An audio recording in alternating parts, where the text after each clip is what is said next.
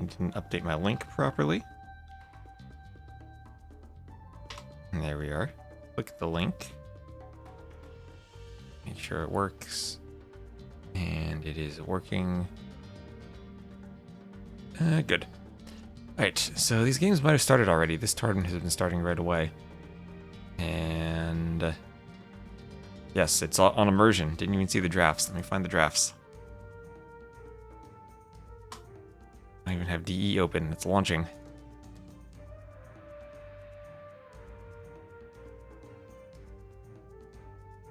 That's Ravi, not Rayz.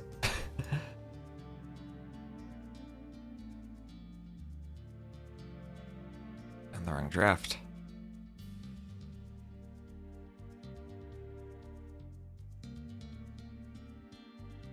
And right into casting. Here we go.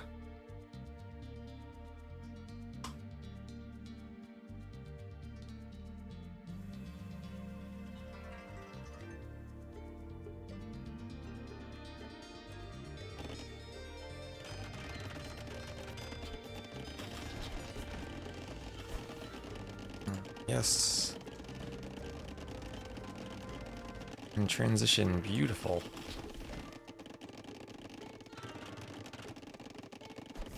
Yes.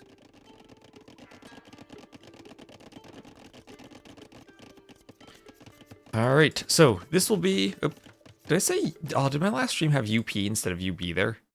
The lower bracket. There we are. Ooh, and you have a pause. All right. So the map shall be immersion. We will have Youpudding as the blue woo to the southwest and Rayz as the orange Japanese to the north. Now, Rayz had an amazing series against Lix. Lix probably the player I think might even be the favorite in this tournament. So credit to Rayz for taking Lix to 5 games and even having a really good game number 5. So this will be the first set today at 15 and then 18 GMT are scheduled the semifinals of Heaven and Hell. Also, I got a new mouse. I was going to get a new Death Adder, but then I saw that there's the Death Adder V4 coming out next month. So I got like a $30 Logitech G305. And so far I've been liking it. My only concern is maybe the clicks are going to be a bit too loud. They sound very clicky and loud. I don't know if that comes through on the stream. Okay, if I'm not talking, it doesn't look like the microphone picks it up anyway. Got my noise gate set up properly. That's good. It's nice and wireless, and I haven't had wireless problems with it. Although I'm thinking maybe my previous wireless issues was because I plugged my old Death Adder's wireless into a its USB component into a USB 3 port instead of a USB 2 port. And I've learned that USB 3, even though it's faster, uses a different frequency which can interfere with wireless transmissions, and USB 2 doesn't. And that is a very niche thing that you'd think would be more well advertised. Don't plug your devices into USB 3. I don't know if that still is a thing with newer devices, but it has been in the past. And hello, Gogel Kopf. How are you doing on this lovely morning?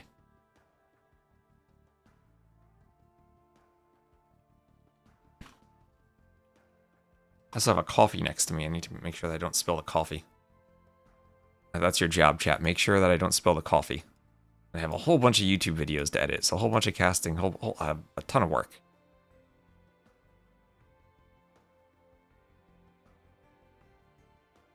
Doing fine because I'm online. Ooh, I like how that rhymed, even. Some poetry in the morning as we're waiting for the pause.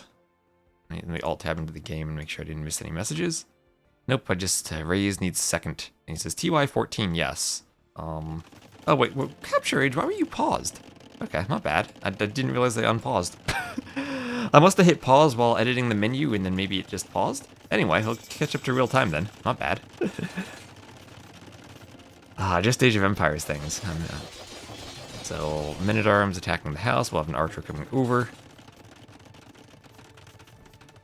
Good morning, I am from America, yes.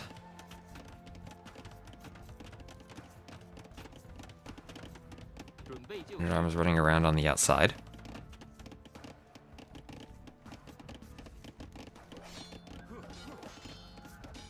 And walls will keep going up.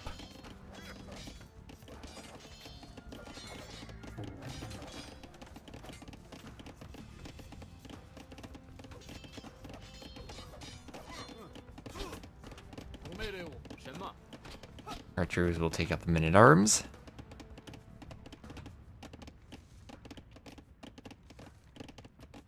And then they'll start moving around back this way. Defensive tower on the gold as the scout runs down. And scout will find a pond here. So Youpudding has docked a middle pond, and he's gone for a galley. Galley to try to deny any attempt of Rayz to make a dock. We'll see if that galley actually does deny it. What do you think about the Nile Delta map? I have nightmares about Nile Delta, because when it first came out on the HD edition, it was completely bugged, and I started on an island with another player, and that player was the Chinese, who at the time had all 6 of their villagers right from the beginning on Nomad. They didn't have to wait for the TC, and you didn't start the map with a transport or anything. You had to do that yourself. So I just had a 3 versus 6 villager fight that I was about to lose until it was the HD edition and the game went out of sync and everyone lost. So those are my thoughts about Nile Delta. Maybe the map has changed since then, but I have nightmares about it. Gabby, hello, good morning, Gabby. How are you doing? It was lovely to see you around.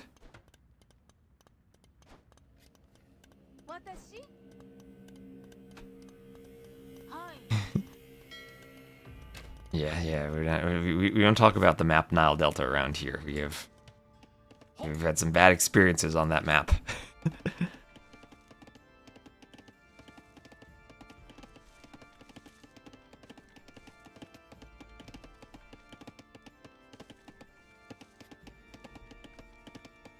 So archers will come over and they will attack the skirmishers.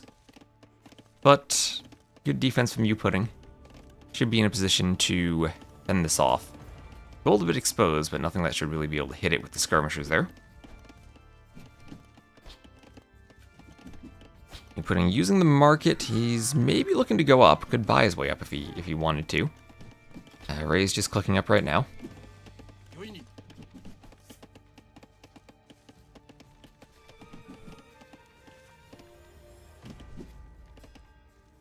And skirms will take out the archers also. Nicely defended there from Youpudding.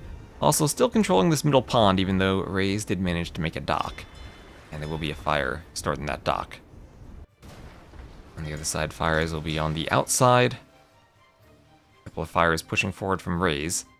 There'll be another dock attempted from Youpudding. Map not close enough to the edge where he can wall it off. But the fire will be taken down by the other 2 fires. And continued more docks from Youpudding. His fish are on the outside, but only 1 fishing ship out there. So not much left to be harassed. Loses a vill behind the lumber camp. A couple more archers coming down. And once Rayz gets up, in Japanese, he's adding in archers, although we've seen archers versus the Jian swordsman time after time after time again. And they do not work out. So there's that double barracks, and it will indeed be the Jian swordsman from Youpudding. And I wonder, will that trigger Japanese longswords from Rayz? I see Japanese versus Wu so many times. I always see the Japanese player going cav archers and then dying to Jian swordsman. For once, I just want to see someone try the longswords. Here is War Galley on the way.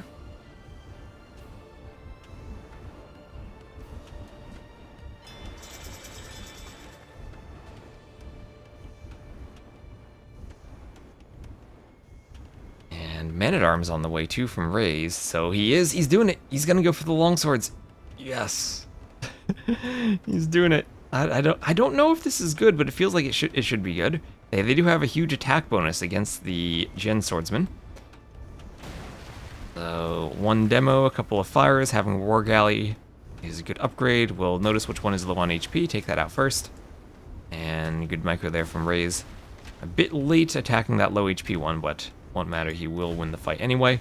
Not gonna get repairs in time, but 1 fire remaining. Ooh, we'll be close. 1 more fire ship should clean the rest of this, but that was a close fight. Yeah, and he should be able to win with this fire. As long as it attacks the ships and not the fishing ships. Yeah, it needs to attack the right thing. There it goes. So here come the Jin swordsmen, but here come the men-at-arms, trying to teach them a lesson, as the archers will do 1 damage. They're not going to do much. Well, I guess the downside of men-at-arms longswords is that the Jin swordsman can run away. And hello, the James Spark. How are you doing?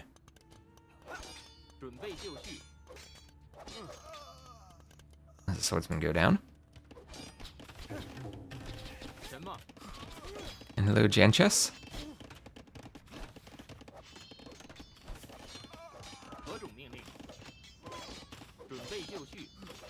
Men-at-arms will fight the swordsman. Okay, Man-at-Arms versus Jin Swordsman. The Man-at-Arms himself won't win. He needs to be a long swordsman. And there's the upgrade, coming just too late for that poor soul. But now, from here on out, they'll be able to fight. Is Youpudding's Elo 11x? Youpudding's... Oh gosh, why is Youpudding's Eco 1118? That is not his real Elo. Add like 2,300 points to that. I think he's more like 2k4. Wait a minute, what is going on? I didn't notice that. Yeah, that's not his elo. Yeah, there he is, 2487. Apparently the Capture Age team also is going through layoffs, so I don't know if that'll be fixed. Oh, nice demos. Taking out the fires. So the longswords in defense here. That should help against the Jin swordsman. And this unit does have +6 against the shock infantry. So that's +2 for men-at-arms, +6 for longswordsmen. So yeah, I don't know what's happening there, but that is not his real elo. This is a very competitive match between two 2k4 level players.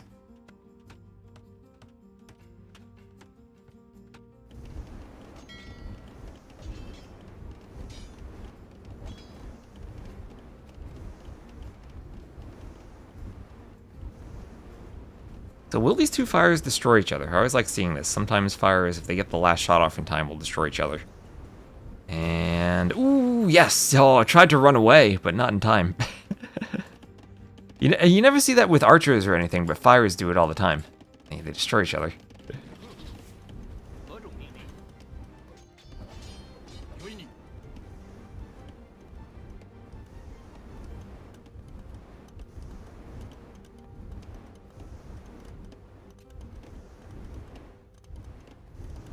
Longsword's still running around, archers coming forward. We're not coming too far forward. This is a weird situation where Rayz hasn't even invested into crossbow. He's fighting the Jin swordsman, and it's like, what's the point?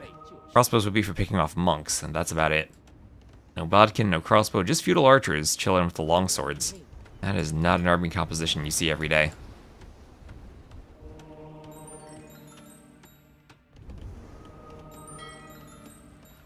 Fires get the monk.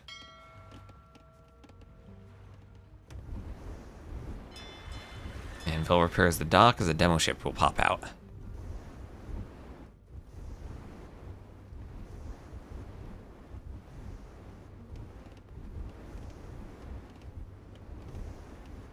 That was an insta if I ever saw one was charged. Might have been charged. Instas usually happen because of charging. Instas are very rarely insta.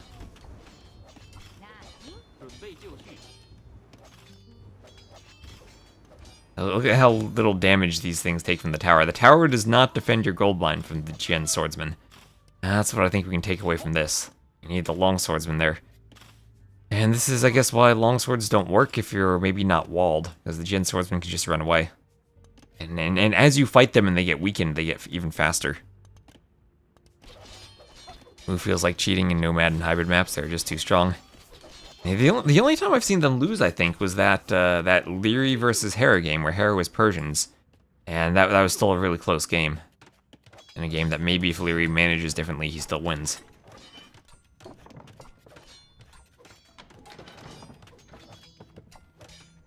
But saying the only time I've seen the Civ lose is versus Hera with a top hybrid map Civ is maybe not the the best reassurance as to whether or not they're balanced. So we'll have Bowsaw on the way there for Rayz. And this fire is hiding behind the dock. Oh yeah, he's hiding very well behind the corner of that dock. Demo's not even going to be needed there. Dock will just absorb all the fire.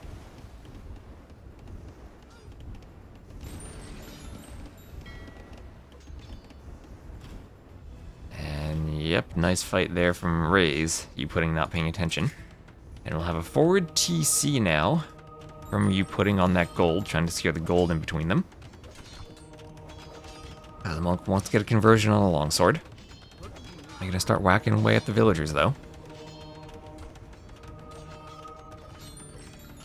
And the conversion comes in.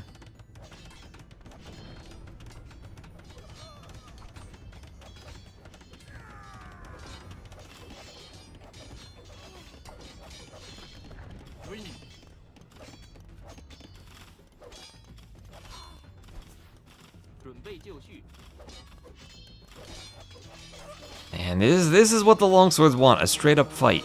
Straight up fight against the Gen Swordsman. Monks coming over, that'll push them away. The tower at least keeps the monks at bay. Youpudding starting to pull ahead. Significantly more res collected. And has maintained a good fishing eco on the outside. 5 fishing ships to 3.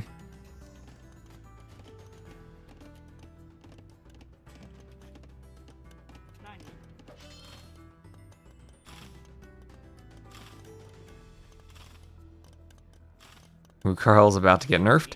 I don't know if it even nerfs them that much, right? They're losing 1 melee armor and 1 bonus attack. So they will lose harder to longswords, and they'll lose a bit harder to knights.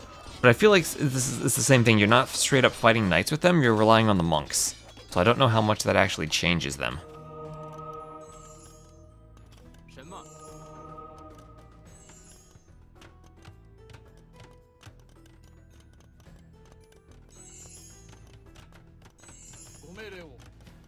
They're nerfing skirms. They're increasing the creation time. Yes.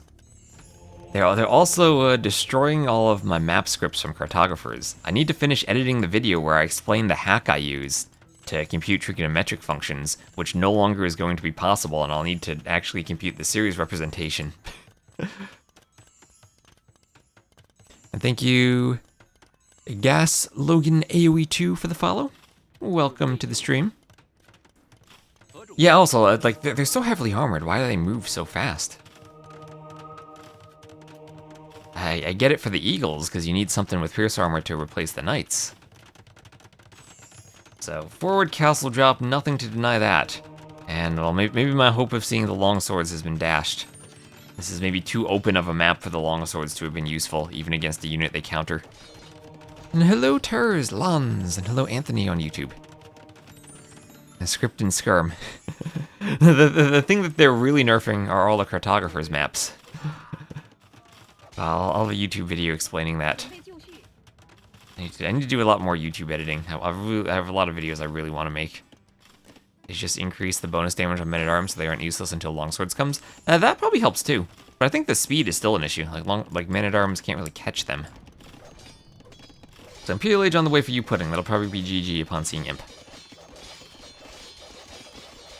When will the patch be available? I have no idea. I've heard not this month, but that probably means next month. I think Sudden Disaster is starting next month, so we probably will have hopefully a patch that doesn't interfere in the middle of that tournament, but Grapple becoming a random map. Yeah, lots of Trezini's maps are becoming random maps.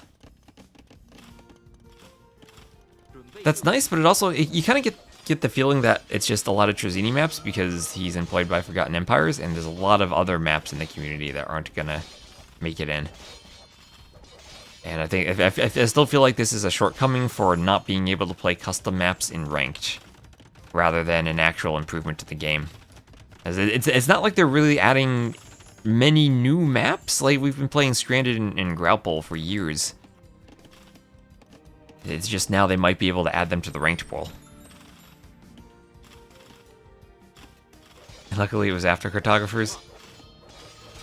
Well, the community event for cartographers is still going on, but the patch should be permanent after that. Now, my plan is next weekend I want to cast the community event. So, the castle race, I think these two castles are kissing each other, and we'll have the Scorpion coming from the rear. That'll try to just delay this. That's a ton of monks for Youpudding. He's not converting anything. I think he still races his castle up first. There's Imp. Rayz isn't going to give up till he does the castle. No, he is. He's going to call the GG. And there's Youpudding once again, the woo with the GN Swordsman. Unstoppable on hybrid maps. Rayz even had the KD lead, but fell behind too far in eco. Smooth economy transition while going for the GN Swordsman too. And GG. Houseboat in the map pool. I don't think LingHe controls the map pool. He's just in charge of tournaments and fixing pathing. That's 1-0 for Youpudding.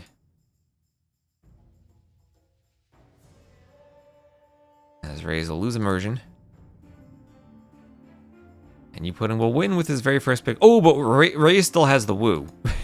He still has the woo, so he's gonna have a win sometime soon too.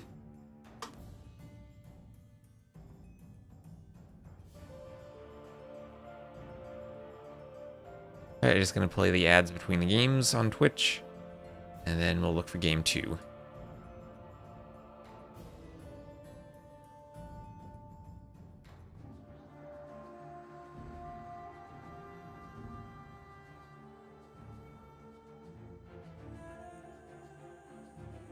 It will be Coast to Mountain as the next game. Japanese Husk Coil Dream. You're right, after converting and healing.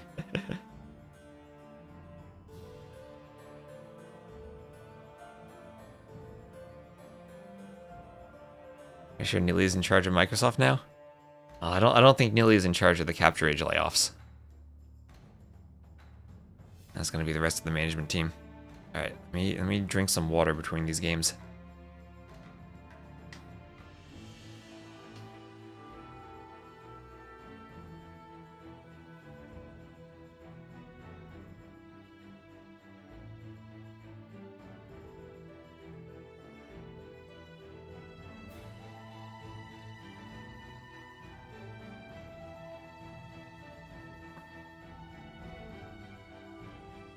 I also need to start eating my breakfast sandwich.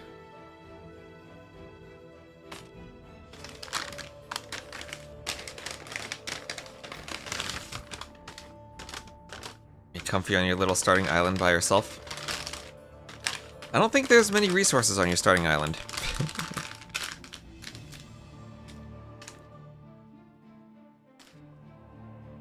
Okay. Egg and cheese sandwich time.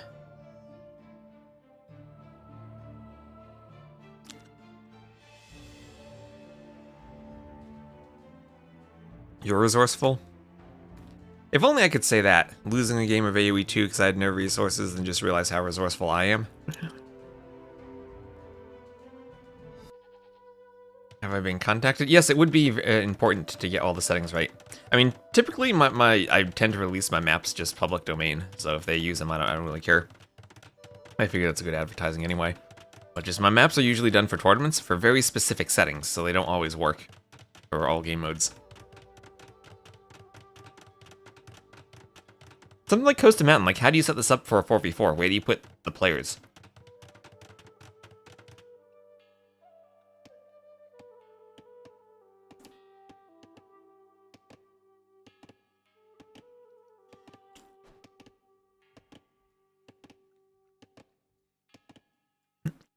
I still think there are a ton of improvements that need to be done to the map scripting engine itself, in terms of performance and some of the features that are available in it, to make it realistic to get more maps in the pool. Play this in 4v4 ACCL. you put islands in the water? No. No, definitely not.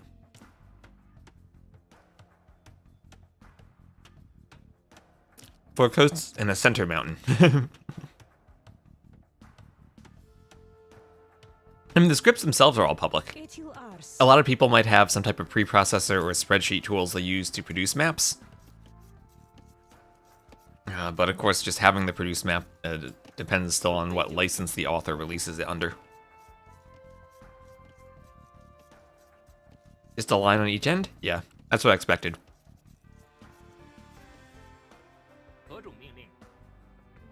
Yeah, HC5, just go ahead and use them. I made those maps, and I know T90 encourages people to use them too. There are some authors who are different, but my maps are just go ahead and use them for the most part. Unless, like, I make a specific script for someone and they don't want it reused, but I've never had that happen.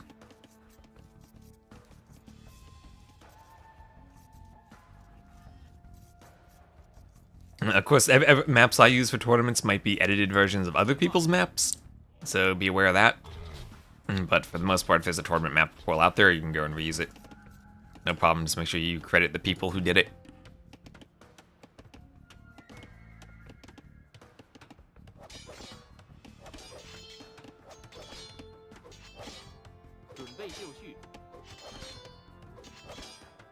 This is a good sausage, egg, and cheese sandwich. So, as we have the wall up here, Youpudding, we'll have docked the coast.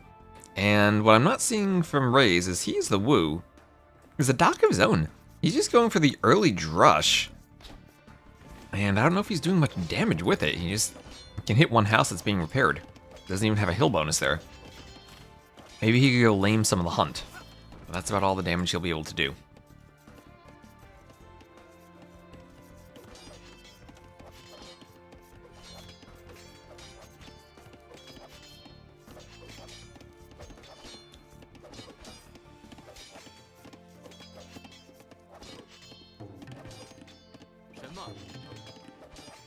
So Militia's still attacking the house. We'll have Loom on the way for Youpudding.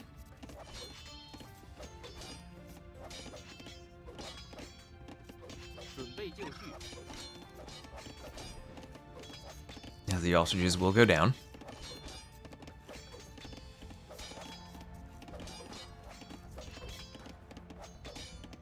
Oh no, oh no, oh no! A quick wall, the militia are trapped! Rayz, no! Masterpiece.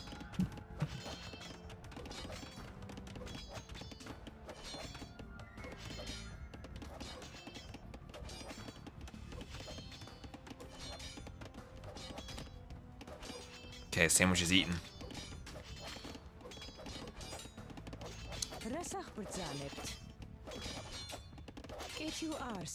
The militia not going to win the fight against the villagers. That house still could be repaired from the inside. And these two militia are trapped. Their gray clothing camouflaging them against the wooden palisades, but not enough to stop the Vils from trapping them. Zoo acquired. I need to get the Zoo Tycoon music. Egg and cheese sandwich ASMR. Hopefully, hope the microphone doesn't pick up my chewing. Usually the noise gates are set up pretty well for that.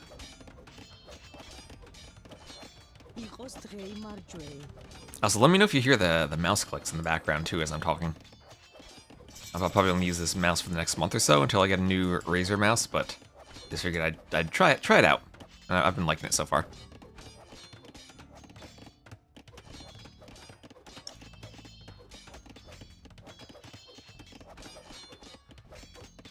No, I don't have spreadsheets, but I have my own. I like several thousand lines of Rust code that I write, and I have my own preprocessor. So I don't directly write map scripts. I just write. I have some very hacky loops and other syntax that I use, which does make it hard to collaborate with people because like I would need to set them up with a preprocessor. I'd need to unhard code the file paths on my PC from my code.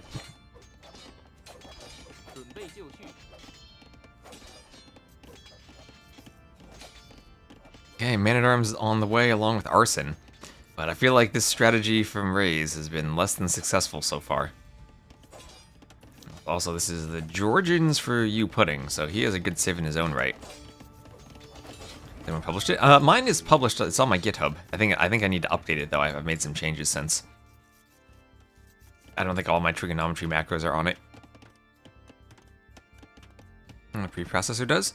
It takes the text file that you write and you feed that as input to the preprocessor, which is just a program that processes the text, and it outputs another file, and the file that it outputs is the actual map script. So I might do something like set up a macro where instead of needing to repeatedly add the TC and stragglers and cheap and all the stuff for the 9-vil start, I just write one line of code, my preprocessor reads that line of code, and then outputs all of the lines that are needed to handle adding all of those units. Yeah, it's akin to using like SCSS instead of CSS directly. Does this patch fix everything and now the game is perfect, Buckfucker? Well, the patch is not out yet. It's just in the pup. And the answer is no. There are no pathfinding changes in the patch. And it actually breaks all of my cartographer's maps. So I will need to update them to be compatible with the new patch. Let's go CSS directly. I kind of am too.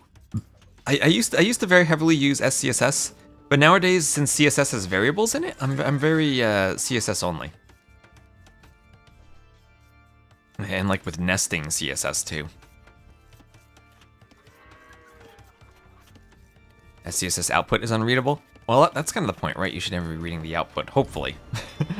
I know that's not realistic, but... Oh, the scouts get in! The scouts have gotten in! Oh no, wait, never mind. Those are the same... They're just cleaning men-at-arms, okay. For a second, I thought they were going to be attacking. These blue and gray colors confuse me. Maybe I should have changed Rayz. Rayz changes his color every game. He's like leery. I was like, oh, a bunch of scouts attacking on a wood line. I actually just didn't see the men-at-arms they were attacking. Exclamation mark GitHub? Ooh, maybe I should make a command for that. It's just github.com/twestar. It should be easy to find. Mamluk nerf is good. Mamluks were nerfed. They have less HP, right?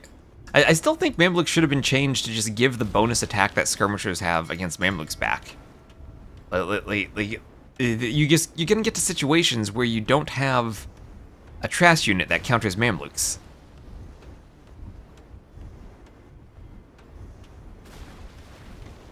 I've had so many Nomad games where you just... The Saracen player gets Mamluks and you're in a spot where you can't actually do anything.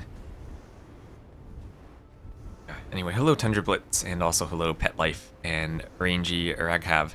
I remember you had a post about new trigonometry operations in the editor. Yes, I'm gonna have a video about that, too. Yes, that video is still... I was hoping to get the video done before cartographers, because I used it for the cartographers maps. But then I didn't, and I needed to stream all that. So hopefully this week I'll have time to finish editing it, because I think the only thing going on is the LingHe Cup next week. So ostriches are dying here, and we'll have Castle Age on the way for Youpudding as his scouts are hoovering around the back of Rayz's base. Rayz will try to wall them in, at least wall his villager to safety. There's a big wall over there if you wanted to trap them. Still chasing around with the spears and that man-at-arms. T-West on GitHub is Spanish. Yeah, I'm not just T-West on GitHub. It's my entire last name. Ooh, nice pick off of that weak Vil. Good find with the scouts. Any other weak Vils? Not particularly. This one's kind of low on HP. The scouts are thinking about it, but not with those spears hoovering nearby.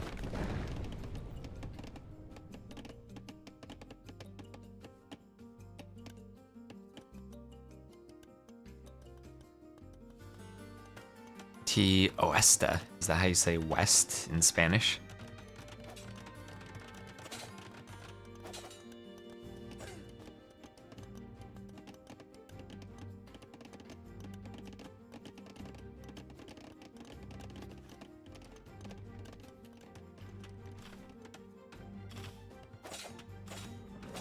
Scouts will go to pick off a villager, but Vil will make it back to the TC. Oh, they're gonna find a weak Vil though. Nicely done from Youpudding. That Vil goes down right away.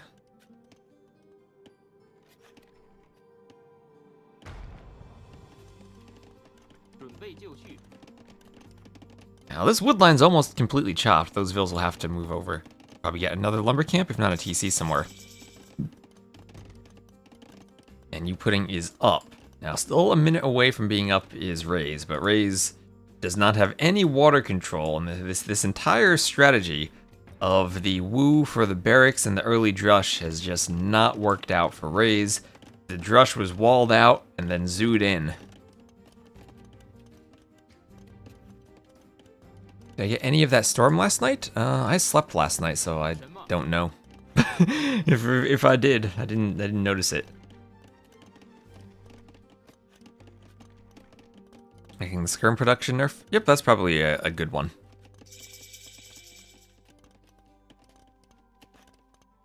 Yeah, the animal HP thing was weird, because right now animals are just kind of used all interchangeably with each other, and bears and wolves are the same thing. I've no problem with making new predators that have different stats on them. It gives you a few different ways to use predators, but I think that it needs to be done with a good bit of thought to make sure you're not breaking existing maps. And, ooh, not quite in time. Rayz almost got the trap, but couldn't get the walls down in time. I didn't like the poison damage of the rabid wolves, but I guess I'm not going to use any rabid wolves in my maps anyway. The poison damage just doesn't feel like it belongs in AoE 2. It's just such a weird mechanic. Oh, okay, there's a trap almost on the house. Spears get a couple of pokes, but that's it. And they're not going to be in position as the knights break in. So knights will go in through that palisade. And these scouts have just been hoovering the entire time. Rayz has been trying to catch them to no avail. Oh, Komodo dragons will... Maybe I can remove that in the map scripts. Hopefully I can. There's so many maps where I have Komodo dragons because they fit the theme, but I don't want them to be poisoning. Wait, so what happens if a unit is poisoned and then garrisoned inside of a town center? We can test that out already, right? Because we have units that do bleed damage. Because there was that old bug where, during the, as Rayz calls the GG, that during the dying animation, and I have an old video about this, if you had the Vil selected, you could garrison in the TC while it was in the process of dying, and then it would garrison in the TC, and since it was in the TC, it would heal. And if you ungarrison the Vil immediately, it would immediately die because it had 0 HP. But if it healed enough in the TC, you could actually ungarrison it and it would come back to life. So we'll test that if this is a quick set. Is this truly an 1100? No, that's some bug. I don't know why it says his elo is 1118. His elo is 2k4. This is not the biggest upset we've ever seen. Necromancer confirm. I wonder if they ever fixed that. Scripter fixed that in the user patch because he had disallowed units garrisoning while they were in their death animation. I'm pretty sure, or disallowed selecting them. I think that was their change. But now we have a process of what happens if a poison unit is garrisoned, which we'll have to try out. All right, 2-0 for Youpudding as he won Coast to Mountain, and once again, just gonna do the add to remove the pre-roll timer on Twitch. So apologies for that. And again, you can watch on YouTube if you don't want to see ads at all.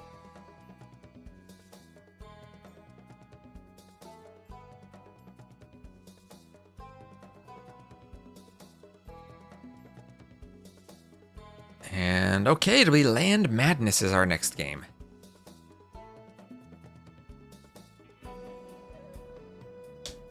Wait, Trooper, where are you located? I had a feeling you were not located near me at all.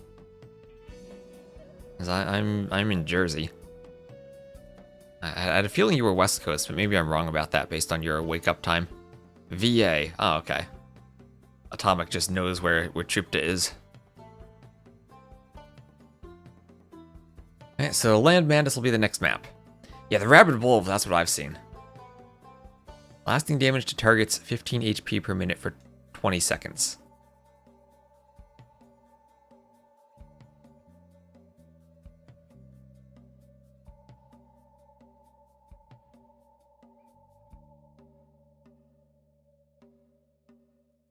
Yeah.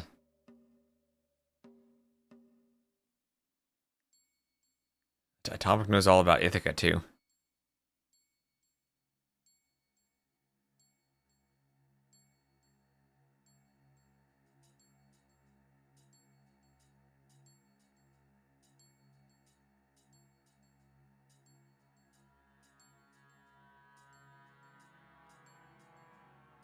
It is gorgeous indeed. Atomic is gorgeous.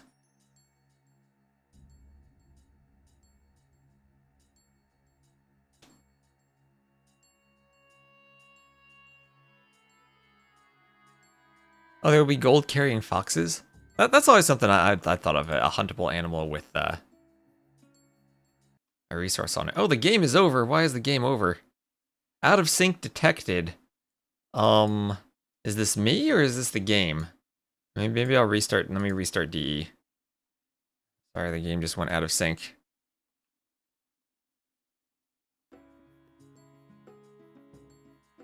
Red fox and the Arctic fox. Oh yeah, that's a nice addition. See, stuff like that that's new. I like that. You can use them on Gold Rush. Thanks, DE. So, this is someone check out Yo's stream and tell me if he is successfully streaming this game, or if I need to restart. I think that was just, is that DE's standard version of Land Madness now, or is that the Warlords one? Well, I guess it's a custom one for the tournament. They probably just use the Warlords one. It's very AoE 3.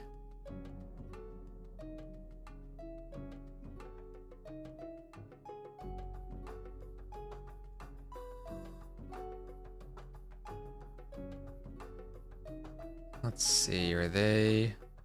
it looks like people are... Wait, the spectator dashboard tells me Youpudding is playing Land Madness versus Undefined. That doesn't sound good.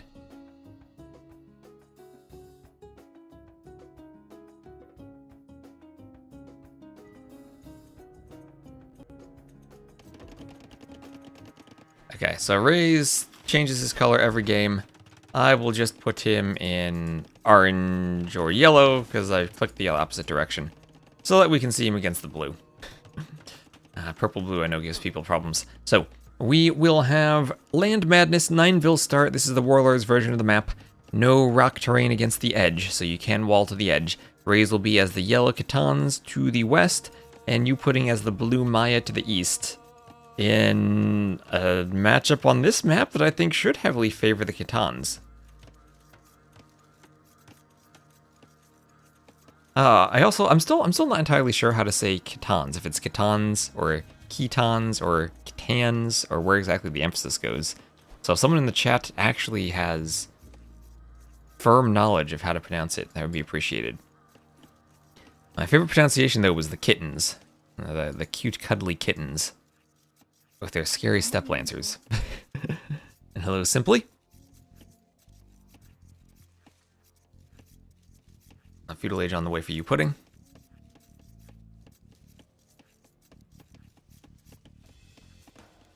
Yes, the kittens.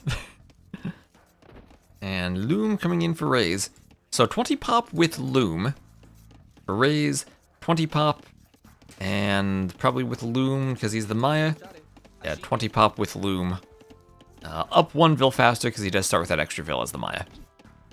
Such a massive elo difference, yes. They're both 2k4. Youpudding's like 2480. He's not 1118. Yeah, the cutest, most cuddly civ, the kittens.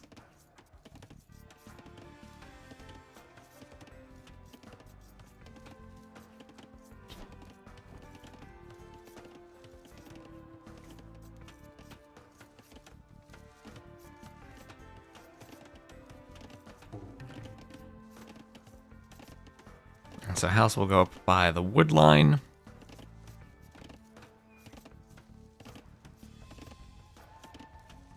Burbas go burr, kittens go purr.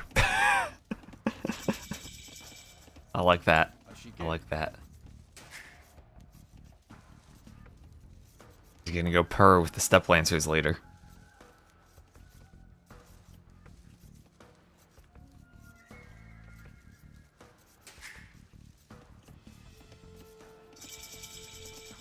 So there's Rayz up to feudal.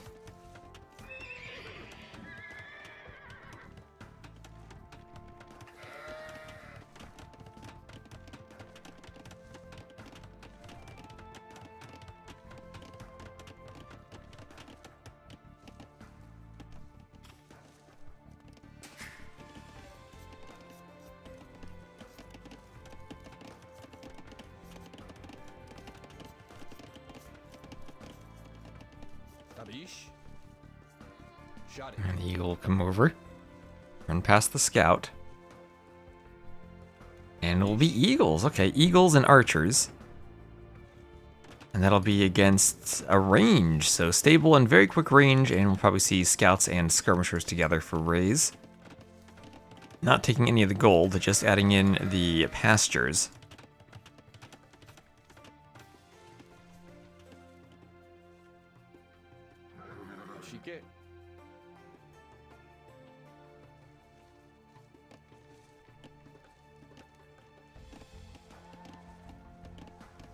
And the wall will go up there for Rayz.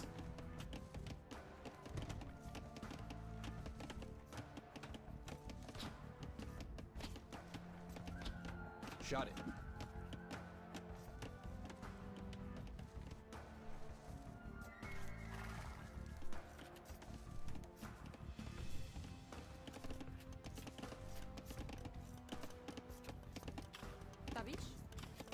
And the tower will hit the scouts. Scouts have to run around. And they will escape the tower. And I'm going to look for something to hit. Forage bushes, not going to be overforaged yet. We're in PA just a couple weeks ago. And PA is a big place, to be fair. Lots of different places you could have been in PA.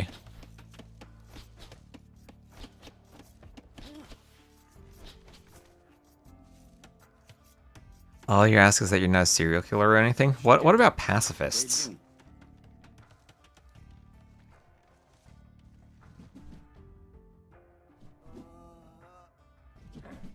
I heard they can be pretty deadly.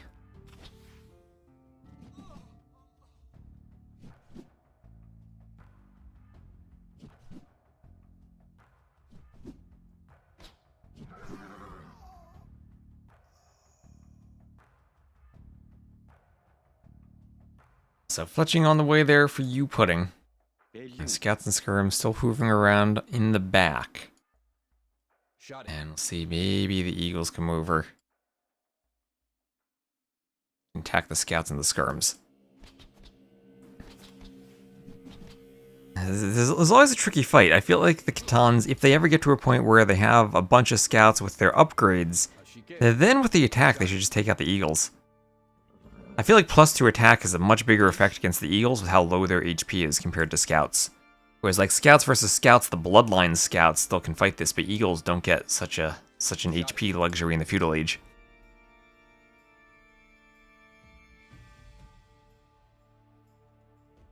Oh, Hagridar, is there an Icelandic volcano that is erupting near you? That sounds scary. So more pastures going up around the TC. Archers and eagles looking to break through the walls as Vils take the forage bushes. Shot it. 12th time in 4 years, an area close to your capital area. Okay. Yeah, I had to deal with, a couple years ago, fallout from Canadian wildfires that drifted all the way down into Jersey. I walked outside and like the sky was red, and it looked like a Sandy Peterson Doom map. But that went away after a few weeks at least.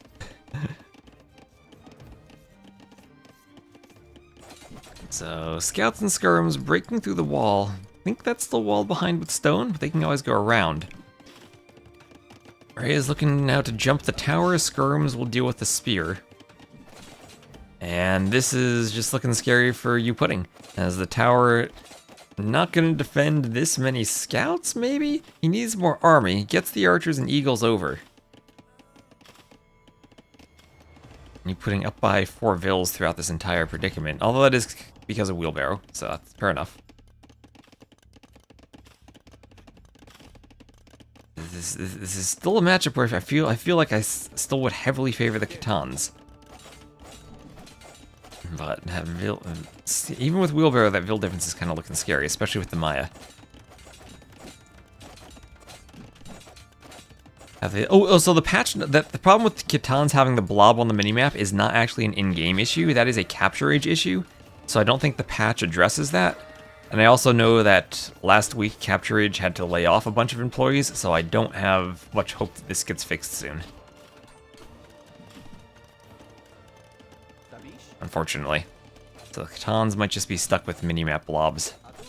Who knows, maybe they're able to squeeze out a fix, but that and my VRAM issues are looking worse.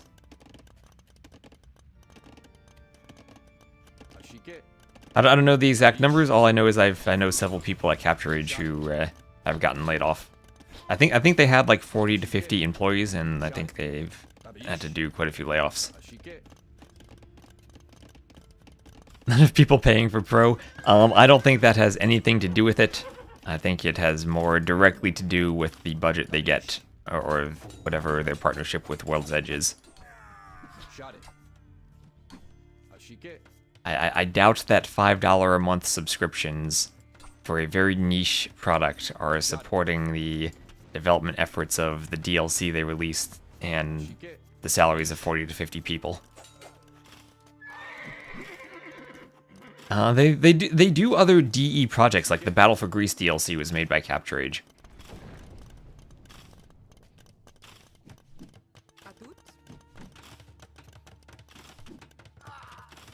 So we'll have Castle Age on the way from Youpudding. I know Forgotten Empires themselves works on multiple projects now. I don't know what's the name of the company that now owns them. Like Key something? Keywords? Whatever that is. They have Forgotten Empires work on contracts for multiple projects now. Like I think Forgotten Empires did a Stellaris DLC recently. As far as I know, they didn't have any. They didn't have to do any layoffs recently. But I think the gaming industry as a whole, and particularly Microsoft, is going through that period again of layoffs. That is a stream title. Nope, this is before Heaven and Heck. This is LingHe, and then next is Heaven and Heck. I should have both in the title. Yeah, LingHe Cup and Heaven and Heck semifinals afterwards.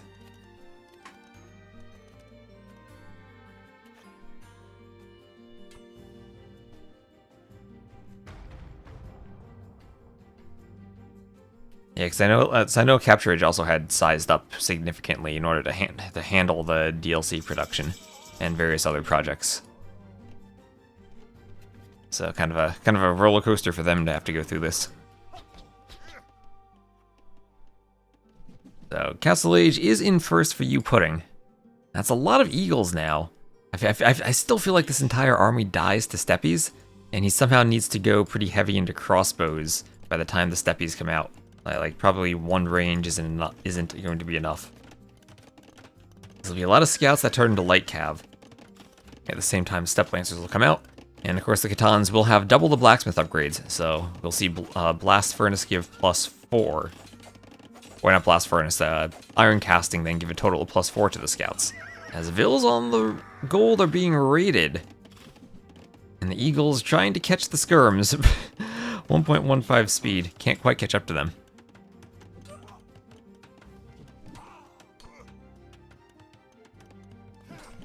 What's Heaven and Heck? That is the tournament hosted by John Slow. I've casted a few sets on over the past week or so. It is well, there are heavenly maps like Arena, and then hell maps that are absolute chaos.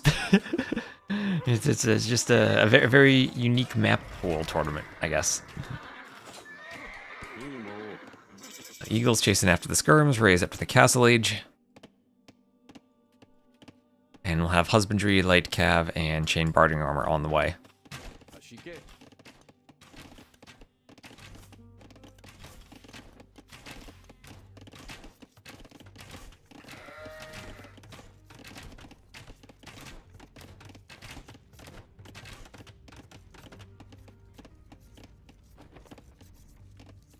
So armor coming in, Husbandry, Light Cav, and the Light Cav will be chasing down the crossbows.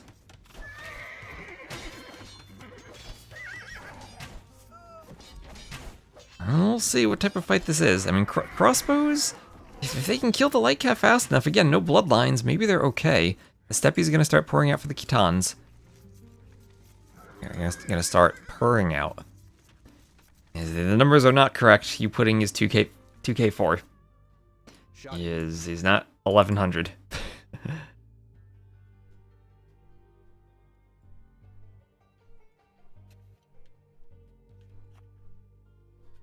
Youpudding, you probably know him from the Sicilians strategies.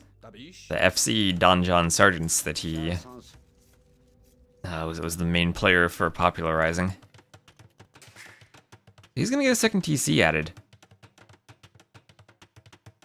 Now, I was just this entire time wondering, when does Rayz actually really step on the gas for the Step Lancer production? He is ahead by almost 2k resources, but the better KD for Youpudding has just given Youpudding even an army advantage at this point.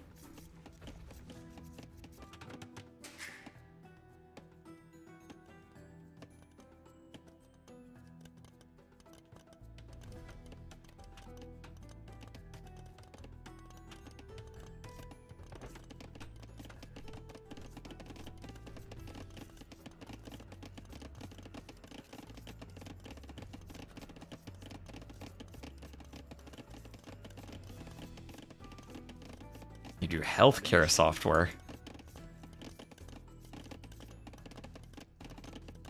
I know what that's like. So, skirms running around at the south for Rayz. We'll have a lumber camp going up. On another wood line for him. And ballistics now on the way for Youpudding. Rayz 17 Step Lancers now. And here they come. If they find Vills, they will absolutely massacre them. They are fully upgraded now. Do they have Husbandry? Yes, they do have Husbandry.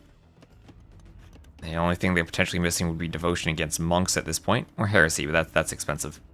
So, where are they going to hit? I do think they win straight up in a fight against Eagles as long as the numbers are decent. Well, that's the key, that the numbers are decent. And he's trying to get multiple groups of Steppies to run around. Global arrays and one character programming. Oh, global arrays.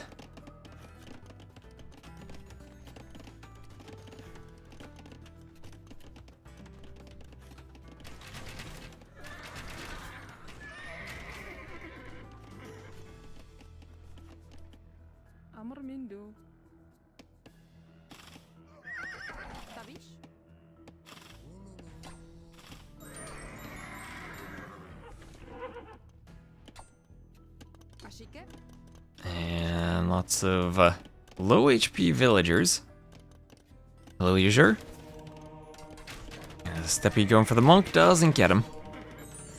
And Youpudding still defending. So Youpudding against the mobility of the Kitans cannot move out with his army. He has to stay, use the TCs to protect the crossbows. Keep the eagles in position to protect the crossbows. If he moves out, he's just going to be jumped by Rayz and absolutely massacred. Rayz now has to push. And slightly more Vills for Youpudding, but huge res collected lead for Rayz. And now he's getting the army count up to the point where you can maybe think about taking better fights. You can get maybe elite skirm added in to help deal with crossbows, or some siege added in, some rocket carts. I think he's still in a good spot.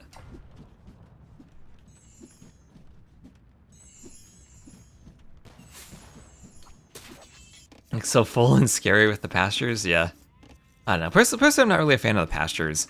I think they're just kind of copying the Chimera by having their own drop-off point, and they maybe could have had room for something more original.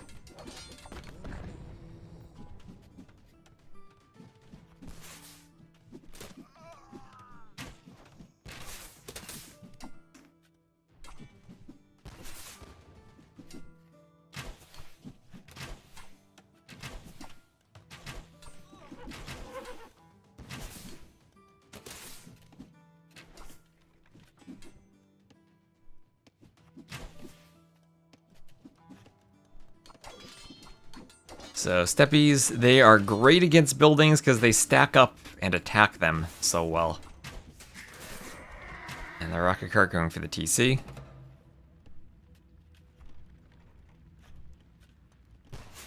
Rocket Cart's going for the archery range.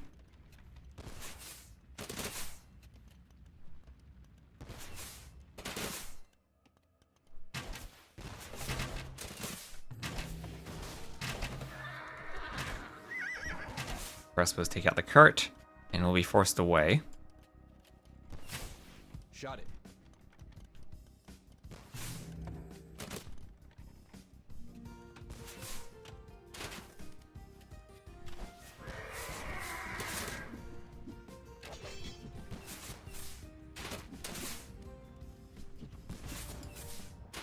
Now, once that range goes down, and the rocket carts are much closer to the TC, and have a much easier shot at it. This is just the lack of bloodlines is making Rayz really wary with the steppies of diving the TC. They only have 3 Pierce armor. And he really wants to stay out there with the rocket carts. Wheelbarrow just coming in now for Youpudding.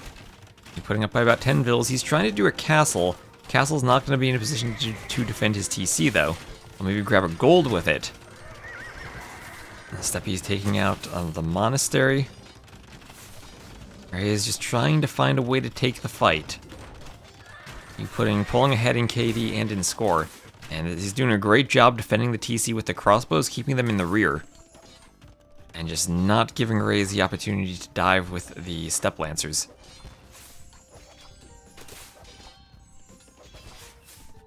Gather up deers and other wild food sources. Like a hunting lodge. Like a special mill, but for deer.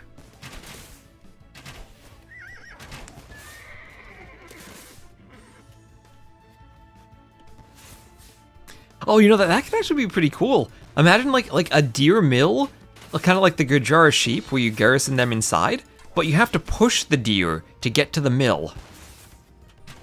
Oh, okay, that's what Rayz needed. That's a good rocket cart shot. That might have been a crop shot on the farm.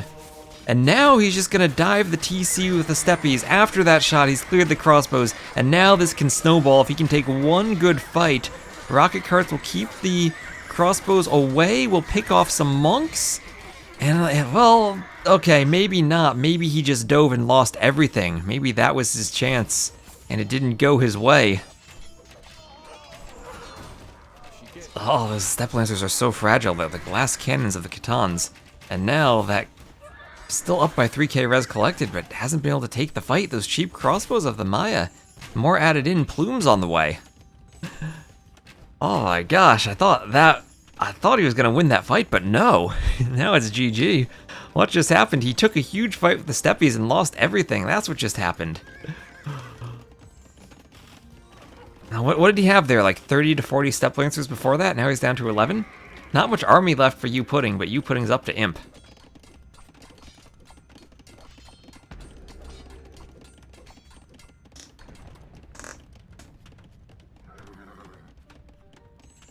And the step lancers will be running around on the outside. I have archery ranges going up for Youpudding.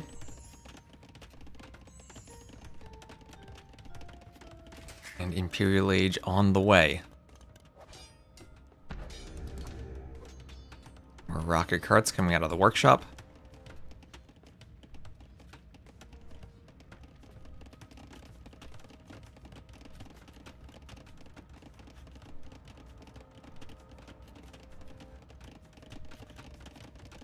Shot it.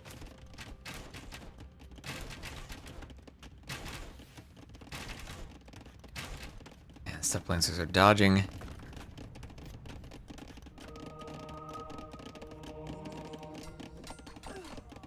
And okay, this is what he wants. This is what he finally wants with the step lancers, a raid on the woodline and the gold that Youpudding doesn't notice. So there is a good 10 Vils killed, maybe even more over here. And this is what you want to do with the Khitans. Find those woodlines here and there, pick off the Vils.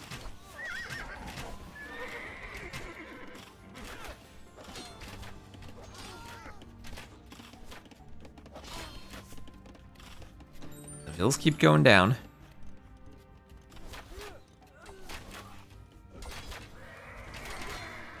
Step lancers try to pick them off. Down they go. And, well, that was at least a good raid. He got like 20 Vils. That's now a 40-to-1 eco KD. But once the Maya get Imp and they get Bracer, And chemistry. Yeah, there is the GG. So Youpudding 3-0 over Rayz. So after Rayz had a very impressive set, took it 5 games and almost beat Licks, we'll go down in 3 games to Youpudding. GG. Why is Youpudding's ELO listed as 1118? I don't know. I don't know. He's really 2480 right now. He is not an 1100 player. We can pretend he is though, and pretend this was the biggest upset we've ever seen in Age of Empires, but not quite. Oh, GG. And I thought that fight with the Steppe Lancers was going to go a lot better for him, but maybe the Khitans just aren't as scary as they made out to be. Alright, so that was a win for Youpudding on Land Madness. So since that was a quick set, I don't know if the next set's going to start right away. If it is, we'll cast it. It's Maya over the Khitans. So GG there. The next set would be Dennis versus Dooidy. So I think that should start right now.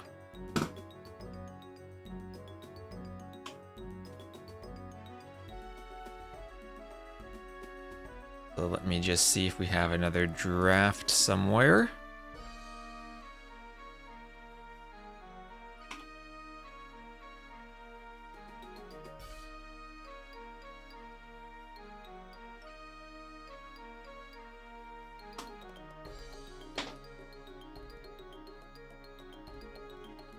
Oh, yes we do. Yes we do. They're getting started right away. Always love to see games that start on time, because then we can cast both of the sets before Heaven and Hell starts.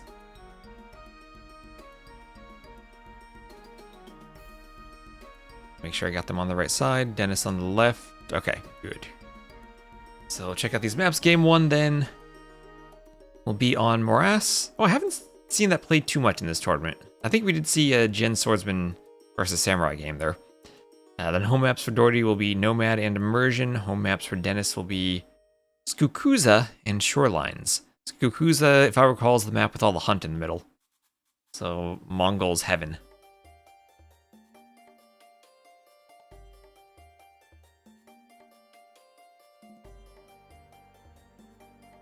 And are they in game right now?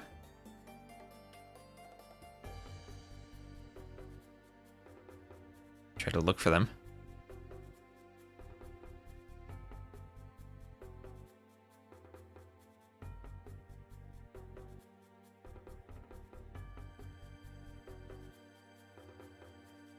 Dashboard is loading.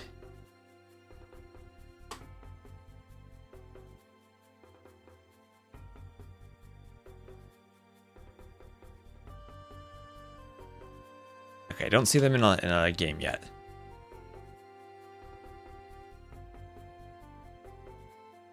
And good morning, 20AG. How you doing? If I pick Inca, I always hear players saying Meso is bad. I see the Inca is not a Mesoamerican civ, they're a South American civ. But the Inca themselves are pretty darn good these days. The Aztecs have definitely been nerfed over the years. The Maya too, maybe not to the same extent that the Aztecs have. But the Inca have gotten some buffs.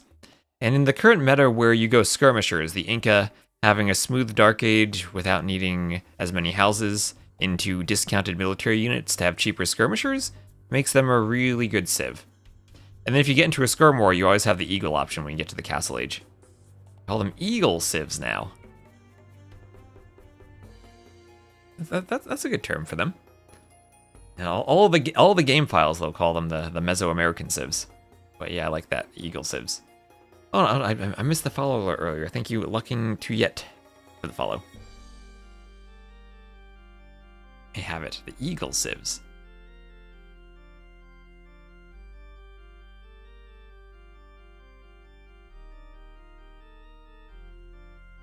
Okay, I'm just going to open up... You might hear a stream in the background. I'm just going to open up Yo's stream real quick and see if I can figure out whether the next game is playing. Okay, I don't see anything on that stream. Oh gosh, there's so many buttons to click. That scares me. I need an Inca, not Mezzo emote.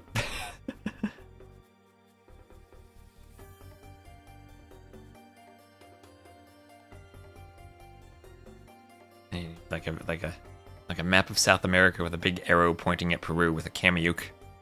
Or like a Kamiyuk pointing his spear at Peru.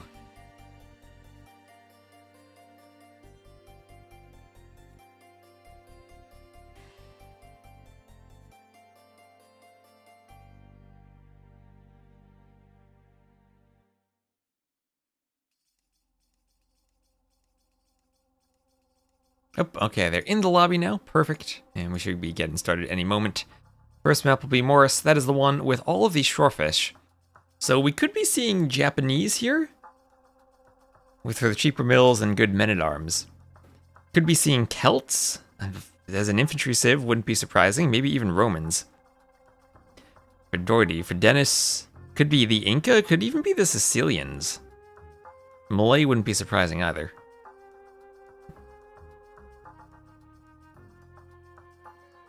I'm not actually sure where Dooidy uses the Chinese here, although I guess on the Nineville start, Chinese for Nomad should be pretty good.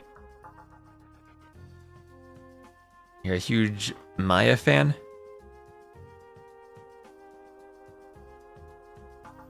That was the AOC days. Sling the Maya for every team game. Which Civ badge is my favorite design? None of them, Chupta. I don't know any of them. They confuse me.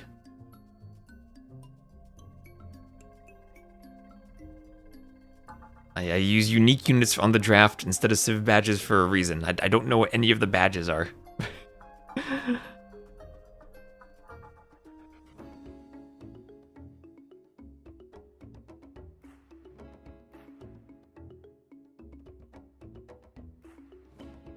They do nothing but confuse me. You know them all by llama at this point?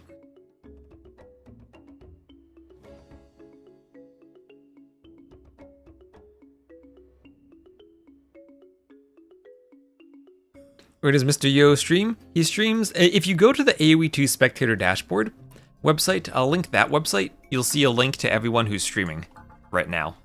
And I think that's the best place to find a bunch of players' streams. Yo, he streams on a Chinese service called Douyu, I believe.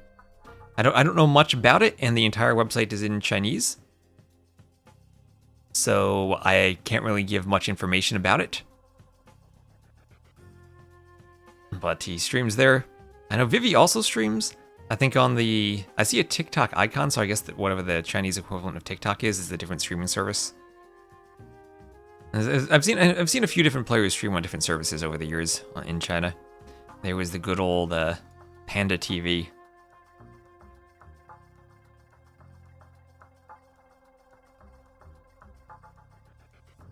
There are more twice as many new civs than AOC civs. There are more new units than there are AOC units.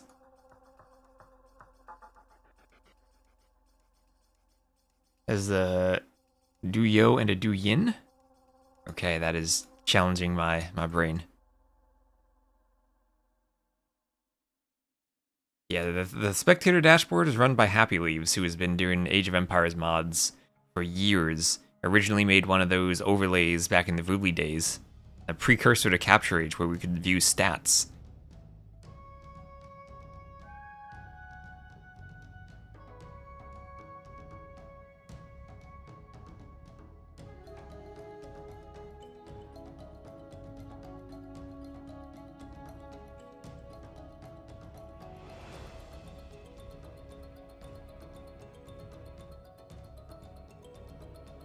Semi-free stuff regardless, but it has to be the right stuff.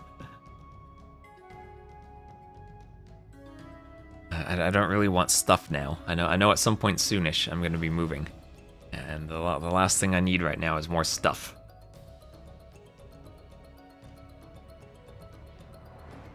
I just realized there's a finished on my overlay. Can I get rid of that? Yes, I can.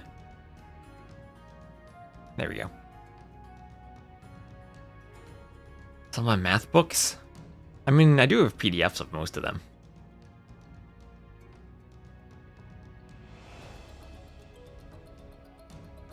Whoever crushed pillows and a sheep.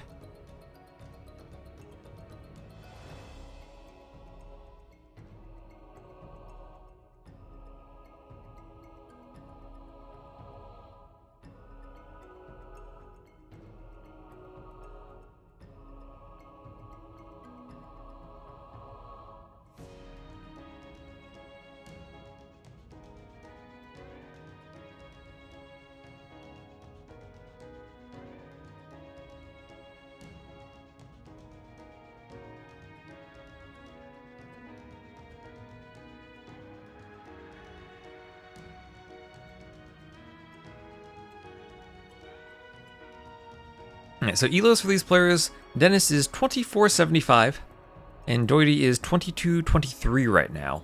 Dooidy 1 point too many from having that nice 2222 repeated digit.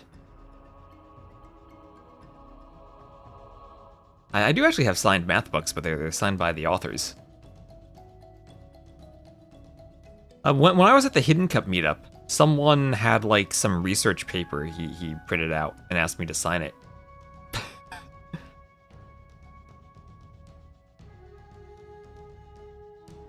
Okay, we are launching.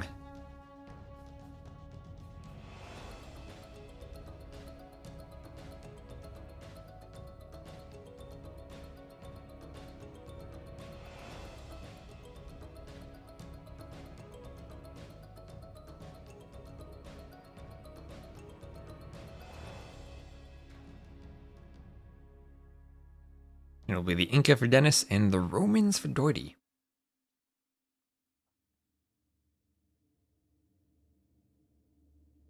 Many years ago, your wife bought mass quantities of food at Costco right before you moved. You refused to pack or carry any of it. Well, I hope you didn't refuse to eat all of it.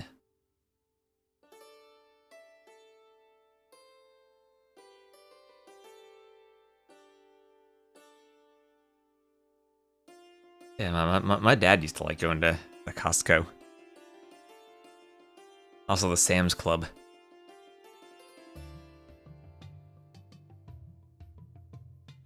Alright, I'm just going to get one more quick set of ads out of the way during the spectator delay, then we'll get going.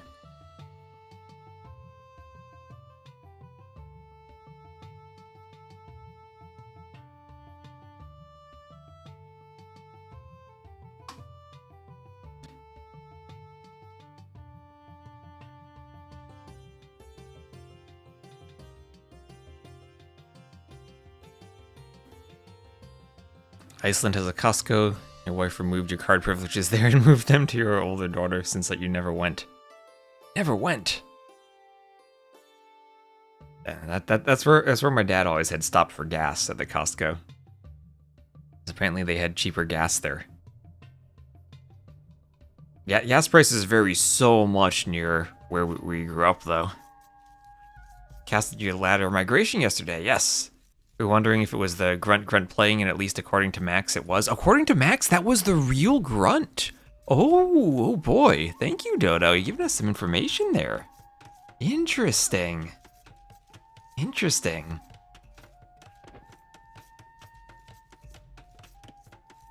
Yeah, the old school grunt from the old Tyrant days. Halen, Grunt, Doubt. Was it Halen, Grunt, Doubt, and Cab? Was Cab the fourth player on that team? Yeah, that's the old school. AW2 right there. So according to the Max, that was the real grunt. Okay. Well, I'm glad I stumbled upon that migration game. Oh, it might have been Coven. It might have been Coven then. Why don't I ever play Rage Forest games? I just don't have the I don't have a lot of time to play games now because I cast so much. Like my casting streams usually get better viewership than the gameplay streams, so I spend more time casting.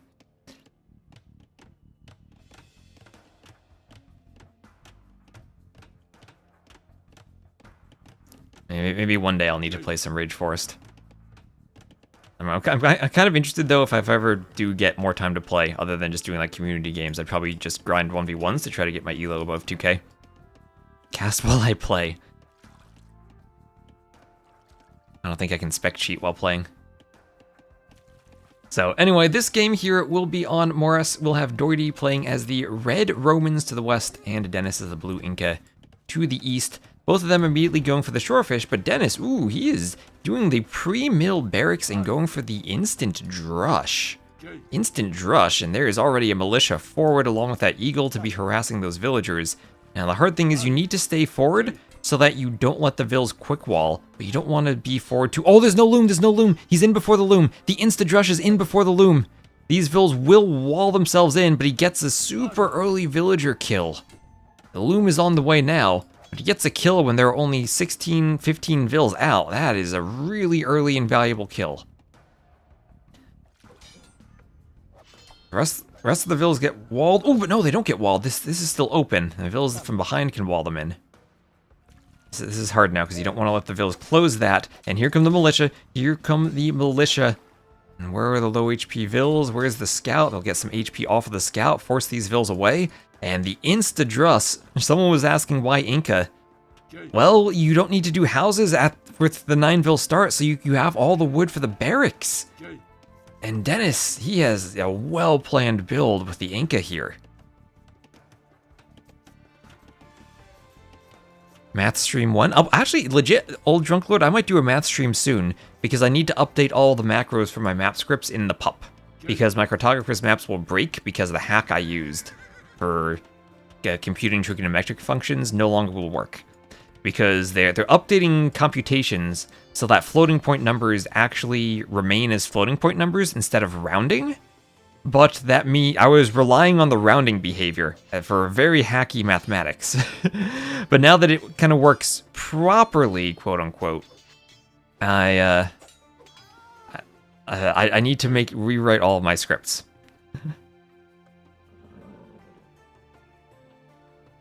Maybe I'll stream that. That'll probably be like a Twitch only stream though. Can't put a R&D around it. Nope, you cannot, Hagbrother. Feels good, man. Thank you for the bits. So Vill's coming forward to fight.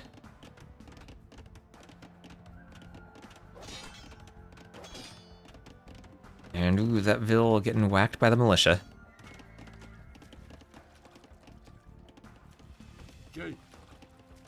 Had to have lost a Vill to a boar too. Oh, that's true. If I play Rage Forest in the next patch, I can lure 3 boars at once and just kill all of them with the TC. Yeah, I hope that doesn't make it in. I think when it was a bug a while ago, I think I actually was open to the possibility of TCs killing boar. But now that we're a couple years removed from that, and I've thought about it more, I'm just like, boar luring is way too easy nowadays. I don't think we should be making it any easier. If you're a new player, just shoot the boar with the villagers. It's your own fault if you garrison in the TC and the TC kills the boar for trying to be fancy. There is the man-at-arms upgrade on the way at the barracks, and we'll have an archery range forward. So Dennis not going to go double barracks man-at-arms eagles, but we'll add the range, and Dooidy will scout that. Low HP on the scout, so can't fight the Vills or stop the range. The scout's killing sheep under the TCs. That's a video I maybe should make, just comparing Voobly era TCs versus DE TCs, just to see how much more inaccurate they are. So I'm pretty sure that ranged unit targeting in DE and like arrow collision might be a bit different than it used to be. So there is the win for Dennis, who has gotten in with the men-at-arms and the insta-drush. That worked out so well. You start with 2 houses on the 9 Vill start, so as the Inca, you don't need any more houses. That's all the wood savings he has to go instantly for the barracks. Straggler trees around the TC, so he eventually can do the mill. And then insta-drush before Loom comes in, kills a villager, forces tons of quick walls and idle times, and when he gets up to feudal, can go men-at-arms, break the palisades, break the defense, and break the heart of Dooidy, who finds himself now having lost game 1. So that'll be a 3-0 lead there for Dennis. 600 extra res collected. 25-second idle time difference. And then a 15 Vill lead there for Dennis. That was a brutal domination, clinical. This was a beautiful. That was an 8:53 game. This is beautiful.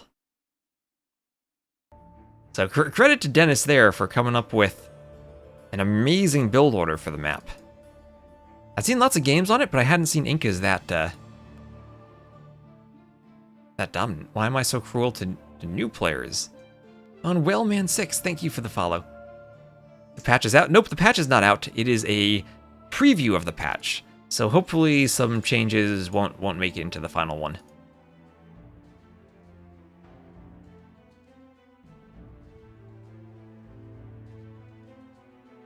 Oh, wrong side of the scoreboard there. Sorry, Dennis with the Inca wins game number 1.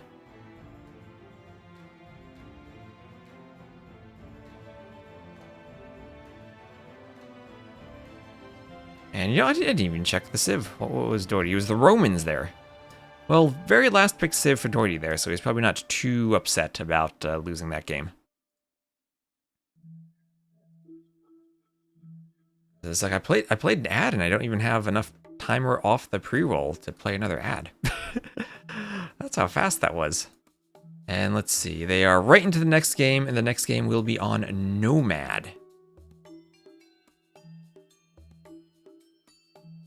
Patch is out. No, the patch is not out for July. There is an update preview. It is a preview. There are patch notes and there's a beta on Steam, but it's not out.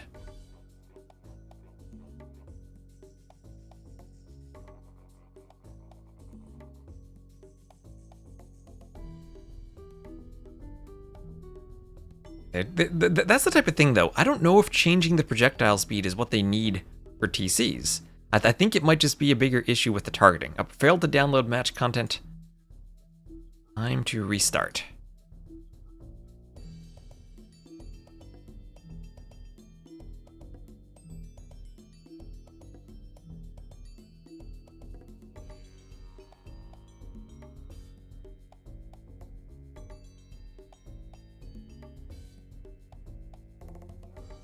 Yep, that's in the preview. They have, if the TC kills the boar, it's okay. That was a bug in the game a while ago. I know people have been talking about this for a while, but personally, it's not a change I want to see. And Crogenics, thank you for the follow. I figure like killing the TC with the boar is something that is like, it's something that you do if you're trying to be really fancy, and I think it's fair to be punished for it. Maybe something like shooting deer or shooting sheep, that's a different issue. But the boar, I think, it's fair to punish players for being greedy with it.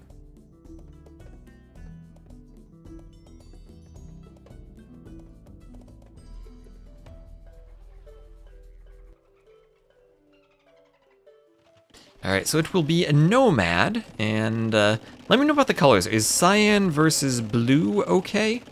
Or should I change the colors? What colors were they in the last game, anyway? I've completely forgotten. Was Dooidy blue and Dennis red? Anyway, the TCs both will be on the western side of the map. They'll be by the wood and the gold.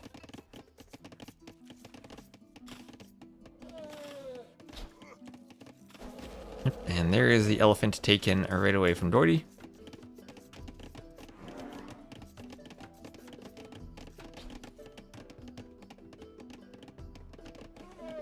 Oh, actually, that's another question. Did they ever change the thing that they had undone, where the villager immediately shoots the arrow at the TC? I actually don't know if they had redone that.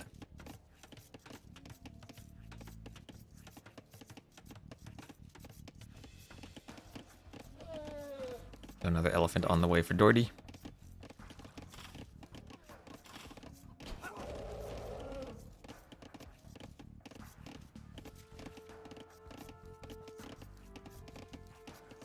So, very close. There will be some mouflons. These are just reskinned deer.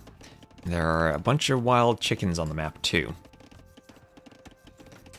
And we'll have Feudal Age on the way from the town center. Last game was Blue Dennis and Red Dooidy. Okay.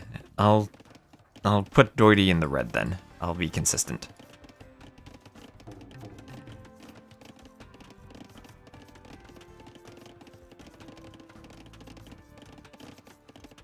So Malian's Chinese. The Chinese, as I said earlier, they maintain their huge +3 vil advantage on the 9 vil start Nomad because of all the extra population space the TC has. They're not limited by housing.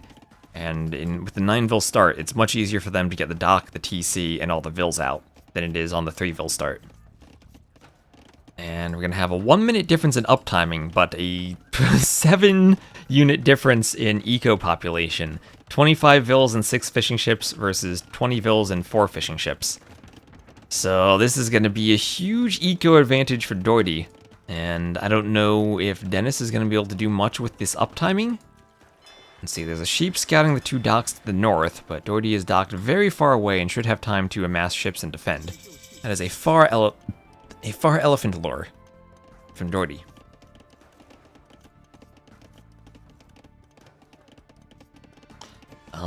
Okay, he needs to use some palisades or use the goat.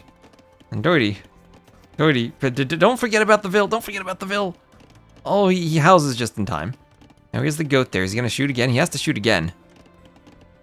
And now your vils can shoot the elephant. He needs the garrison, ooh, he does garrison. There he goes, he's fine. Absolutely fine. And manages the TC properly. That's something I like. You have to be careful with your vil garrisoning. You have to manage the TC properly to pull that off. And he could have just had the option, oh, you have the lumberjacks right-click the TC, then shoot the elephant. He didn't need to be fancy there. He just chose to be fancy. And hello, Tucson Blues. How you doing on YouTube? So market going up for Dooidy, and he is about to click up to the Castle Age, and the Chinese economy has been absolutely insane. He's already up by 400, almost, yeah, he's up by 400 resources collected, and we're only 10 minutes into the game. Although, to be fair, this is longer than the last game.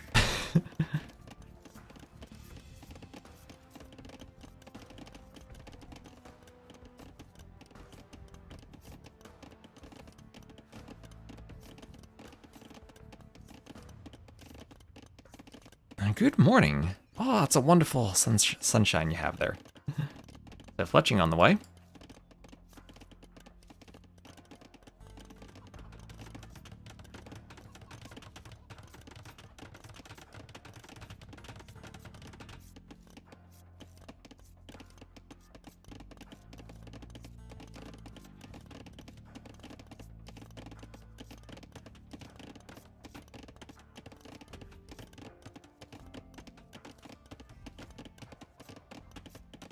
And oh, look at that, look at that. The Mouflon funneling itself under the TC. Dooidy's not going to take it. Oh, there he goes, there he goes.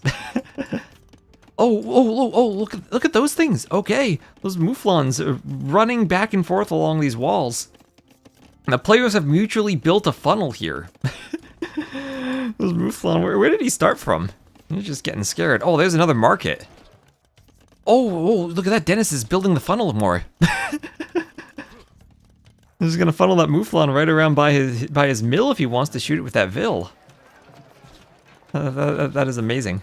There it goes, there it goes. So Castle Age on the way for Dooidy. And he maybe needs to fight on the water. He is getting pushed back on the water. That's the downside for him.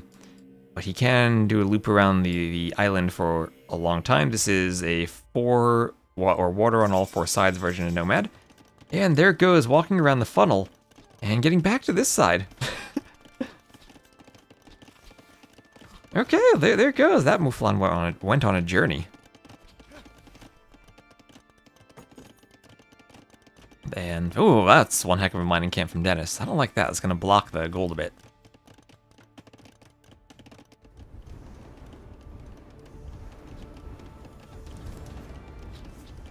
So your rocket carts for Dooidy.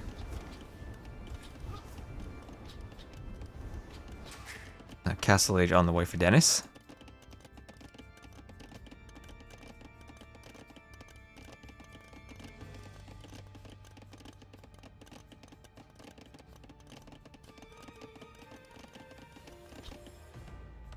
And oh, the galleys have found the fishing ships.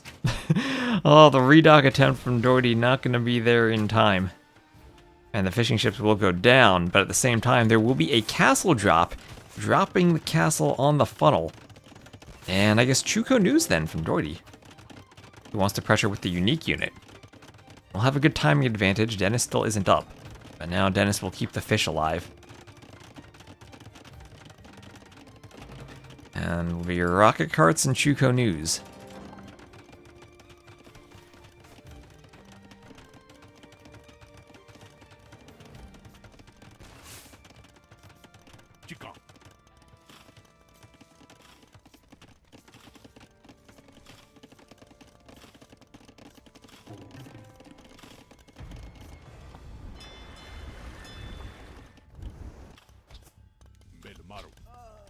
As the tower takes out the archer.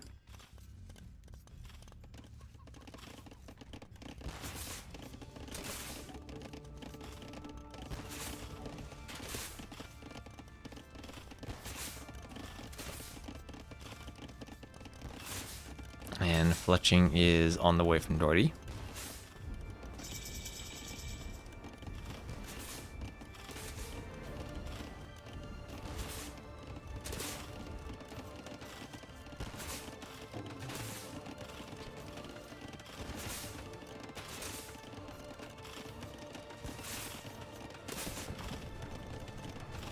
House goes down. Chuko news garrisoned in the castle. Castle will shoot a lot of arrows with Chuko news inside of it. That'll help break through the houses. Defensive workshop for Dennis. Dennis investing into war galley. So Dennis's score will be higher by virtue of having won the water. But he only has 6 fishing ships. And these fish are going to start getting far away from the docks unless he keeps redocking. Oh, that demo could also destroy some fishing ships too. Actually, no, it couldn't. Oh, yes, it could. Yes, it could. Yeah, never mind. I selected 2 of them, and I saw 120 hit points, and for a second I thought, oh, those are Japanese fishing ships, but no. Okay, here it comes, here it comes. Fire's on the opposite side. How many fishing ships will the demo get? Here it comes, Dooidy. Get this. Yeah, good. You need good demo hit. You can do it, you can do it. Where are you always trying to get? He gets 1. He should have just gone for the back. He got greedy trying to go for the middle, and the fire ship picked it off. Oh, no. It could have been a big boom. Oh no. Disaster, you got greedy. Yeah, you got too greedy with the demo. Wasn't aware of that fire. But now rocket carts attacking the TC. Oh, ooh, here's an example. The sheep that was under the TC, destroyed by the rocket cart splash damage. Yeah, this is what we saw with the demo the other day in the game from Lewis. Maybe this changes in the patch. And yeah, there you go, Nomad. Removing the corpse there. Oh no, don't rocket cart your own Chukonu. Also don't run your Chukonu under the TC. Okay, Mangonel wants a hit on the Chukonus. They're weak. They're weak. They can pick that off if they get close, but TC kills them.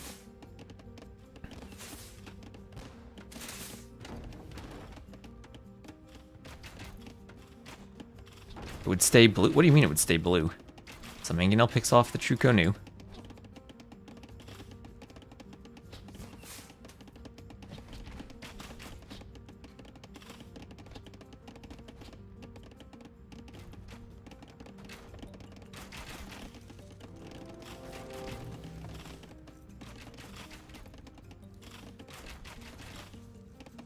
And Ville's going to the outside for a lumber camp.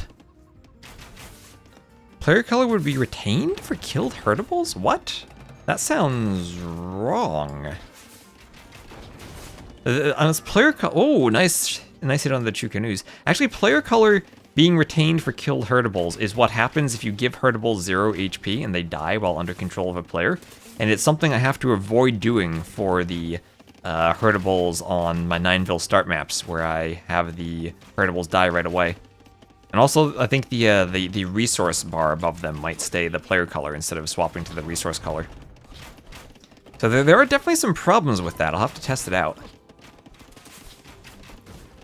Chukonus take out the Mangonel, and should take out those archers. Ah, down go the archers. Hurtable animals no longer lose their player color upon death? That feels wrong. What? Rocket cart projectiles firing over a castle, very impressive. Those rockets sure do go pretty high. You know, that's something I don't actually, growing up as a child in America, you learn about catapults, and everyone's probably made their own catapult at some point as a child, at least if you're a nerd like I was as a child. I never really learned about rocket carts or what type of rocketry technology was available in the Middle Ages. I didn't make my own rocket cart as a child. I did make my own rocket once in like, you know, like a tiny thing that you launch like 20 feet into the air in middle school. But never a rocket cart. Maybe we should do some like experimentation and make one. Is that even legal? It's the US probably. You're an adult and still want to construct a trib.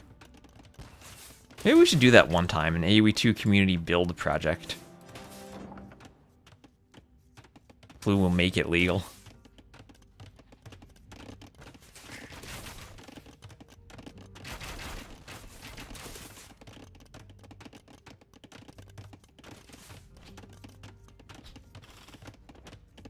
Rocket carts sound significantly harder to make than catapults. Oh, do they have a cost or timing difference at the workshop, or are they exactly the same? I actually never thought about that. Do rocket carts and mangonels have a cost difference? A Siege Engineers event, yes, yes. A big nerd meetup. Okay, some Chuko news go down to archers. Dennis still playing with feudal archers. Dennis actually up in economy? He has won the water still, but is repeatedly being castle dropped. Those archers out microing the Chuko news with no ballistics. But this could be a lot of dead vills on the TC. How much HP do the Chuko news have? It feels like the archers are just whittling down their HP. Ooh, we even got that archer down. Okay. So a couple Chuko news going for the archers, a few going for the vills on the TC. But that micro on the archers from Dennis is going to let him get the TC up. And there it is.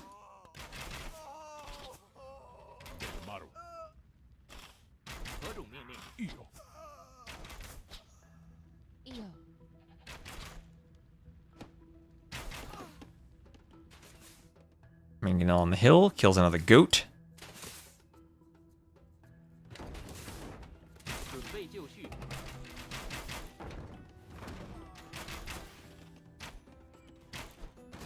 And Mangonel goes down, but takes some Chuko news with it. And Archer down here goes down.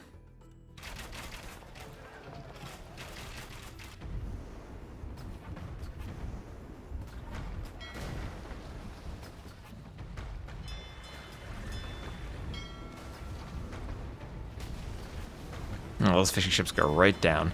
So Dooidy with a good score lead though. The Chinese on Nomad now pulling ahead in Res Collected. There's just such a good save on the 9-vil start.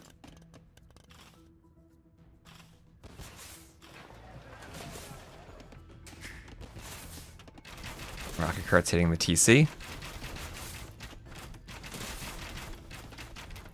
And another workshop going up for Dennis as he adds in a few houses.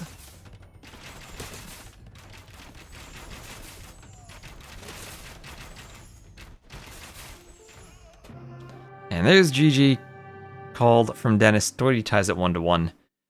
Impressive play on Nomad from the Chinese. 20 KD advantage. Or res collected. Had a period where after winning the water, Dennis had a bit of an eco lead, but just took too much pressure on land from the castle drop. And yeah, over 3 minutes difference in timing.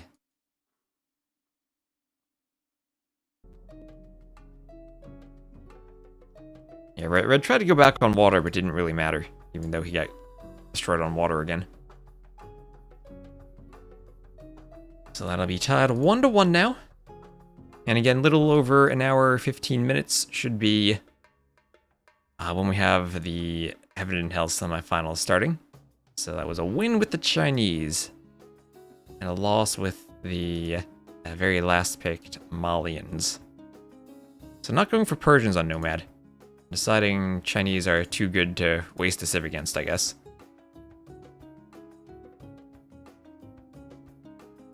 And the next map will be Skukuza.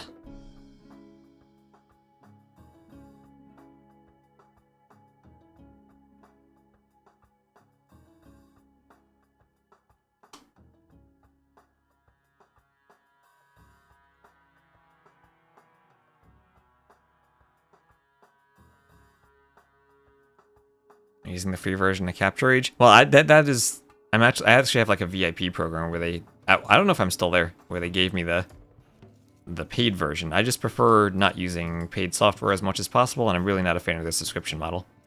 So we're intentionally staying on. It's not a funding issue. We're intentionally staying on the free version of Capture Age. So we will have a mill coming forward here from Dennis. He'll be milling the hunt in the middle. So Byzantines for Dooidy, Sicilians for Dennis. Neither civ with the good eco bonus for the hunt map, but I suppose Dark Age donjons securing the hunt could be great for the Sicilians. Dennis was cooking with that Inca build order on Moras, and maybe has something planned with the Sicilians here that will be really fancy. Like pushing in that zebra to the TC. Imagine if all this hunt was just chicken.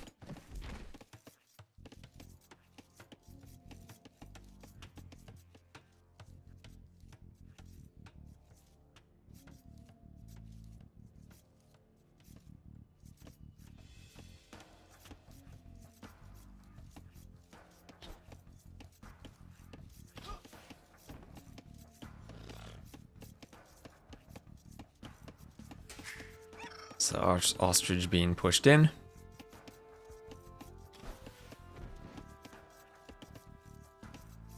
T90 should be happy with the sound changes. Tarkin Thump is back and chicken's quieting down. It took a while. I don't know what goes on with their patching process, because stuff like that, or stuff like the Regicide Fortress in DE being broken, has taken them months to fix, and is like, why is this taking so long? Is Phosphoro? No, Phosphoro is not in this tournament. He is not Chinese, as far as I know. If you're thinking of Youpudding, we did just cast Youpudding set. That was the previous set. Yeah, wait, the Youpudding was the previous set against Rayz. You can go back in the VOD if you want to see that. It may be easier to rewind the VOD on YouTube, but if you're on Twitch, you can put /videos at the top of the URL and go to the video page and then watch the current broadcast as like a VOD, kind of. I'll just live and do YouTube later. Nice. That's why I'm doing the YouTube streaming. It's so convenient just to have the VOD there on YouTube for me, because I don't need to worry about re-uploading or exporting anything. It's just there. What is the best tasting animal to push into TC? Race car driver? I will say, years ago, in like 2018, when I went to TwitchCon, we went to a restaurant, and they had a wild boar burger on the menu. And, like, I couldn't not try it. But I tried it, and I absolutely hated it. It was the worst burger I'd ever had in my life. So, well, whatever's the tastiest animal, I'm saying it is not the wild boar. The chickens that they added, they have to be much tastier. I don't know that I've ever eaten another. I've definitely had pig at some point, right? Because they're a pork. That's just pork. But I don't know how many Age of Empires animals I've actually eaten. Well, I've had turkey too. Turkey's good.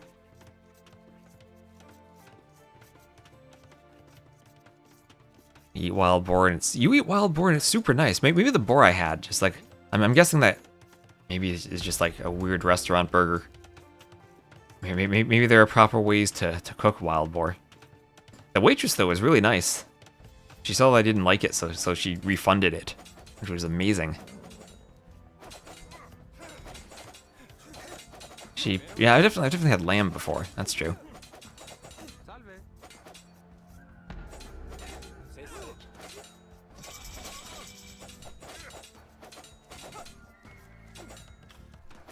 Usually so flavorful that it needs adjustment. Well, it depends if you kill it with villagers or the TC. Yeah, maybe the restaurant I was at just killed their boar with the TC.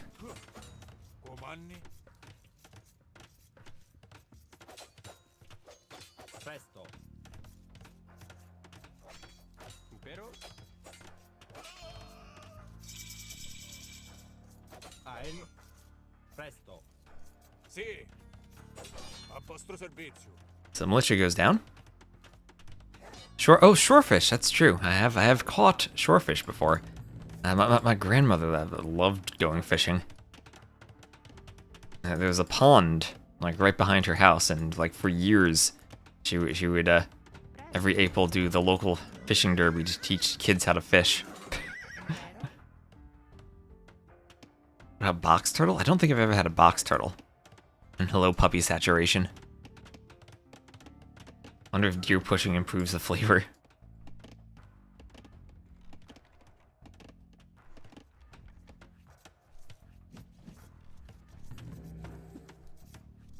Unpushable deer saying it doesn't.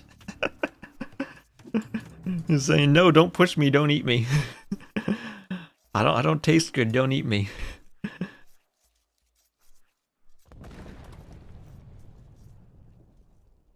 That is a perfectly timed comment. You gotta be careful though, these days, even if you can't be pushed, you can be funneled.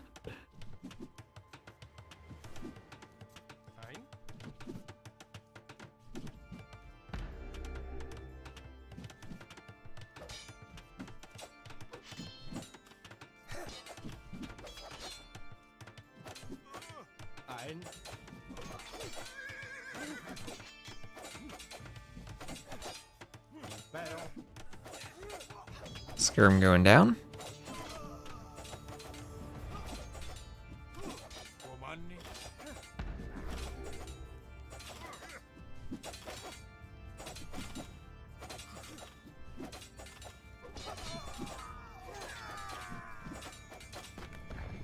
And the tower goes down. So there's this Sicilian's Donjon, Dennis. This strategy he did is cooking. In the middle, he's taking all the deer.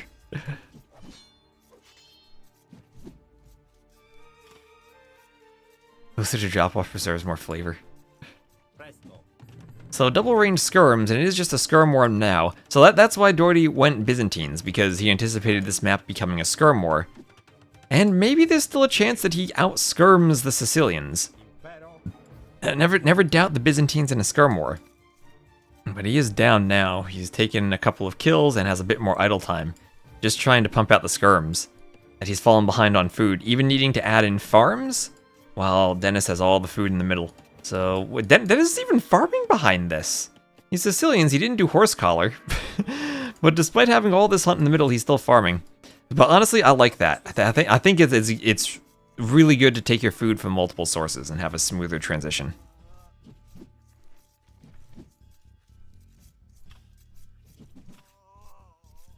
Mouflon's ibex and ostrich should fight back the scout, or at least stand their ground.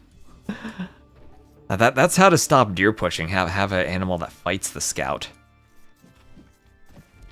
but maybe always turns around and doesn't chase as far like the boar does.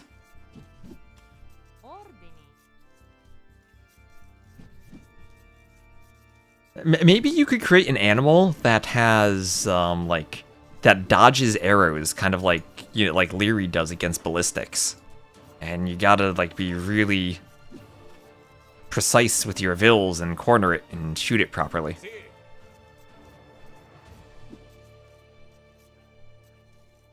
About carnivores having different stats. I don't mind making animals with different stats. The one thing I'm just not a fan of like the poison damage, like the rabid wolf, or that they're doing to the Komodo dragon. Just give it a clear attack. I mean, make it an AoE2 unit. He loves skirms. Arturius subscribes to skirm theory. So, Byzantines feels like they still have more skirms. It feels like Dooidy as the Byzantine player still is ahead in skirm numbers. Neither player even investing into fletching. They're not even going to take the extra range to micro better. They're just investing purely into skirm numbers. And here, there's just so much extra food for Dennis. He took the middle with that early donjon and hasn't looked back.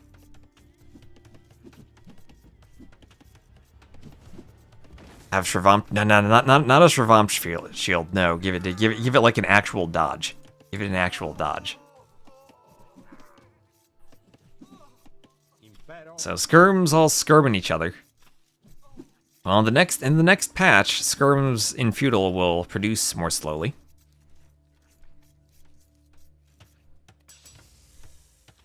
So blacksmith on the way up for Dooidy. And I'll have double bit axe on the way too.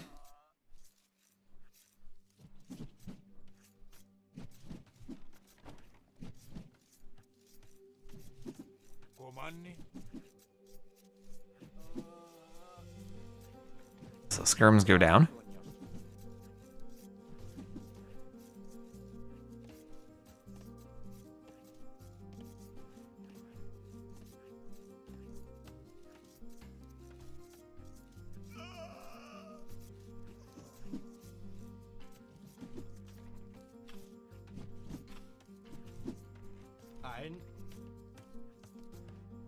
You switched to Twitch. Hello, race car driver. Hello again. Bison is good, but they are only in AoE 3. Yeah, AoE 3 had its own, like, herding mechanics, where you like, shoot once from behind a herd of units and try to scare them towards your TC. I never quite got the hang of that. But it was an important part of their Dark Age. Did buff Ornlu? Had Archer nerf, Skirm nerf, Men-at-Arm nerf... Oh, Men-at-Arm buff, Scout nerf next? Scouts were buffed from AOK to AOC, or in one of the AOC patches, just getting their feudal boost.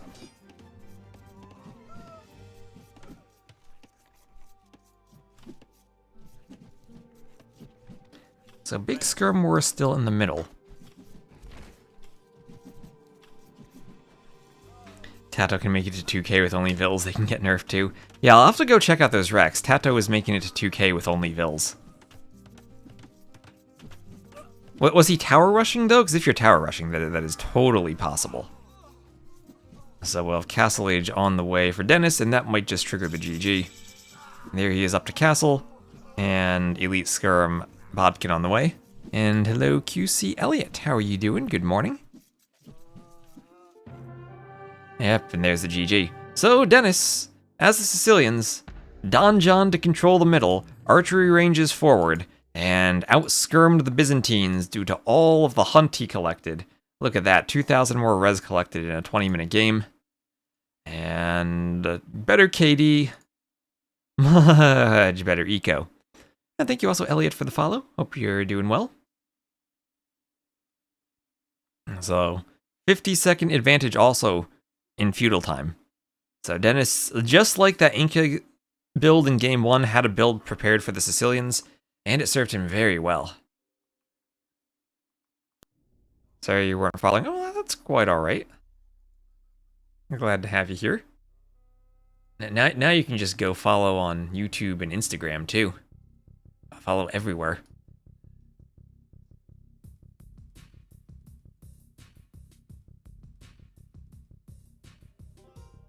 Let's 2-1 for Dennis now.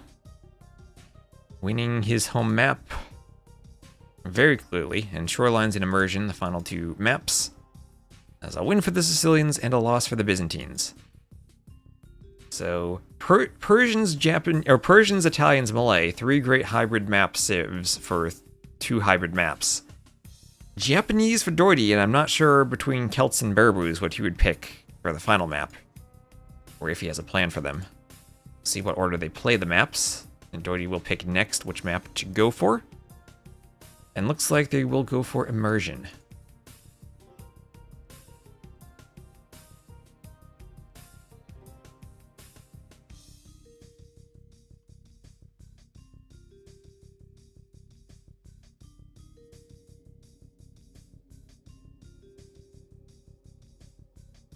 This is the one Twitch chat you use properly on work Wi-Fi. Chat doesn't update, but you can read on stream. Wait, chat doesn't update? What? Oh, but you can read it on the stream. Okay. Okay, nice. Yeah, and there's situations like that. Is why I like having the chat on the stream. Still need to integrate Twitch and YouTube somehow.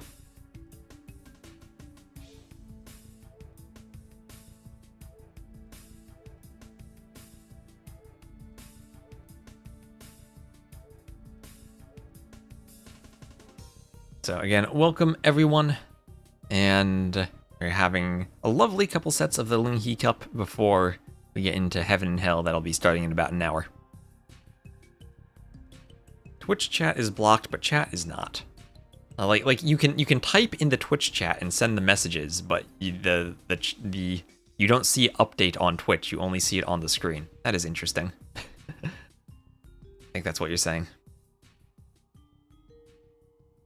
Yeah, and then I guess the YouTube chat works. I saw you type in the YouTube chat too.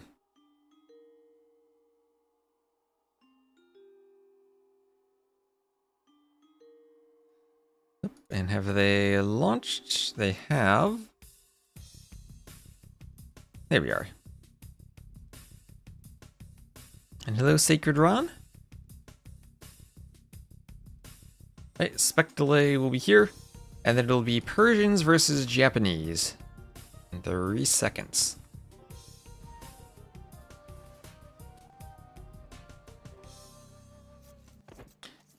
Alright, so Dooidy I shall once more place in the red. So we will have Dooidy as the red Japanese to the northwest, and Dennis as the blue Persians to the south. Have I made a review of the new patch? I have not. I have not. If you have questions, you can ask me about them here, but I don't know. I don't really do patch reviews. Unit stats changing are something that I generally... I don't know. I generally feel like over time, I'm more and more preferring classic AoE 2 to all the stuff we have now. And if it's not the type of thing I find fun, I'm probably not going to go make a video about it. And that's kind of where I'm at with the patch videos.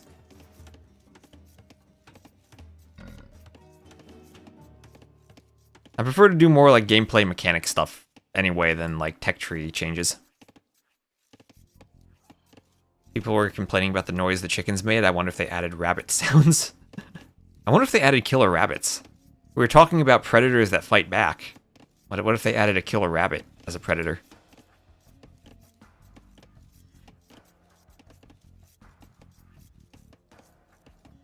So immersion will be the map, and we'll have docks to the outside, Dennis docking all the way to the south, and then Dooidy docking in the middle.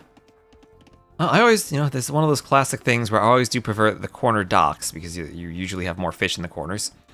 And that's basically what we're seeing here, with Dennis going to the south. Oh, they added the hare and the Arctic hare. New small, unpushable, huntable animals. However, it says unpushable. But, are they funnelable? That's the question we gotta be asking. Do bot commands work here? Why not? Bot commands don't work on YouTube because I'm only running my bot on Twitch. I'll need to connect my bot to YouTube one day. That is why. I don't really have that many bot commands though. It is just a few lines of JavaScript that I have that I'm running locally on my PC. I only have the Stream Elements bot in Twitch for the sponsorship.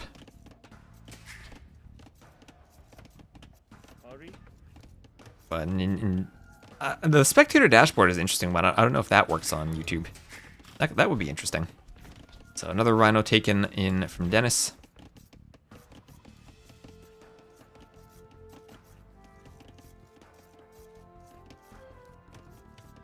And more deer being pushed in. So rhino being lured.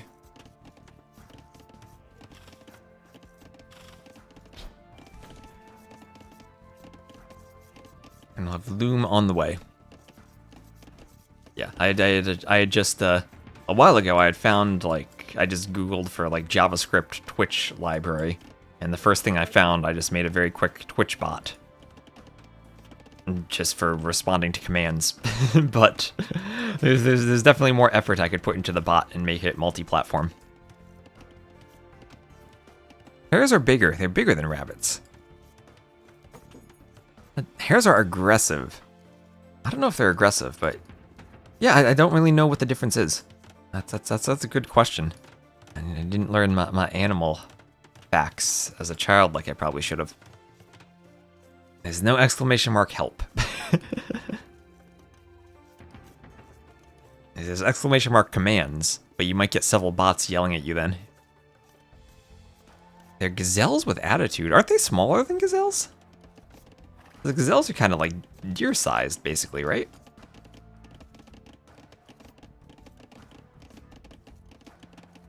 Oh, Stream Element. Oh, that's right. I turned the commands off on Stream Elements because I don't have any commands. Good. It won't yell at you then. Garrison Discord, NAC discount. I can probably remove those commands. Warlords 4. Oh, I gotta clean up my commands. Tickets the Garrison. Oh boy. Exclamation mark Auto Scout. I don't have a command for that. Man, I don't have a man page for my bot. The pizza command's the good one. If you know Kamigawa, the high-level Italian player, we casted some of his games in Cartographers. He owns a pizzeria in Berlin.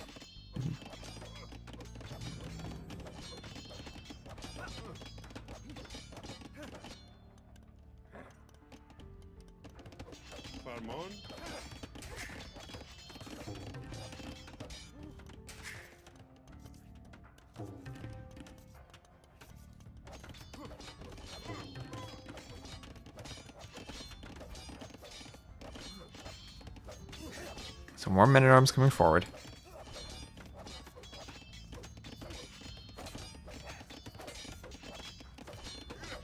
Do I know the name? It's in the pizza command. It's a bye-bye Cavalier. And that's the link to the website.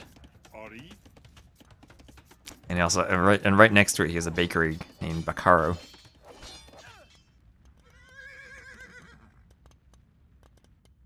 He had an NAC watch party there a couple of times.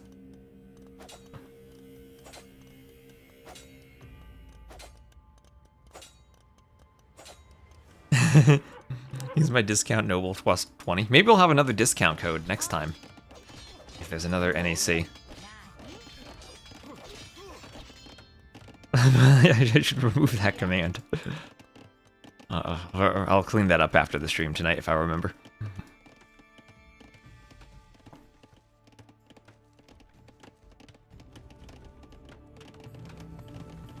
So double ranges now for Dooidy. Still trying to hold off against the men-at-arms and the archers. Dooidy actually up in eco units due to the fish numbers. A little bit of idle time for Dennis, but he'll make up for that by the faster working TC. And Alkiziv, thank you for the follow. Welcome to the stream.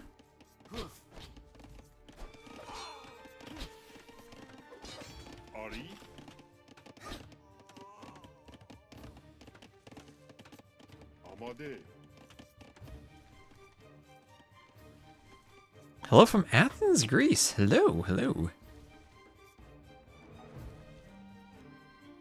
And Micro Nutter, thank you for the follow. Oh yeah, sorry. Did Dennis pause accidentally? He's apologizing.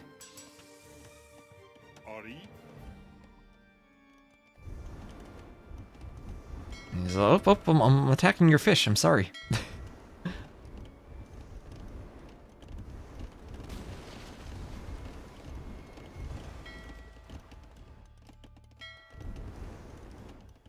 We don't count the derivatives? No, we only integrate the names.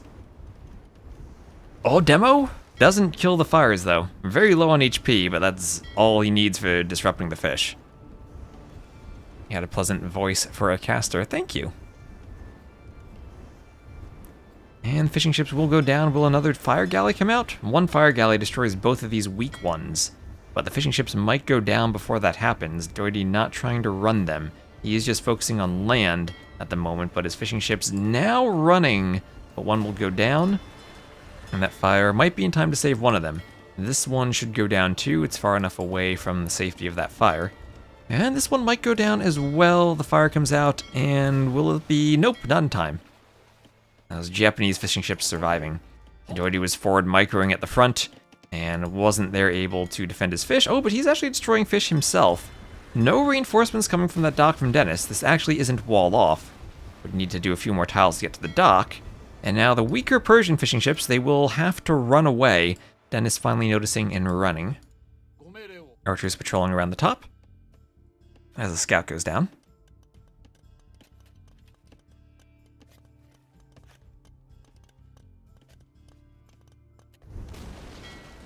Fires go down in the north.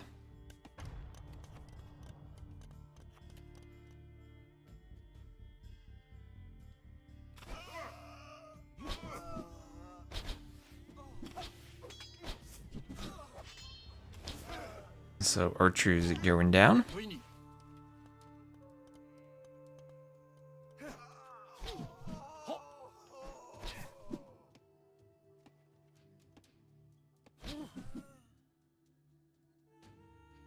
And Castle Age on the way for Dennis.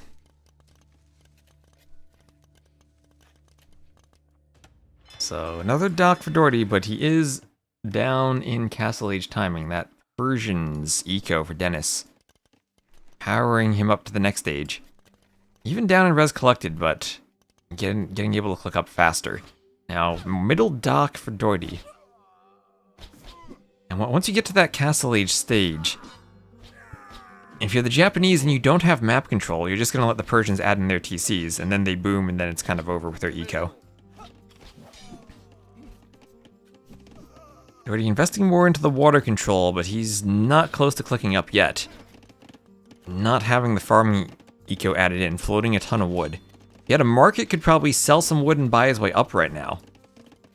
But just doesn't have the timing there.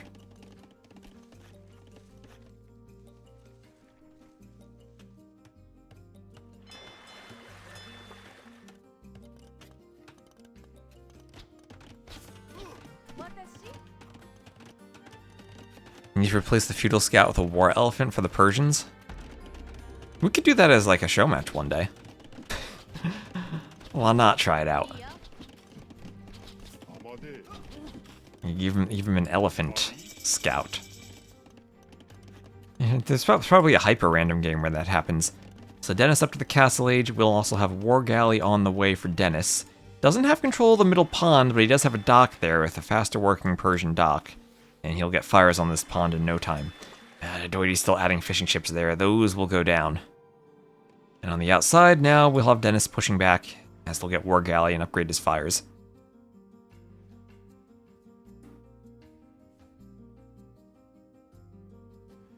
Feudal Age Monk when? Just play Star Wars Galactic Battlegrounds for that. There is that, what is it, on, what's that map where I broke the trebuchets that we used in TTL? I forget the name of it, but that one with the temples, you can make the Feudal Age priests for picking up relics.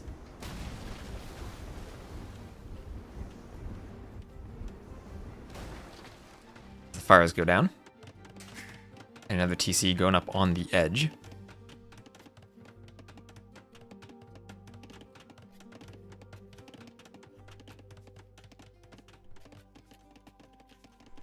And Horse Collar coming in for Dennis. As Castle Age is on the way there for Dooidy. The fire will destroy the fishing ships in the middle.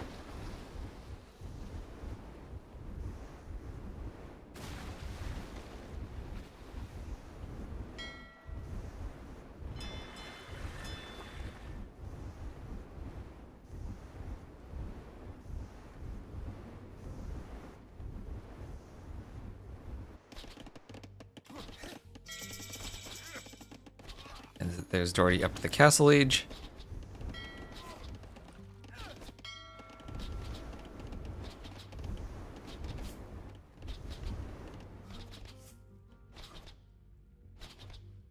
There's Bowsaw, Town Watch, Bodkin, and War Galley all coming in. Forward demo?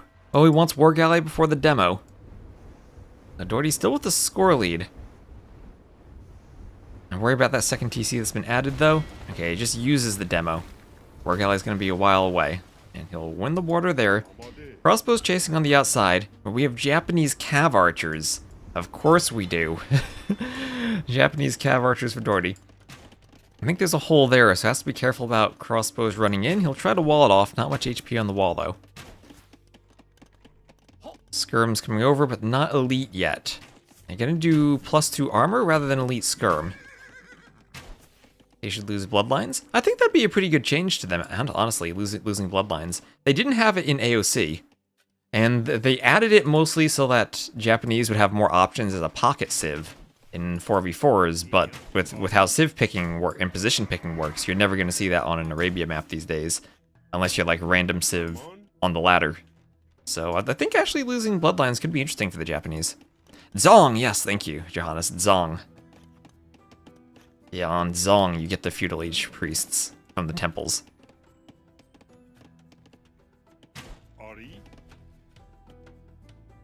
The ballistics and husbandry on the way.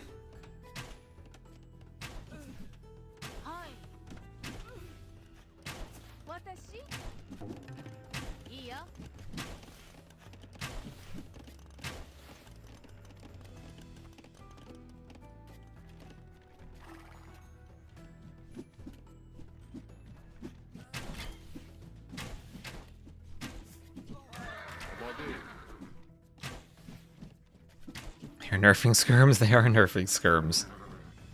I think it's a pretty fair nerf, just making the Feudal Age skirms have a slightly longer production time.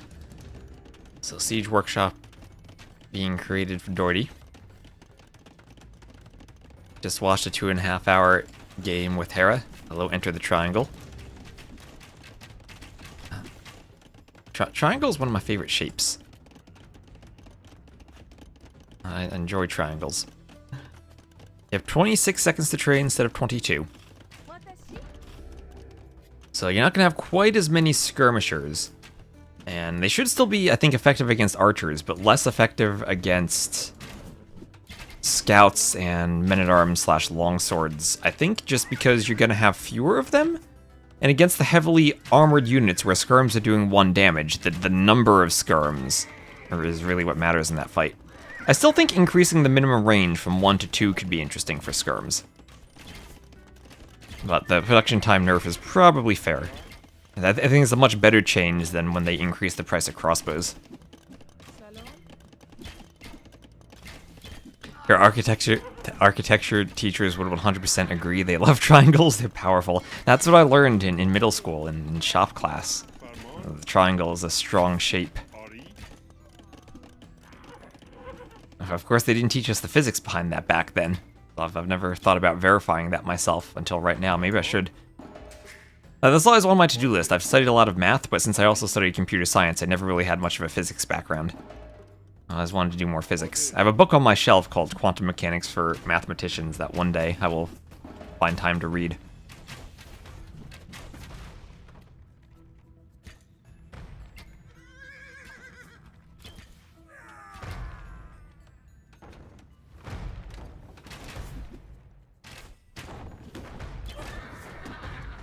Creation speed nerf isn't enough for you to break one of their legs. They're brutal.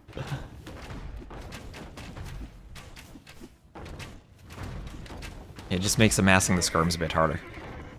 So, Mangonel pushed double Mangonels forward for Dennis, who's taking a good score lead, but still similar res collected. Just that Persian's eco pulling him ahead in Vills, 3 TCs. That's where I get really worried. You're 2 TCs versus Persians on 3 TCs. Yeah, they'll have more idle time, but the idle time won't matter as much because they're still going to have more work time compared to a normal Civ. And Mangonel shot not quite landing there. And Mangonel taken out. Ooh, crossbow's turning around. Almost walked into that, but turned around in time. He was microing, Dennis was paying attention. And the Cav Archers themselves will turn around and run. Didn't really take a scratch there. Study physics, better to dodge ballistics, yes. Hello, Danger Noodle.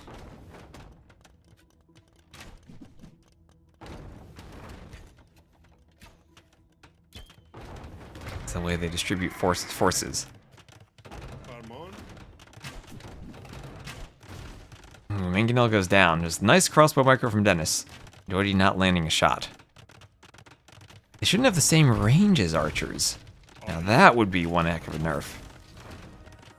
Okay, well, I was gonna say Mangonel's shot finally lands, but it only gets 1 crossbow.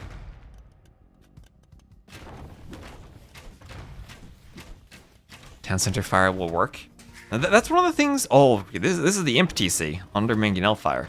Okay, Dooidy up to Imp, but still much slower than Dennis. The TC projectile change is one of those things where I feel it might not be the right change, because I think that the way projectiles actually collide with units themselves, like that might be what's different in DE than it was in the Vooly days that have made the TC diving so different.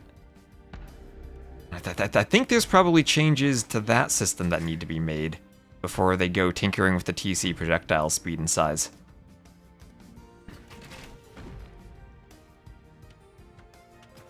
They had less range, they gotta stay in front of the archers. Does it make them a better meat shield? You know, that's actually an interesting point. In some ways, less range for the skirms might force them to the front of the formation better. So it might actually make them a better meat shield with, like, crossbow skirm mixtures.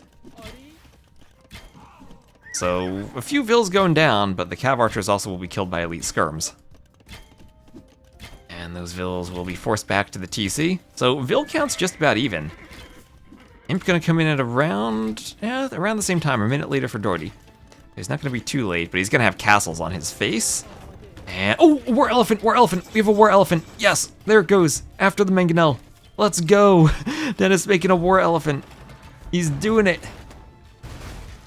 Doesn't kill the Mangonel in time, but... Oh, wait, this is the Imp TC. This Imp TC is not being repaired. Dooidy, no, repair. That one Mangonel, the war elephant, destroyed the mangonel, so this one survives. 86%, 87%. I think it needs 2 more shots. 1 more. Imp is right there, and Imp is denied. Around 95%, the mangonel does it. The elephant saves the mangonel and destroys the Imp TC. Oh, that poor elephant. Oh, what a way to go for Dooidy. His other mangonel destroyed. So he is not Imp. He has no ability to make trebs. That tower did not deny the castle. And that TC will go down to the treb and the castle combined. Ah, poor Dooidy there. Cav archers cleaning up the rest of this army. Is that GG? I think that is more than GG. Absolute Titanic. He's not given up yet though. He's found another TC where he can put the Imp upgrade. It's his only TC left. And he's got to go Imp there. But all the map control now, controlled by Dennis. I guess Dooidy still has the outside water? As the Japanese, he should be better on water than the Persians in the late game, but that's the only thing he has going for him now. Enough skirms out to scare the Cav archers away, even without Bracer.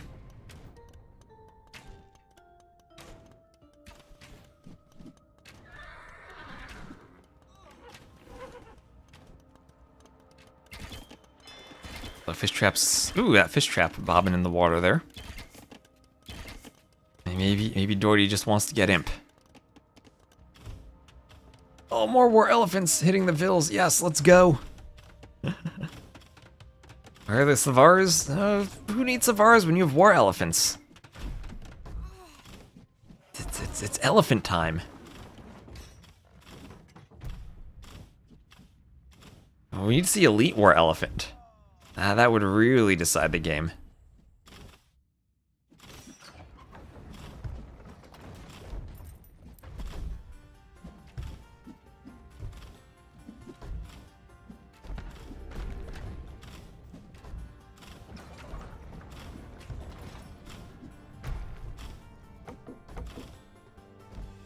Our elephant's coming forward. And there's the GG just as he hits Imp. But Dennis will take it 3-1. So GG's, congrats to Dennis. War elephants and Imp denial. It's a 126 to 91 KD. Rayz really pulling ahead at the end. And you just see the difference in the uptimings. Persians on hybrid maps, insane. Imp into GG, and GG into Imp.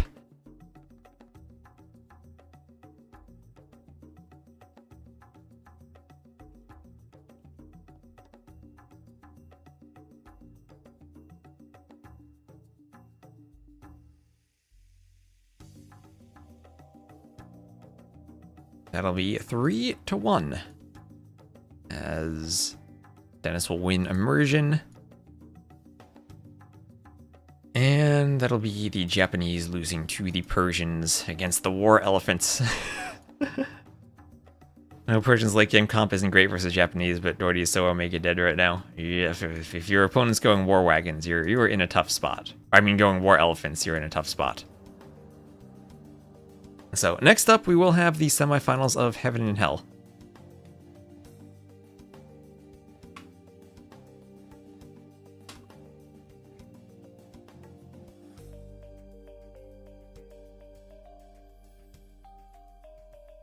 Let me update both of the titles, make sure we have that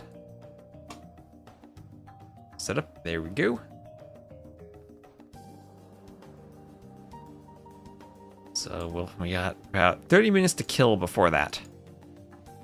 So we'll find something to do. Maybe cast... It looks like ACCM is playing some 1v1s where you cast ACCM. Oh, he's playing a 1v1 against the 1700 though. Maybe that's not the most competitive matchup. We'll cast Babaroom versus Overtaken on Arabia.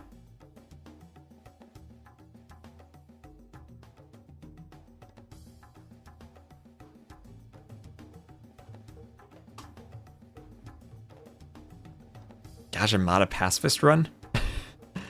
I never thought about that. Don't know how possible that campaign is. Alright, let me, I guess, disable the scoreboard here.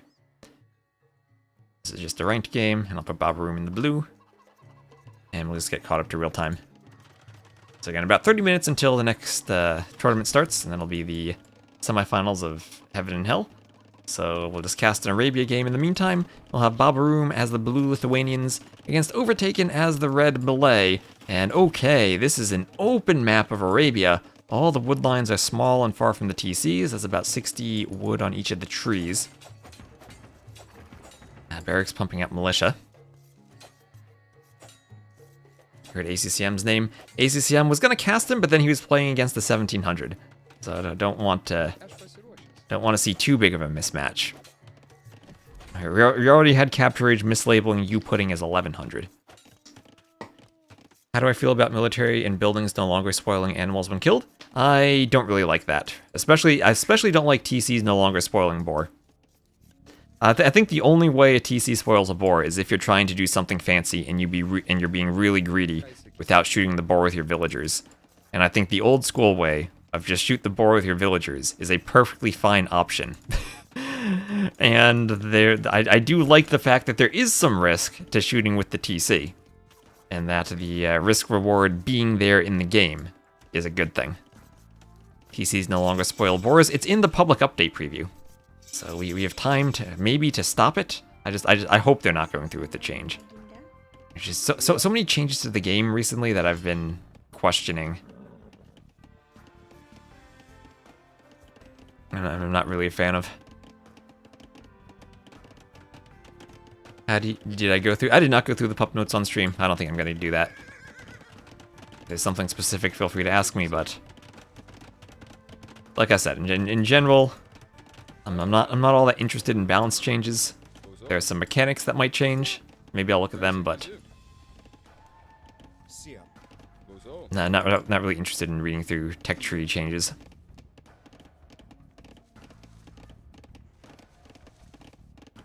Last expansion broke the game. Now it feels like something else. I definitely understand that feeling.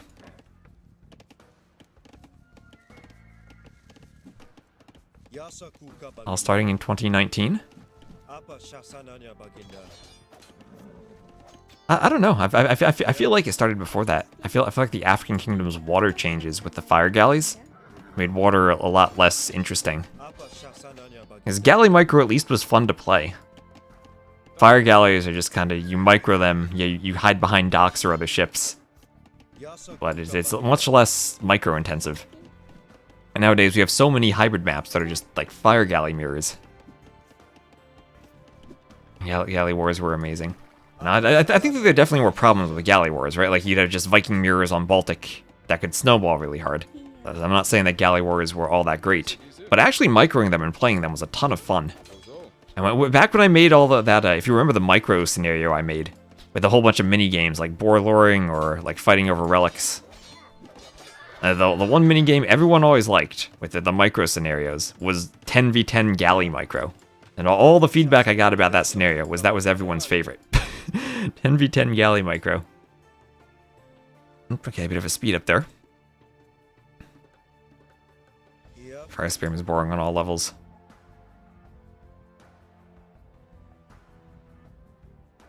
Yeah, that's the type of thing. Like I can understand. Like if you wanted to make significant changes if you were making another game, but AoE 2 I like, I like being able to play AoE 2. And I feel like there are so many changes that it's starting to feel less like a game of AoE 2 and more like a game of you're fighting the unique units that have been added over the years. Rather than playing with the core group of like crossbow, knight, skirm, pike, mangonel, monk units that have been in the game. Remember when fire galleys would melt fishing ships? Yeah, that was changed. I do miss like the fast castle into fire ships, because that was definitely a thing you could do. And you just have insta fire ships. I don't really mind the addition of the demo raft, but I've never really enjoyed the fire galley all that much.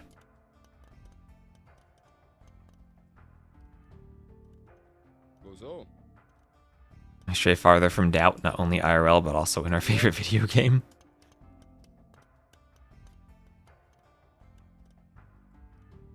Every single civ is a silly level of being special, yeah. And also some of the old civs are changing like that.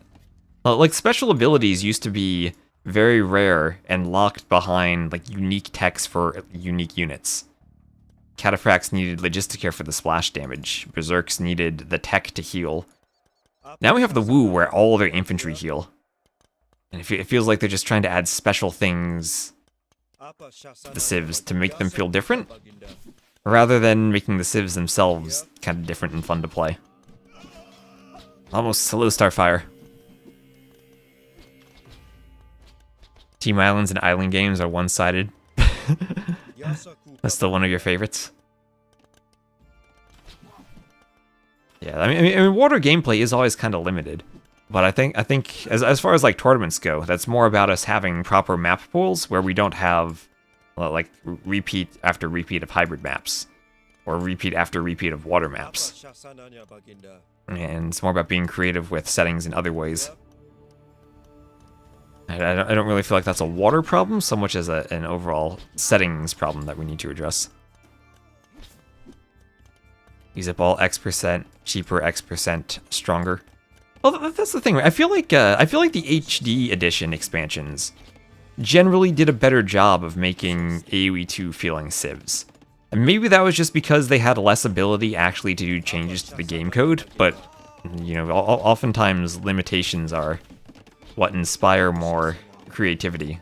And now maybe having the freedom to do more extensive changes just means that they're not as aggressive in cutting ideas that are not as high quality as some of their old ideas. What I think of new maps with the pup date? I haven't really looked at them. I think it is kind of sad that they're adding the Oyster map, which were added in the Capture Age DLC at the same time as they're doing lots of layoffs to Capture Age. So that's kind of rather ironic to pick the timing for that. A lot of the maps, though, they're just like a Grapple or a Stranded, or they're Trezini maps that have been there. I remember years ago, like Stranded was one of Trezini's old custom maps. I played it. I think there was a tournament in like 2021. I remember it was a really fun map in the. I played a 2v2 tournament with ACCM, and there was a 1v1 component. And I played a game where Nadia absolutely wrecked me on Stranded. But then years later, I thought, hey, this was a fun map. Let's try it for Wandering Warriors. And it seemed to be a great map. So, and I guess now that we rediscovered it, it's being added to the game.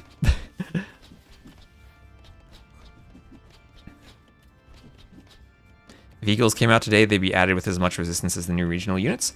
Maybe they would. I think there definitely are some valid criticisms of comparing dislike of new regional units to the Eagles.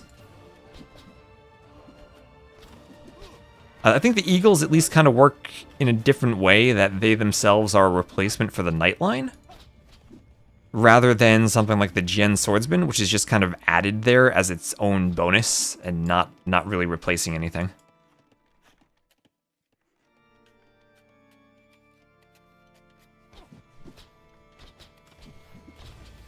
How does that add up? Well, I think it's I'm fairly consistent in that. I feel like the funding for Capture Age as a professional development studio working for Microsoft needs to come from Microsoft and not as a community project off of $5 subscription fees.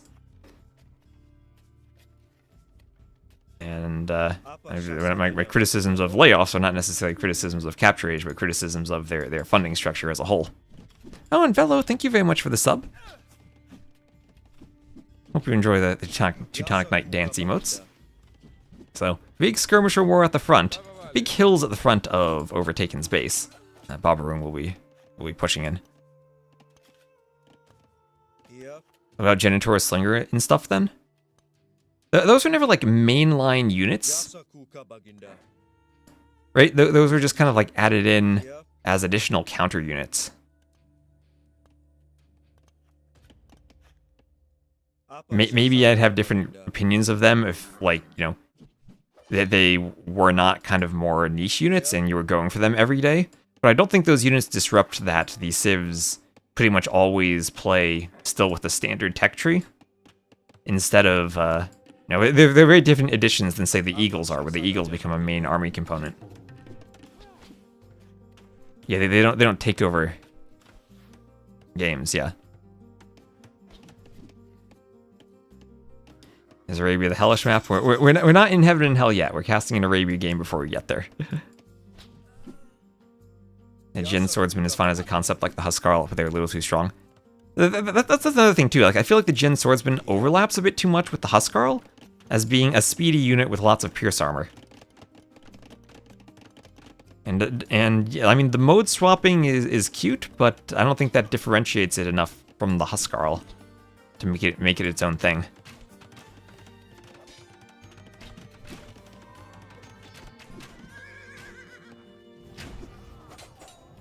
I hope they add ninjas to the Japanese castle. They have ninjas in the campaign, right? It's fun to do stuff like that for like one-off campaigns, but it's much harder to make that balanced for multiplayer.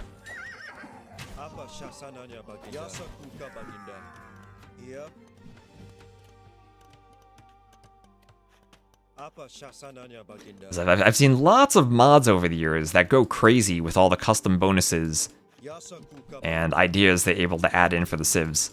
And they're fun for mods, and they're fun to play for a few games, but I don't think they're appropriate for like mainline AoE 2. And that's where I feel like some of this new civ designs are. They have some ideas that by themselves could be fun for a few games, but I don't know if they're consistently the type of thing that we want to be playing within the game. And thank you, I love. Oh gosh, not gonna read the name, but thank you for the follow. I'm not going to read overly political names at the moment. Don't mind adding extra units that replace lines. That's a bit different, right? Like, that's like the Savar for the Persians, or the Rams for the Elephants, or the Rocket Carts for Mangonels. They're still kind of the same, but that's kind of like you're just making different graphics for a unit that has a different bonus. I feel like as long as you're conservative with what you do there, it's something like Goths having the extra attack against buildings. I could see Goths having something different than like the Champion, which is more just a graphical update in addition to the bonus it gets, rather than being a completely different unit. Or like the Elephant Rams, they're still essentially a ram, but just with a few different tweaks to them.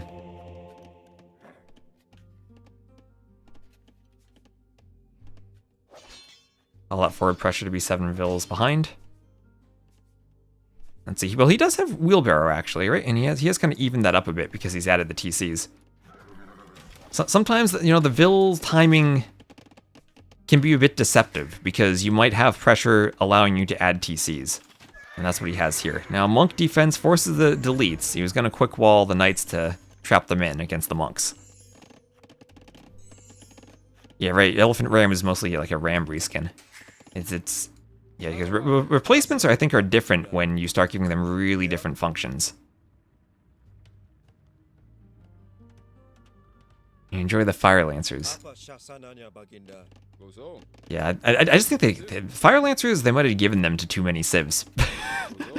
Or they might have given them too many different bonuses, like the Vietnamese Fire Lancers with the extra hit points. Those are scary. And it's kind of a weird overlap between Fire Lancer and Halb now, where a lot of civs have both of them. And they do fulfill kind of a similar anti-cav role. So that's not really a line replacement so much as is an additional thing.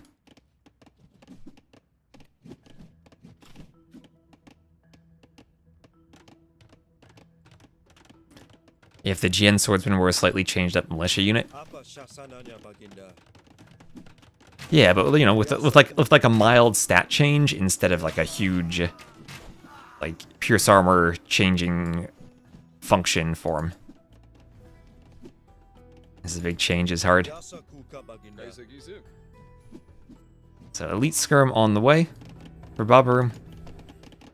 Well, I think there's a lot of people, they enjoy playing Age of Empires too, right? If they see changes that they feel kind of move away from what they enjoy, then of course it's going to be pretty controversial. Never realized you didn't. Yeah, exactly. They don't replace Halbs.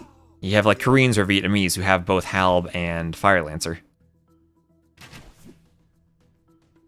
I could see maybe it'd be cool if they'd maybe replace the Halb upgrade. So you go like Spear, Pikeman, and then Fire Lancer. And it was a just slightly tweaked Halb that wasn't as strong against the like the Swordsman line still, where that still took bonus damage from skirms.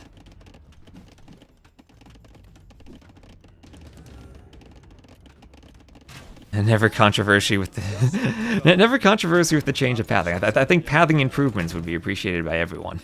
I don't think there'd be controversy there.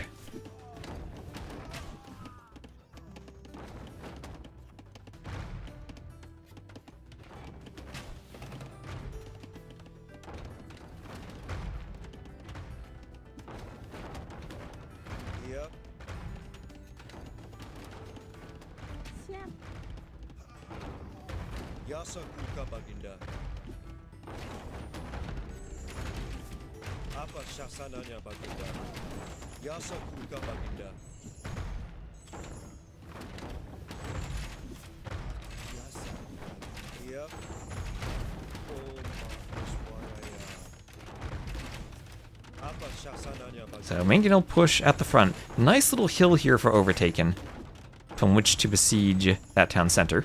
And I'll try to keep his Mangonels atop the hill. And the great part of the hill is that your Mangonels will tank a shot, and they won't be destroyed in one hit from that downhill Mangonel. No more delete bug.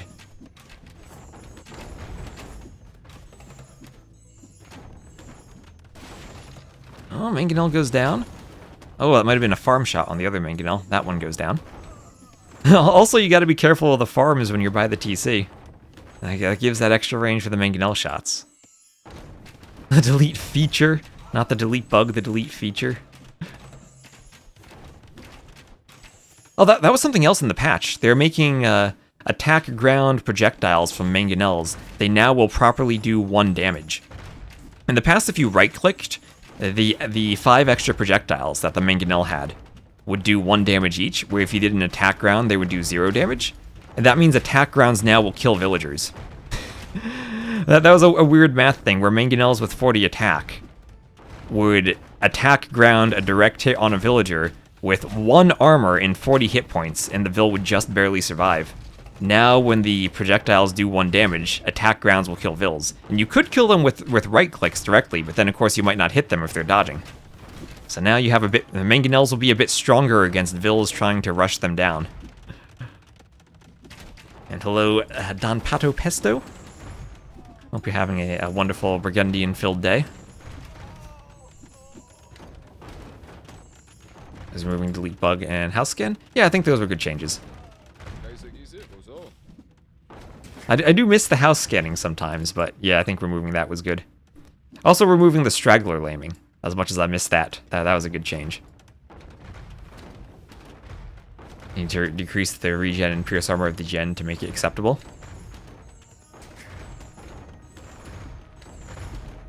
Yeah, I guess the regen kind of does combo with it swapping modes, but having such high HP on a unit that regens makes it really tricky actually to kill the unit. When it's so fast, it can kind of partially take the fight and then run away. And we maybe saw that in the first game of the day recasted, where the Japanese player tried to go longswords. And he even had the better KD, but wasn't quite able to catch the Gen Swordsman as they were raiding. So, I think overall it's a tricky unit concept to have balanced. So, Imperial Age first for Overtaken, and he'll probably overtake Babaroom in score as that tech comes in. With all this pressure he's applied on the front, he's destroyed a TC and we'll be getting a castle up on the hill.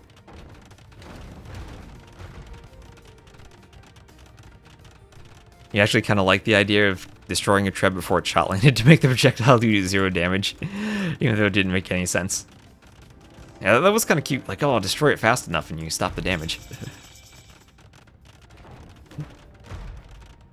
Yeah, that's also something that probably was good to have fixed. So your Catapruto Trebs, they don't pack and then lose all the damage they were going to do. So there's the GG from Babaroom. He's not going to be able to deal with Imperial Age plus a forward castle. The Treb will start coming out. He's not doesn't have the food to click up himself. So nicely done forward pressure there from Overtaken. As we saw, that Babaroom had the early pressure with the skirms, was able to get extra TCs added behind this. but then overtaken, staying on 2 town centers, had a 20-ville deficit, but the military and map presence both to pressure a TC, make sure that Barles wasn't able to take too big of an eco lead. Overtaken actually more res collected because of that pressure he applied, then got him first and did the castle on the hill. So 57 to 37 KD. That's a great KD to have, despite Barles having more military for most of the game. It's the siege and the correct engagements he was able to take using those hills. And after early castle, was first to castle, then higher up in res, got the early pressure. And well done. Where res collected is greater than the vil count at the end of the day. Yeah, this is one of the great things Cavendish did. Added the extra stats there.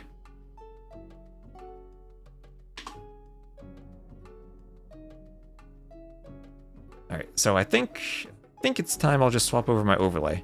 I have about 10 minutes. I'll just wait and see if we have a draft for the next event. Let me reset this scoreboard. Actually, let me just write on this one, semifinals. I'll have the logo come up. Where is it? There we are. The logo.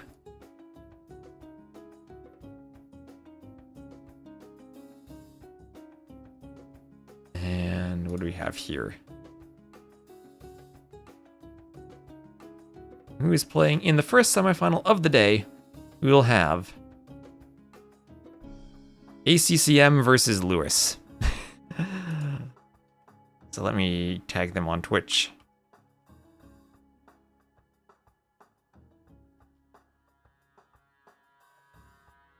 What is ACCM's Twitch name?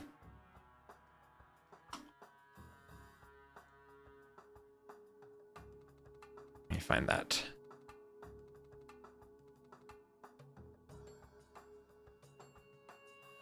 The ACCM, that's who he is.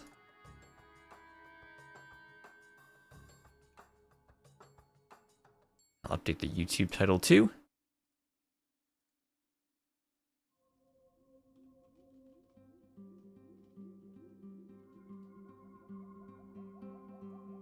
And is this best of 5 or best of 7? It is still best of 5. And looks like, what are they doing? Are they drafting now? Oh, it just says they're live. I don't see any drafts or games yet. And then after this, we'll have Barles versus Ganji. So ACCM versus Lewis, then Barles versus Ganji.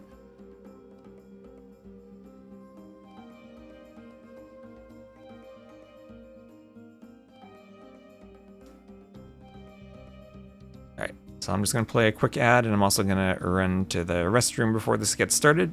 And hopefully soon the draft will start. Just need to update the player names. Update the player. Oh, wait, let me transition. Wait, no. There we are. Thank you. There we are.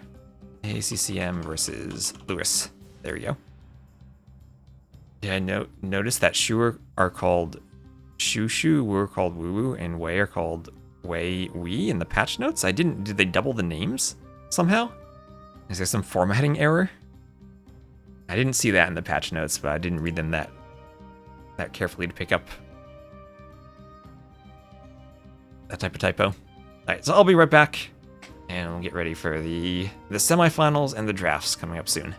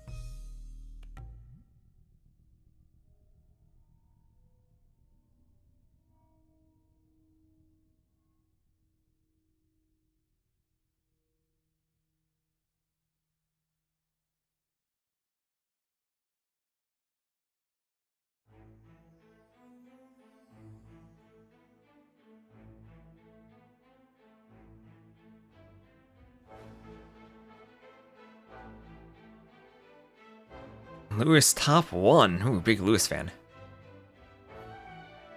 Hello, Lily.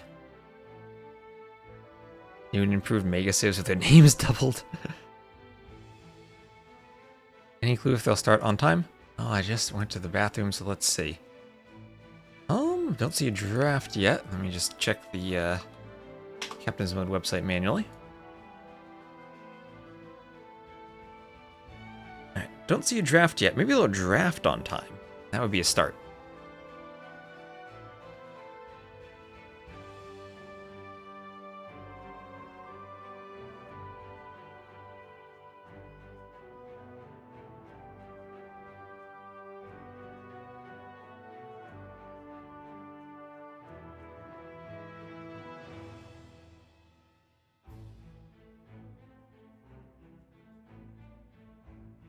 Oh, stealth invisible units. That is an interesting idea.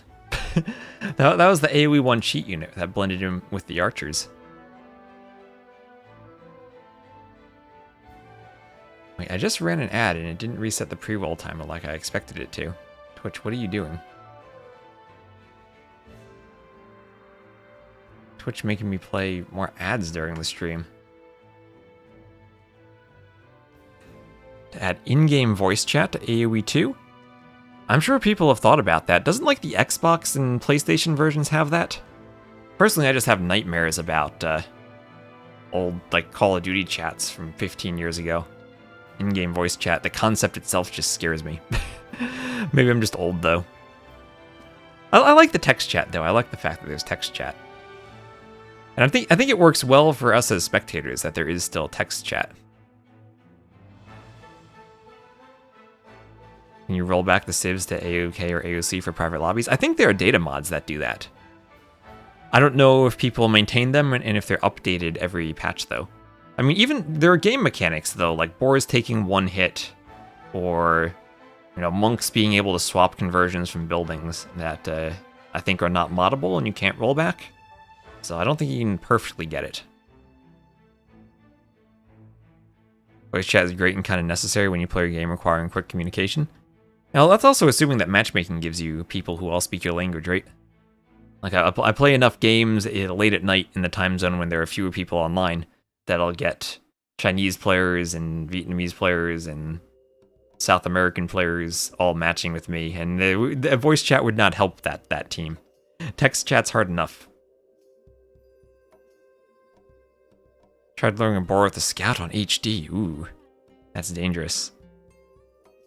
I mean, honestly, better than voice chat might be some type of just, like, AI translation integration for the text chat. Taunts are always play in your language, right? Like, we learn the taunts and we learn what they mean. That could be a new interesting feature. I think the spectator dashboard has that and auto translates the game chat if you look at the chat there. You want VC in the game to feel like playing in the old Modern Warfare 2 lobbies? Exactly, that's what I'm scared of. Man, I loved Modern Warfare 2 back in the day, the original Modern Warfare 2, but I played a lot of multiplayer there and on COD 4. I actually think I enjoyed COD 4 a bit more. The PC version at least had more custom settings for the lobbies. Modern Warfare 2, you were restricted just to the matchmaking thing. Maybe that's a lesson we should learn. Lobbies better than matchmaking. Better ping system, different kinds of flares. That could be nice too. I don't know what that acronym means. Epically duck. I don't know if I want to. So also, again, we'll just give a shout out to John Slow. He is the host of the event, so go give him some love. And all right, we have a map draft. We have a map draft.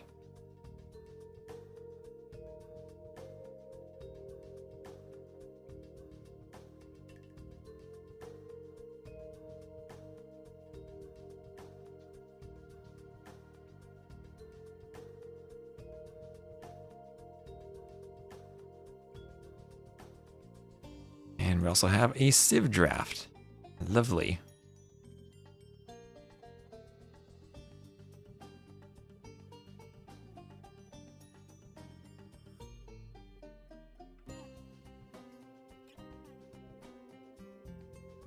I think I need to duplicate the map drafts so that they also are darkened, but map draft will be quick.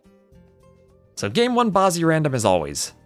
We'll then have Walled Hyper Random for ACCM, Basmo for Lewis, Houseboat for ACCM, and one more map for Lewis. Reverse Arena, let's go! Oh, yes. Play single player, AI won't flame you. Hey, the Barbarian AI would taunt you. Don't forget about that. Barbarian AI was vicious.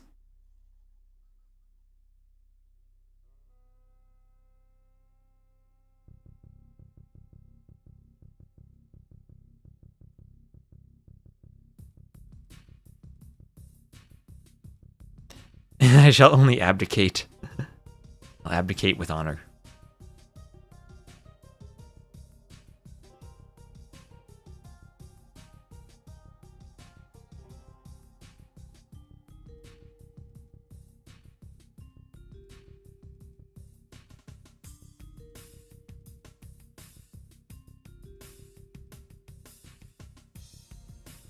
So admin bans for the Civ is banning Khitans, Wu, Wei, Bohemians, Portuguese, Lithuanians, Georgians, Khmer Burgundians, Malay, Poles, Persians, Bengalis, Inca, and Ethiopians. Only one AOK/AOC Civ banned, and it's the Persians who have been reworked with the Savars. So maybe the admin bans there are picking up on the fact people like the original Civs. You missed the Fittins. Well, we did cast a team game with the Max the other day, and apparently that team game did feature the original Grunt. So who knows who might come back? Still, yeah, Don Pato doesn't want the Burgundians banned. So Italians, first pick for ACCM, Bozzy random. Surprised not the Mongols for Bozzy random. I think Lewis probably just goes Mongols here. Yeah, there he goes. Mongols Spanish. Love those first two picks from Lewis. Lewis, the young blood going for the old Civs. I think, what was it? Forgotten Empires was 2013. Or no, well, the original mod was then 2012 when it came out. And then AoE 2 was 99. AOC was 2000. So 2000 to 2012 versus 2012 to 2025. I think we're actually farther away from the Forgotten Empire Civs than the Forgotten Empire Civs were from AOC. Italians are still a new Civ for me. They were added exclusively for Trireme? Nah, Trireme got the Byzantines getting free town patrol. That was his exclusive edition.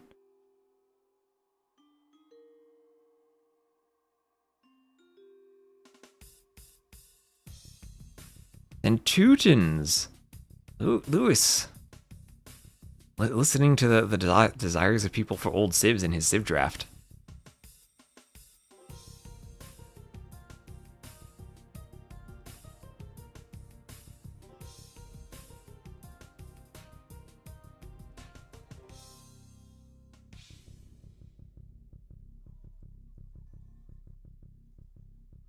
And remind me that I need the logo when I'm spectating the game.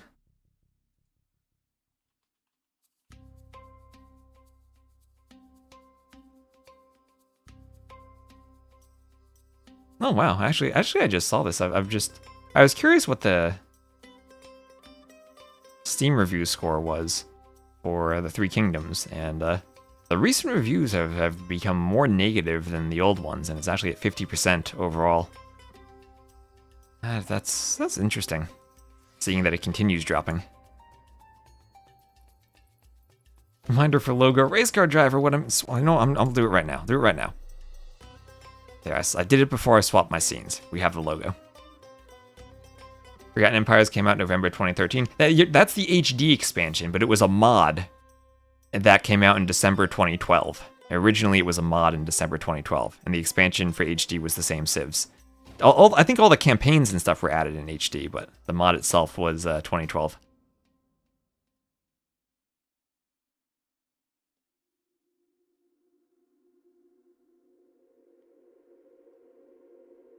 So Burmese, Japanese, only one new Civ for Lewis.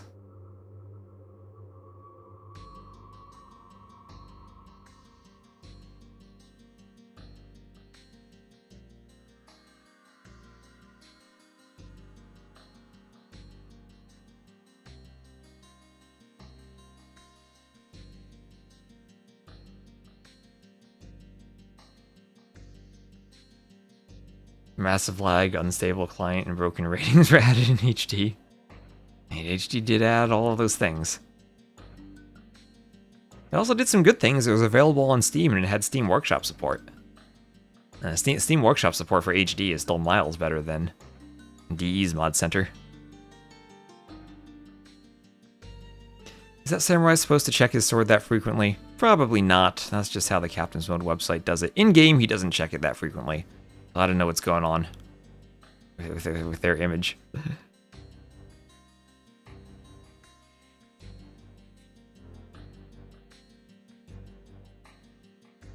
Not like we didn't have Woobly Workshop. Oh, Woobly Workshop, I mean, that was nice, but it still wasn't... I don't think that was as good as the HD Edition's Mod Center either. ACCM, randoming Britons at the end. You're just saying, I don't need my pick, I'll just take Britons. I'll random them.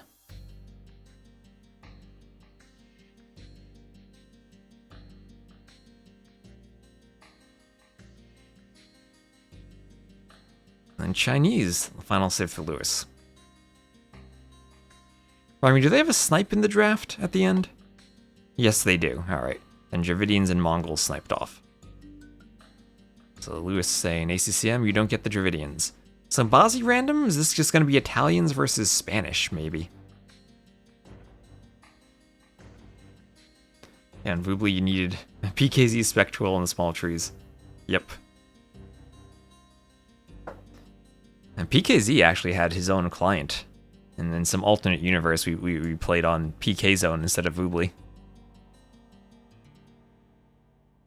I have the source code for it somewhere.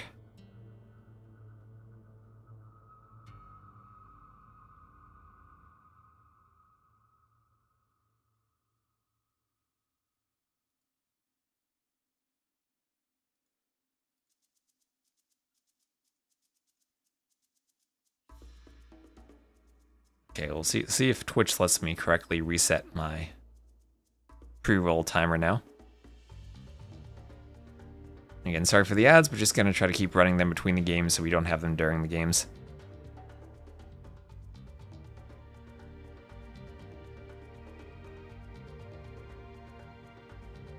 And we'll just look for the players to get a lobby hosted.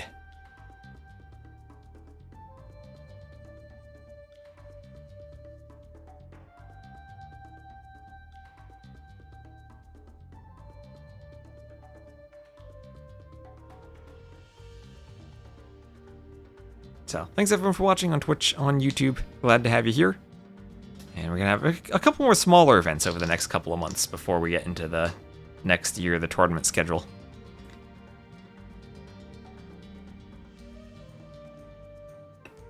I'll be doing my best to cover them.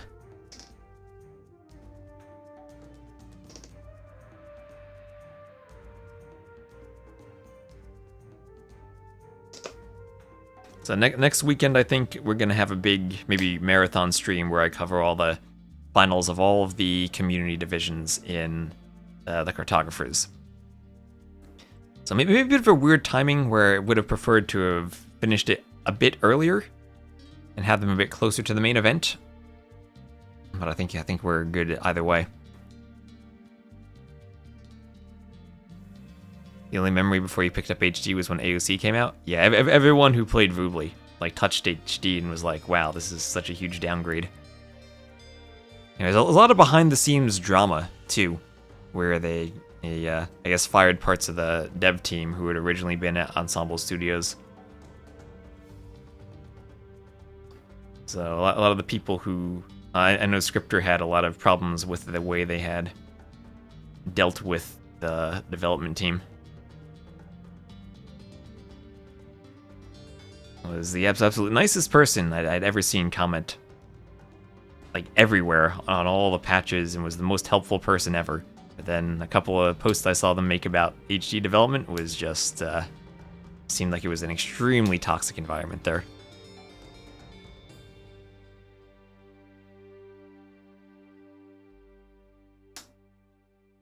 Little Kingdoms was the best thing ever? Well, I think it was a really good thing for the community. And especially people who were experienced at the game. It was still extremely annoying, right? There was a lot of things we could have done to improve the installer. and a lot of compromises that were made just to make sure that it was only doing the install for people who legitimately owned everything on HD.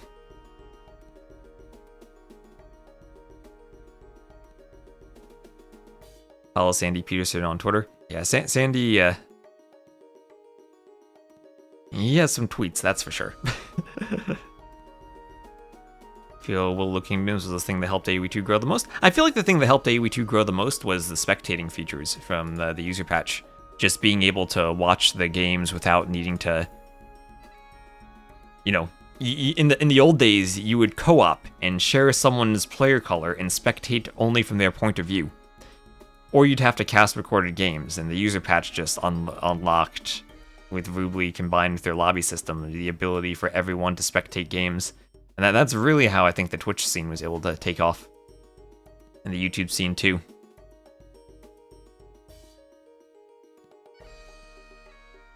I remember the original, like, Zero Empire's Turkmen videos were all them casting recorded games for the most part. There's no way we'd do LANs if we never had that to push the spectating features. Yeah, right. It pushed them to work on DE, and in many ways, DE at its release for the first few months was playing catch up to the user patch features. So okay, I see players. They were in a lobby, and they're almost there. They're hosting. ACCM's in a lobby. Lewis is in a lobby, trying to figure out what server to play on, probably. The dashboard is giving me different information on different screens.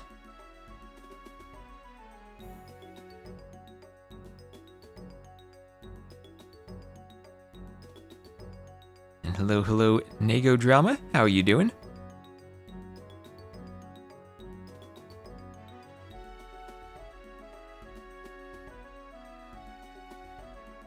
Okay, ACCM and Lewis are in a lobby. Wonderful. I'm fine, bro, and you? I'm doing pretty well. I had my coffee during those first 2 sets, and I think I'm ready for these next 2 now. Dravidian sniped. What a beautiful statement on their strength. The controversial Dravidian Civ.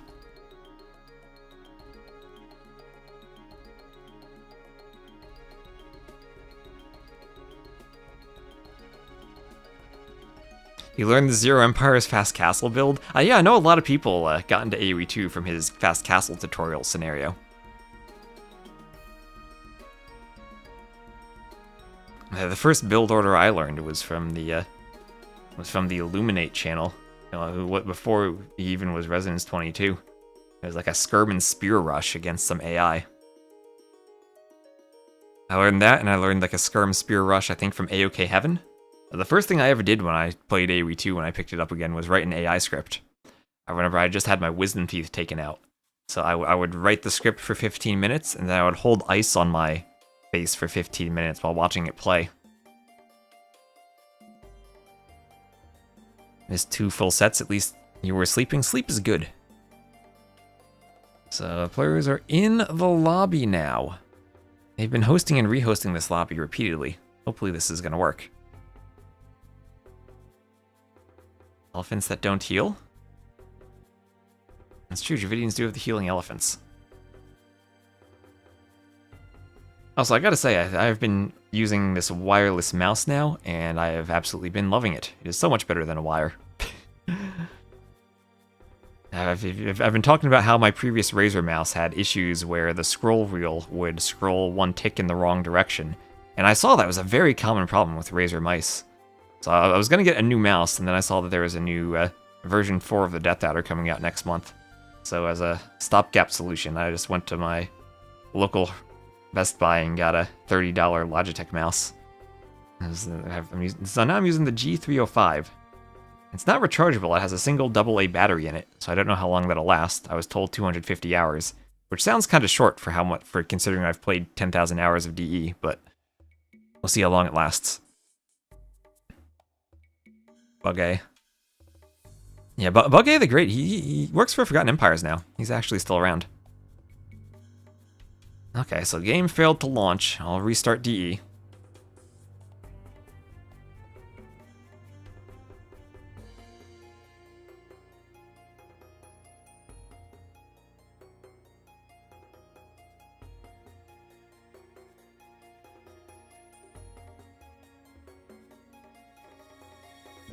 Turns out you should clean the wheel once in a while. I've heard that, like, I need to, like, blow compressed air on the wheel. Or there's, like, some sensor that gets clogged that needs to be cleaned. Oh, I remember Whack. I remember Whack. He was an American. I don't forget the American players.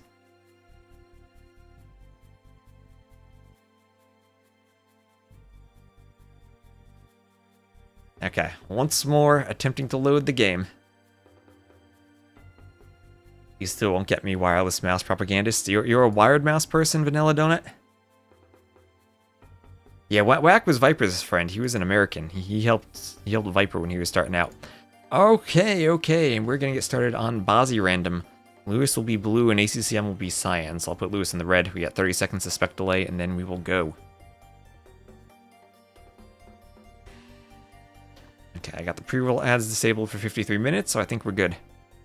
Have him confused with someone from Brazil then? You probably do.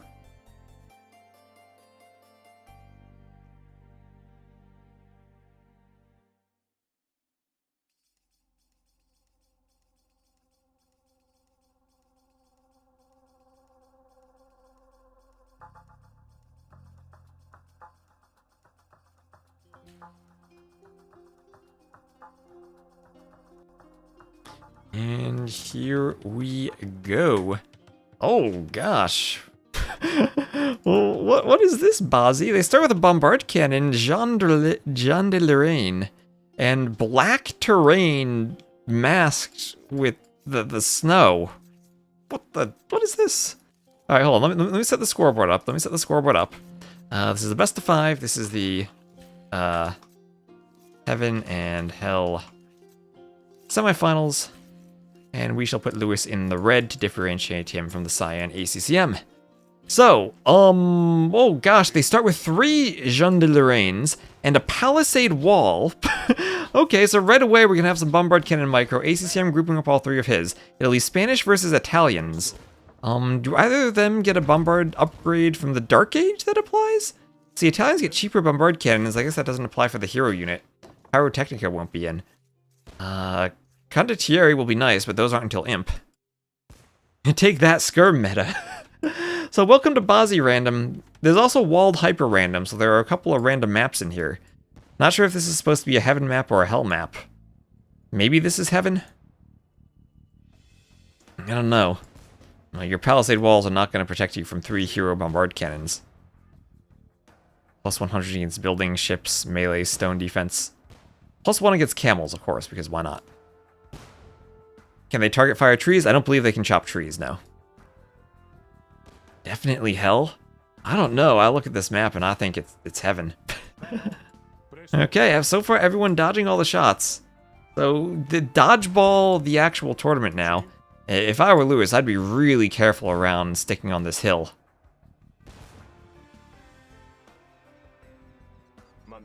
I mean, this is a game that could potentially end in the Dark Age. If you destroy 1 cannon and get a 3-2 lead, that might just snowball into a 3-0 lead. And then a destroyed TC. There's hell to play, Heaven to watch.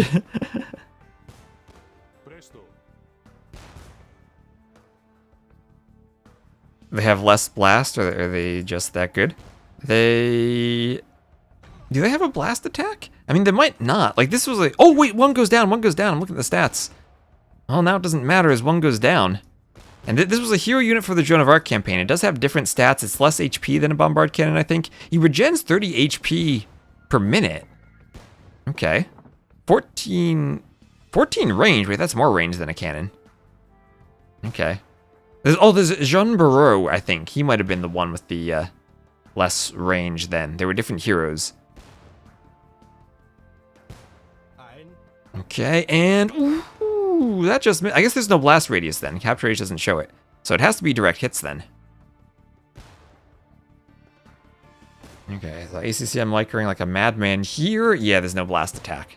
That was almost a direct hit.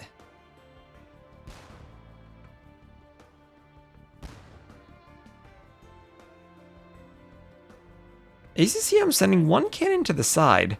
He's gonna get back. So what if he just tries to attack from the side with 1 cannon, then gets back? Do Vils rush it down with no blast attack? Okay, so this guy is, yeah, this guy has hair. He's not the Dave hero. The other cannon, I think, is looks like Dave. And, ooh, okay, that missed. That just missed. And yeah, ACCM, he's coming over with the cannon. He's going to do a sneak attack. So he's still playing 2v2 here. Lewis is going to try to get in. Yeah, and Lewis is going for the TC too. He needs to be careful around that stone. ACCM will go for the TC. And those TCs will go down.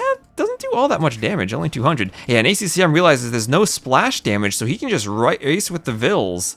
They're going for the TC. They're not going to take the TC out all that quickly. ACCM could do some quick walling and fight. Yeah, that misses. And he's going to fight with the Vils. They do have him in range. If he's quick with the quick walls, could trap them in. Lewis going to fight with Vils too, force the cannon back. And this guy, oh, this guy heals so fast, the Vils are barely even scratching him. Look at him heal. Okay, so Vils attacking, that doesn't do anything. Lewis could have just stayed there. Now there's a cannon from the wrong side. Has to be some quick walling here at some point. Ooh, spins. The spin move there. Ooh, that just missed. How did Lewis move a cannon? These things do like no damage without splash radius. Oh, Lewis had to have gotten really unlucky there. Yeah, ACCM not going to even harm his own Vils. Yeah, he has to do some type of quick walling to trap them. They have a minimum range. Yeah, min range of 2. So we have found that these cannons are both incredibly powerful, but also incredibly useless, as they don't have any splash damage. It's not working, 11. Lewis is confused. He doesn't know. He doesn't know the secret of not having splash damage. Well, the gate will go down. That has nothing, no problem there. ACCM, now ACCM has forward Vils, though.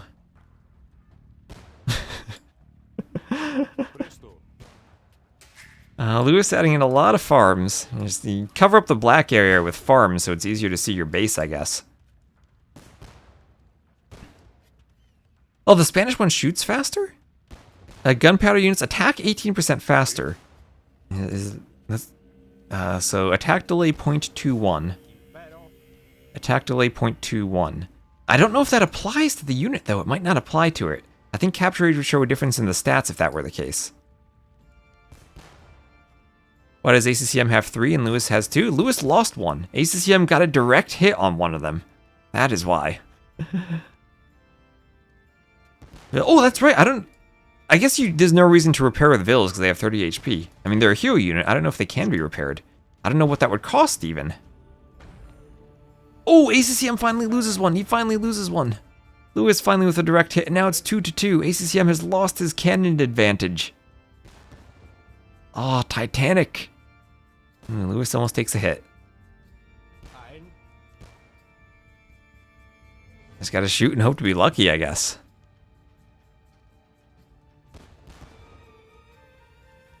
Yeah, 300 more resources collected for Lewis. Bit more idle TC time, though. I guess ACCM was probably chasing with Vils for longer. He did go very far forward.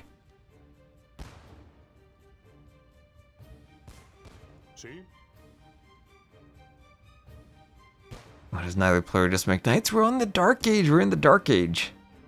You saw how ineffective Vils were. Militia probably just the same. Oh, both players losing another cannon. Okay, 1v1 now. Oh, ACCM tanked a shot but didn't die. Oh, Lewis wins. Lewis wins. He wins the micro war. Must have been maybe uphill from the shot and taken less damage there. And then had enough armor that he survived a hit. Okay, ACCM had rewalled, but he needs to defend with Vils now. We saw how ineffective the Vils were. And maybe Lewis just needs to take out more and more Palisade Wall. Well, Lewis with a huge advantage as he goes feudal now. If he wins the fight in feudal, then he just destroys the buildings. It's only one cannon, though. Not a 3-0 advantage, at least. Lewis not walled at home. ACCM chasing with Vils. Oh, a Vil goes down. Nice direct hit. But yeah, I mean, that's the thing. Does one villager actually stop it? It heals so fast. I think you need a lot of Vils to fight. I think this has to be scouts now from ACCM just to fight the cannon. So Lewis maybe just can go spears? And then if ACCM were to go archers, then like the cannon should deal with them, right? Maybe not if he micros. Oh, another Vil going down. Lewis maybe needs right clicks. Oh, he gets another Vil down. Okay, Lewis may be getting used to the cannon, lining up the shots for a right click. ACCM sending another Vil forward. Oh, gets him, gets him. He's learned how to micro. He's learned how to micro. Going for the TC? He probably should go for the houses. With how much? Oh, gets another Vil. He's doing it, Lewis. He's doing it. ACCM up. He's up first. Oh, he's picking the Vils. He's doing it. The Vils need maybe wheelbarrow? The Vils are faster. It's 0.8 to 0.75. Double bit axe for ACCM. Lewis is up. And what's he going to do now that he's up? He's going to go market blacksmith and go straight to the castle age. ACCM kind of able to FC himself.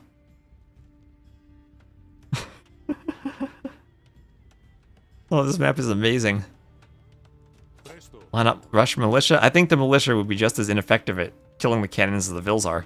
Ooh, ACCM has to dodge. Lewis pushing him back. Loom on the way for Lewis.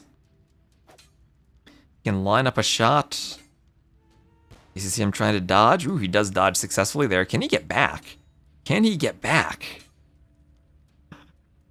Oh, this is amazing. He gets the Vil. Oh, he's killed so many Vils. That's 7-0 KD. This cannon's killed 7 villagers. Yeah, Lewis is in heaven. ACCM's in hell. ACCM sending more Vils. Oh wait, imagine though if Lewis just could wall the cannon and make a pen for it. A spear coming out. But a stable for ACCM, doing a blacksmith now. And fight with the Vils. Cannon gets the spear. Let's go. Scout from the rear. Okay, that's fast enough. Maybe that can destroy the cannon. No, not enough. Not with the Vils there. ACCM sending more scouts, sending Vils. Lewis needs some spears, maybe. The scouts, they're doing damage, but it heals so fast, it kills the scout. All the Vils forward for Lewis. And he's ready to drop a castle. He's ready to drop a castle once he goes up. Yeah, remember, this thing has 5 melee armor. These units will be doing 1 damage until he gets maybe knights. Yeah, but remember, it doesn't do that much damage to the TC. It's only 200 HP. But yeah, ACCM will call the GG. Lewis winning the Bombard Cannon War. We'll take a 1-0 lead. Regen's at 2 per second. So this, yeah, 30 per minute. That's, or 1 HP every 2 seconds. Oh, well, GG. Congrats to Lewis. He won the game of dodgeball. The lost initially was down 2-3. And comes back. So 14-2 KD. More res collected once he started killing the Vils, and GG to Lewis. That was definitely Bozzy random.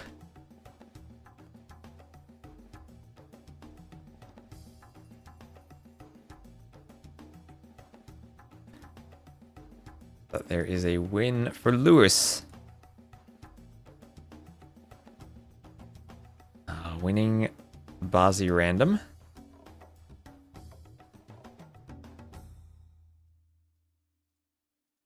And that will be Spanish over Italians. So highest pick remaining for both of them, both used there.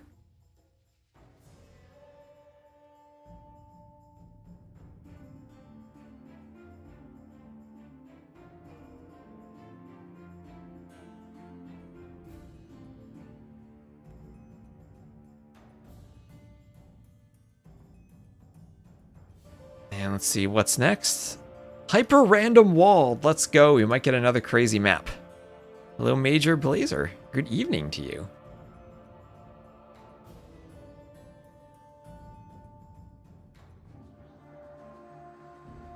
Is Bozzy random more random than hyper random? I don't know if it's more random, but I think it's more evil. I think we can put it that way.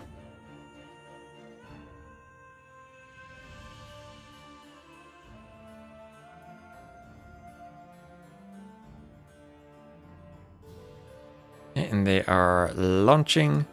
Again, I'll put Lewis in the red. It'll be Turks Koreans on walled hyper random in 90 seconds.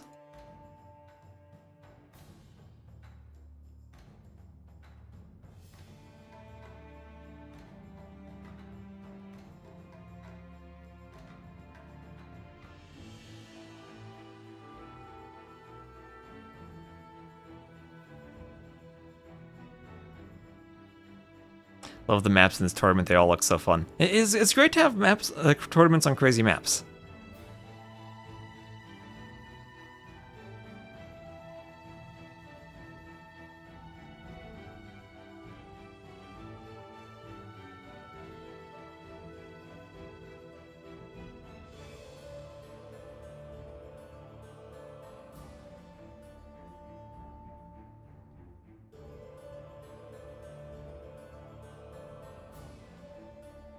I'll just wait for them to load in.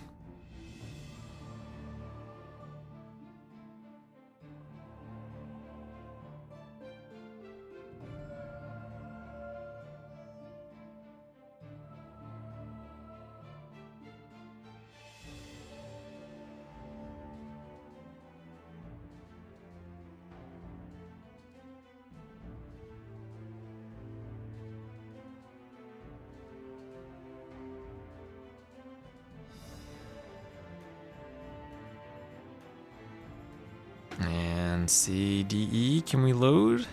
We're loading.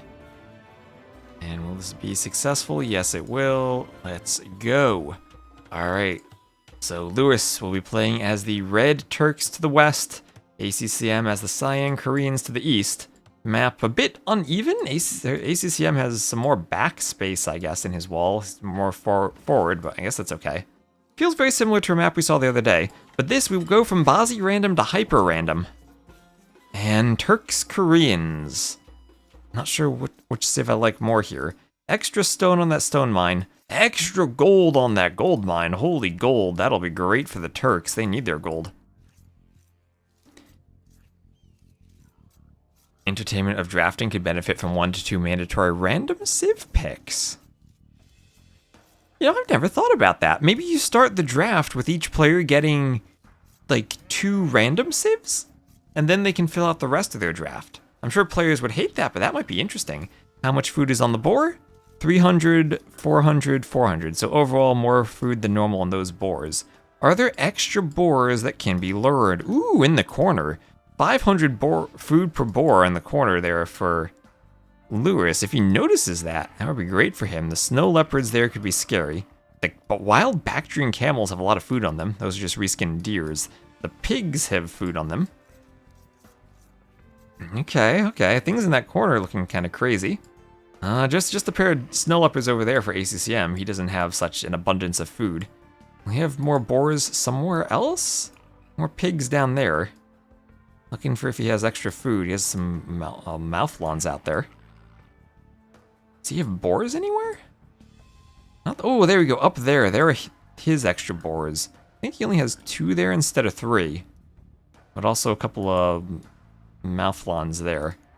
So if Lewis scouts the corner and notices that, he's going to be in a great spot to lure. Yeah, Lewis has the corner win. Is all his extra boars in the corners?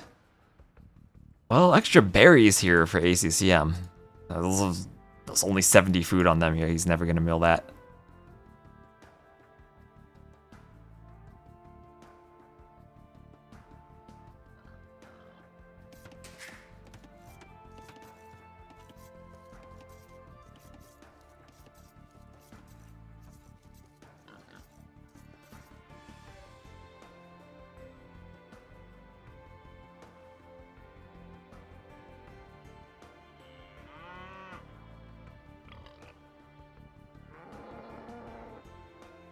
And I like the shape of this wood line. Narrows down to 1 tree.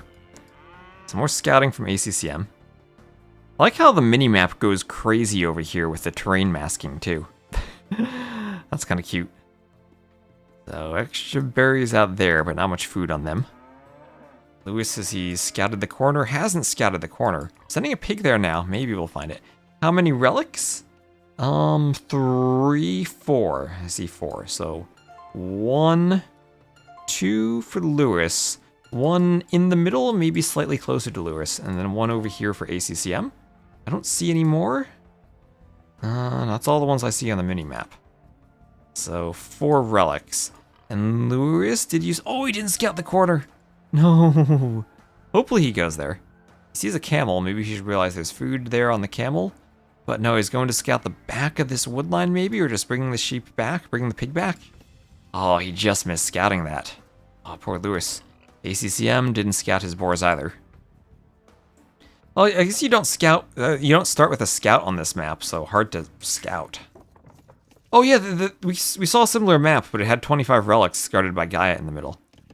Yeah, that's what I was thinking of in that Ganji game the other day.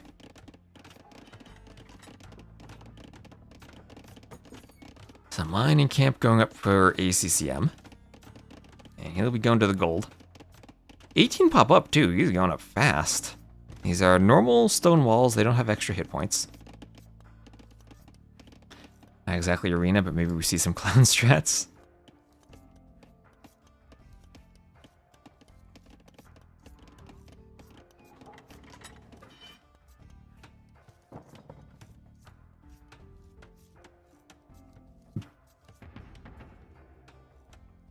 So barracks going up for ACCM.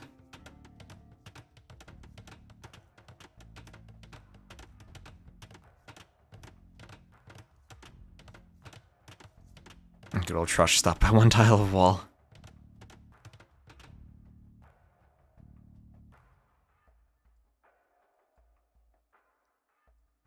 And yeah, he's probably going to do an archery range and then go for that Vinch-style Trush. Okay, well, I think Lewis has a great map to defend with how far back his gold is. His stone's kind of far forward, though. That'll be awkward. Did ACCM scout the stone? No, he didn't. Okay, this area right here would be great for ACCM to Trush. But without a scout unit, he's not going to see that. And he will immediately go for a watchtower right on the corner? Ooh. I don't really like watchtowers on the corner. I think that just makes it easier for Lewis to wall behind this. And Lewis will be up in 50 seconds. So he could probably even go for the rush, the tile ACCM attacks with the Vil strategy. So once he's up, he could probably do Loom. Yeah, he's going to do Loom and 2 Vils and Feudal. And then he could go for the send 4 Vils and Stonewall behind the tower rush strategy. Can you build a tower in the corner and hop in? Nope, you cannot hop between 2 wall tiles. At least one of the tiles must not be an enemy wall in order to hop between them. You know, the only thing I never tested was if 2 enemies have diagonal walls next to them, like from 2 different players. I don't know if you can hop that. But this cannot be hopped. If this were a gate on the side, then he could hop over it. Yeah, and Lewis doing exactly as I said. He's just going to do a stone wall with the market and the blacksmith behind the tower rush.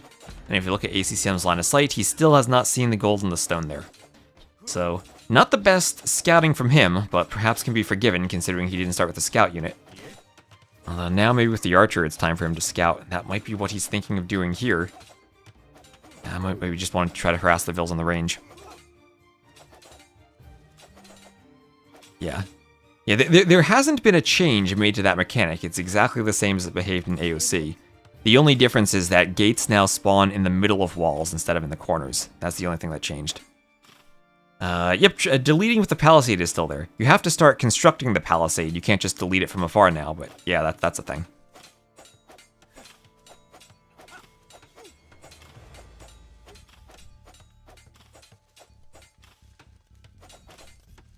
So Castle Age on the way for Lewis. How did he get 250 stone? Is that just random?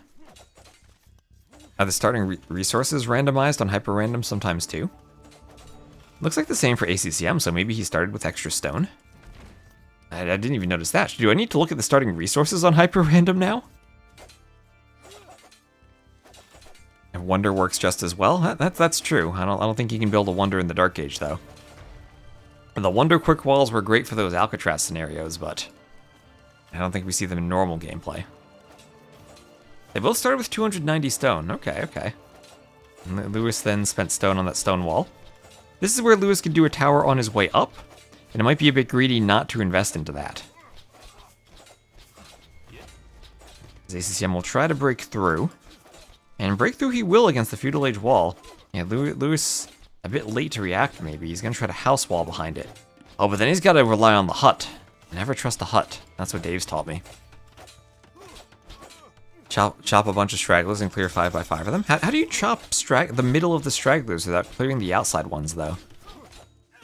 You could chop one line through. You could fully remove 3 stragglers, and then have an area where the rest are felled, and then remove that with a Wonder. But that'd be 22 stragglers to remove. Have you seen everyone break into someone's base? Yep, I have a good video on my YouTube where Viper does it to Hera. In a best of 21 they had played a while ago.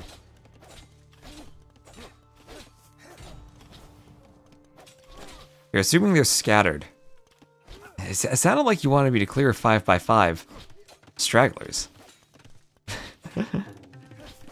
But yeah, I guess the maximum we could clear is 22 stragglers, realistically.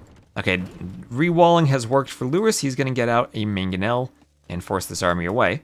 So the Trush has given ACCM that eco lead, 31 vills to 26, but Lewis will add in a second TC, and deleting some walls for the TC, and then try to just boom after this. So workshop defense with a boom.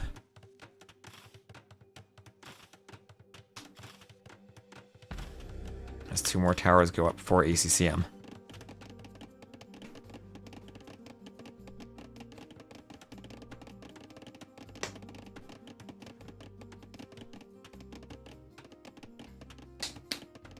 ACCM has such low resources collected. Yep.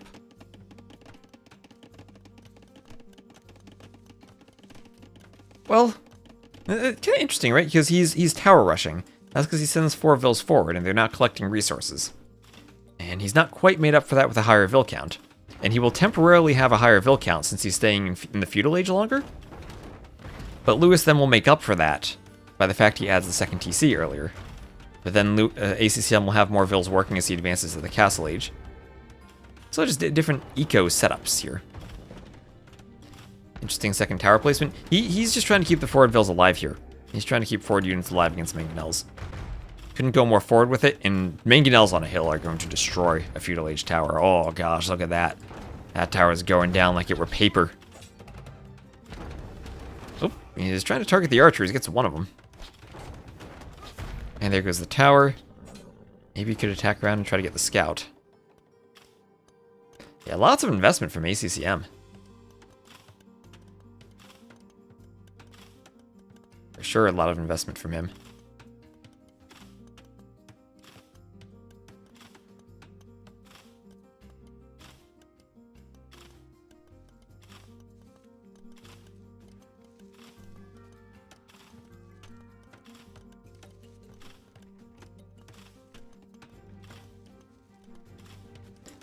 But Lewis able just to defend with a few mangonels. And monks coming out of the monastery at the rear. The mangonels will go for the outpost as a stable comes forward for ACCM. And we'll have Castle Age on the way as well.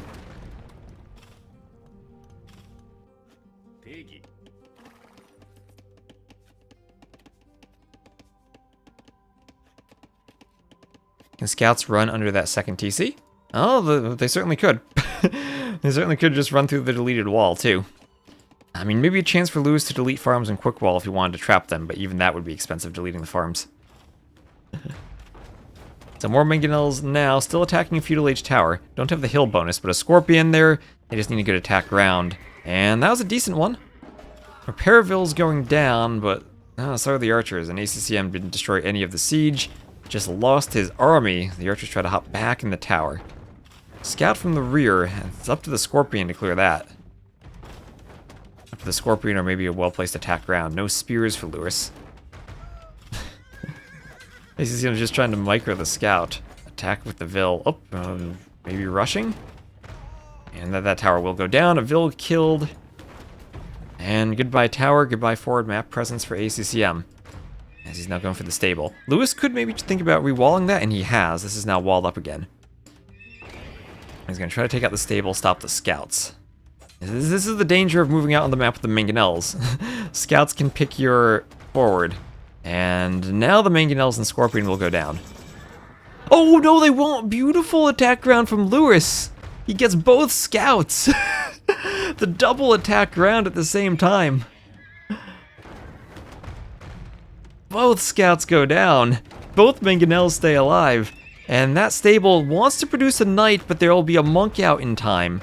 Will the stable even get the knight out? It can, but that might just be a monk for Lewis. There's the conversion. ACCM has to run or delete. He's going to try to run, and the stable will go down.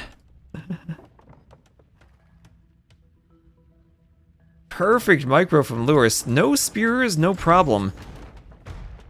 kills all of the Feudal Age scouts from ACCM before his monk comes forward. And now he'll be able to add in a third TC protecting the front of his base. Maybe a bit scary deleting the walls, but it'll be on the gold and the stone. Oh, tower rush from ACCM though. He's trying to hit the back wood line of Lewis. That first tower does nothing but cover the second tower. And it does at least hit a tiny bit of the wood line. Well, those 3 guard towers for the Koreans will be annoying. And it's really important for Lewis to have cleared that tower before it became a guard tower. So there's that knight again. Monk wants a conversion. But ACCM will just have to run. Yeah, look at the Vil difference now, 59 to 40. That Castle Age timing gave Lewis a great 2 TC boom. And now he's pulling far ahead in resources collected. Tower rush not working. One archer being annoying. Let's see if Lewis reacts to these towers. Oh, he hasn't even seen the towers yet. That tower is so far back, it didn't even attack anything. Lewis just wasn't chopping wood there. So Monk will force a delete on the archer, but finally a tower goes up that will be annoying. I'll take maybe a farm or 2 in a wood line. Perfect representation of how your trushes usually turn out. Is this standard victory? I don't know, let me check. Hyper random usually is played standard victory and hyper random. I don't know if it is here. Nope, it's conquest victory. I don't know what the handbook specifies, if it's supposed to be anything else, but this game does look like it's played on conquest. So delete on the knight. Knights from ACCM still not accomplishing anything. Rocket cart doesn't go down. Lewis did lose his mangonel. Maybe should try to stay on the hill more. But Lewis will be starting to pick up relics behind this too. Chamber is already calling the GG. Lewis's micro too good. As a ram on the way, tower not walled in, but there will be rocket carts behind it. Lewis will just pick up a relic from there at the start. So 2 more relics remain on the map. Lewis will get 2 of the closer ones to him. ACCM at least though guards that relic with his map control.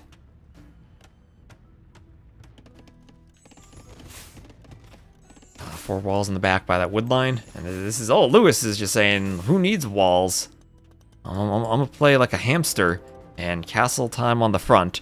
Oh, if that castle could be one-shot by a rocket car. ACCM's gonna want to castle that hill. Ooh, but the mangonel could one-shot a castle foundation. ACCM needs to be careful here. There it goes from Lewis. Shoot the foundation. ACCM deletes the foundation just in time. Deletes while the shot was in the air. Lewis went for it. ACCM was prepared. The ram coming forward too. The ram could attack the rocket cart. That could be dangerous. Lewis needs to maybe attack around the Vils.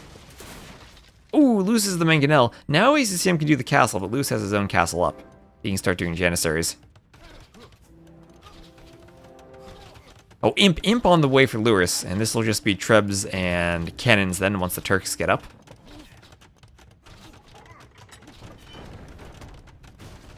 Oh, rocket cart goes down. Rocket carts aren't really more fragile, right? Ooh, nice shot. Do they have different melee? Oh, I guess they die a bit more easily to mangonel shots, right? Do mangonels win that?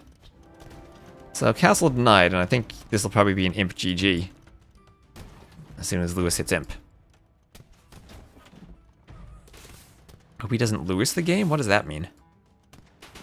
Hope he doesn't lose the game? And you're just using Lewis because it sounds different. Now, this is not the imp TC, at least. We have seen an imp TC denied today. This is the imp TC protected by the castle.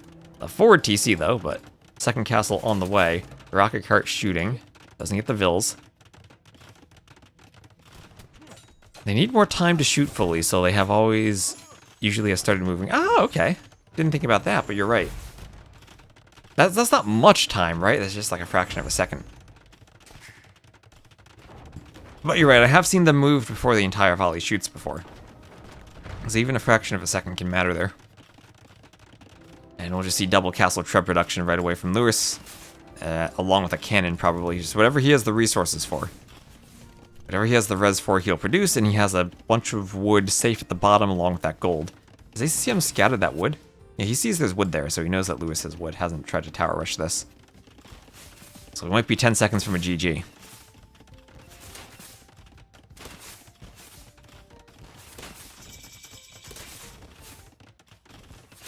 And, yep, there we are. Even ACCM. Gonna call it. And Lewis goes up 2-0. Goes up 2-0 over ACCM. Two crazy maps, but ACCM not able to cook up a strategy that works on either of them. 1335 castle timing from Lewis, absolutely perfect for his build. 1005, 1335, 0 idle seconds. And the trush did not pay off.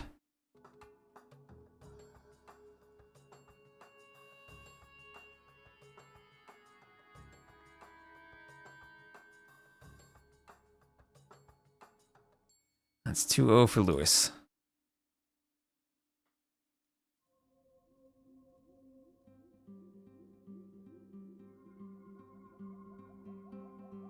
ACCM's next map is Houseboat, if he chooses that. And that's Koreans losing to Turks. He still can't do a reverse sweep, which would include reverse arena appropriately enough.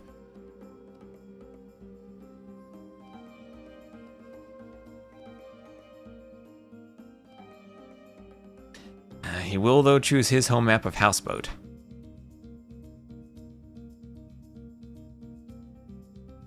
It'll be Japanese for Lewis and Byzantines for ACCM. I do think Byzantine's probably the better civ on Houseboat.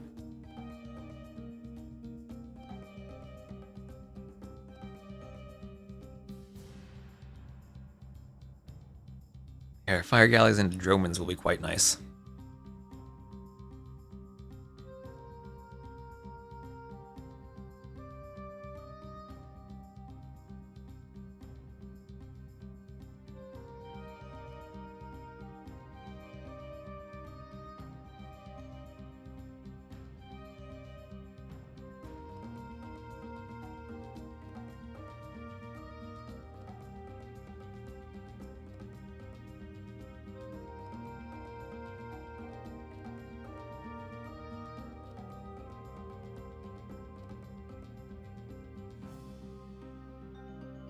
And here we go. 30 seconds.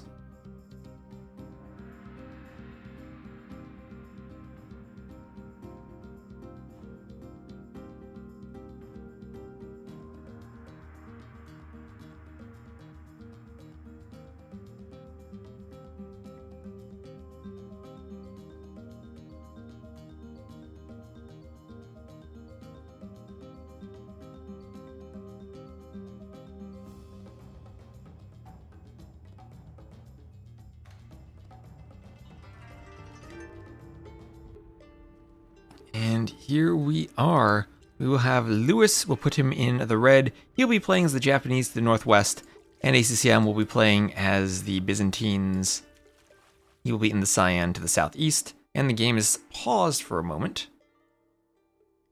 Lag, do you get spike? Yes, okay, apparently they got a lag spike. So they're just gonna try to play through it.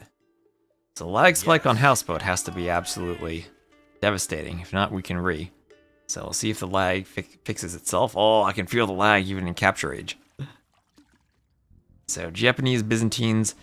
Byzantines on this map will have the great fire galleys. So with how small the water is, that'll be a great advantage for them. They'll also have Dromans, so if it goes imp, they can win the Droman fight and take out the TC if they have forward water. And also extra HP on their castles, amazing for castle versus castle fights. Japanese will have the faster working fishing ships, so with all the fish on the map, could be a great eco boost for them.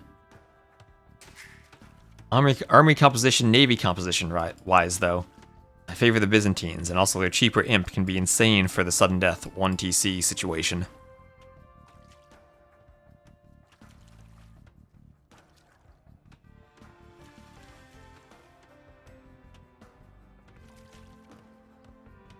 So, I don't even know how to do a build order on this map.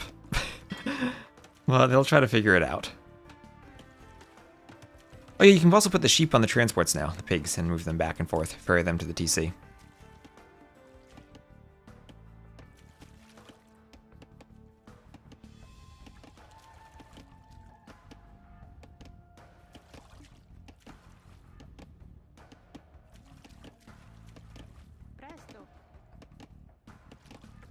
Do you think a top tier player like ACCM shouldn't play in B, C tier? Well, why not?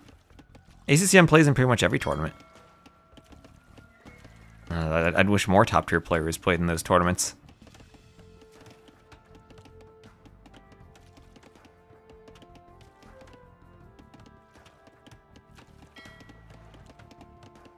I'd imagine for ACCM, the finances of just even getting smaller prize pools still help him out. Remember, in different countries, the value of prize pools will be different for every player, relative to their cost of living and everything. So I imagine being in Vietnam, it's a great investment for him to play in every tournament he can. Was AoE 3 you could do? I don't think you could do oil platforms in AoE 3. You're probably thinking of Rise of Nations. In Rise of Nations, you could. Yeah, the black terrain does kind of look like an oil spill here, just an attempt to make this look more like a hell map. There are usually fires on the outside and smoke on the shallows, so this is a very deadly outside of the map, I have to say.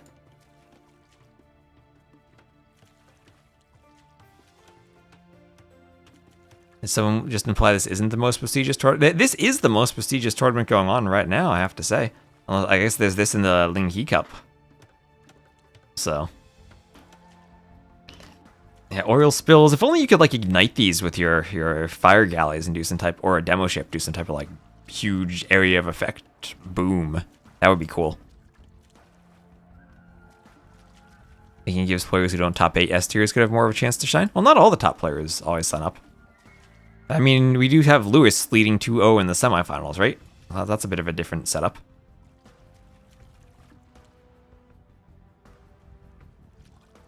So ACCM coming forward. Oh, Lewis is going to trap the scout. He's going to trap the scout. Lewis with the quick walls. Needs to repair the gate, though. That scout will break out if he doesn't, but he will.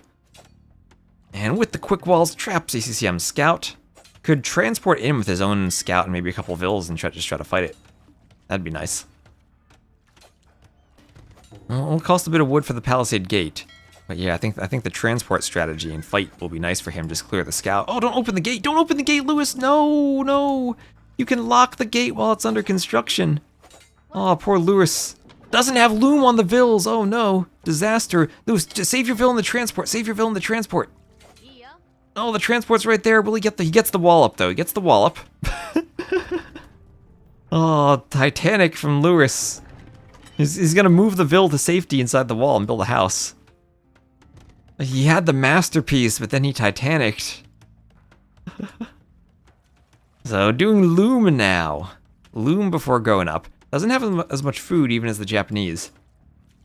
More res collected from ACCM. Maybe ACCM a slightly tighter build on this map. And not a good square land to make your point.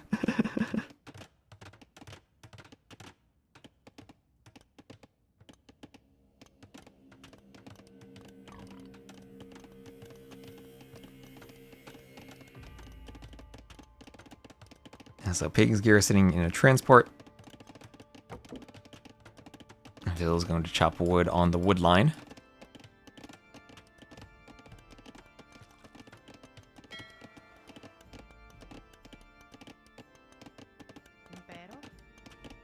Drops off the Vill on the coast.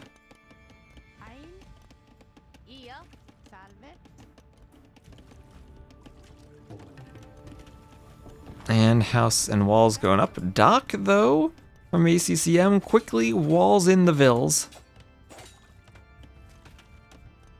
And they'll go for a fight on the palisade. ACCM gets the walls up. And this is where he wants to shine as the Byzantines, just going for fires on this pond.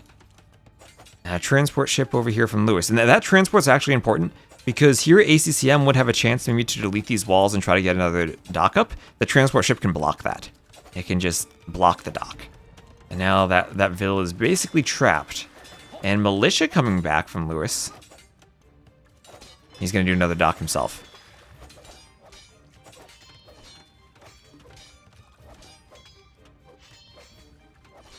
And oh, some pigs there too. The pigs can get in on the action. So Lewis up. I wonder if Lewis could FC. Well, I guess he doesn't quite have the food. Still a minute away from feudal though. And does have a lot of Japanese fishing ships. Always kind of hard to tell what the eco is with those fishing ships.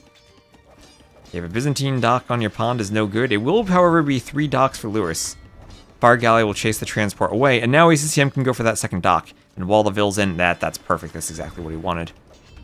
Drush there wasn't quite able to stop that. I think what Lewis needed to do was actually just wall in those vills.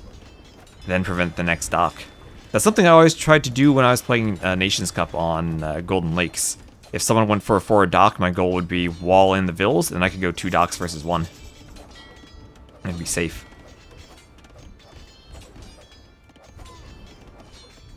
Let's go ACCM.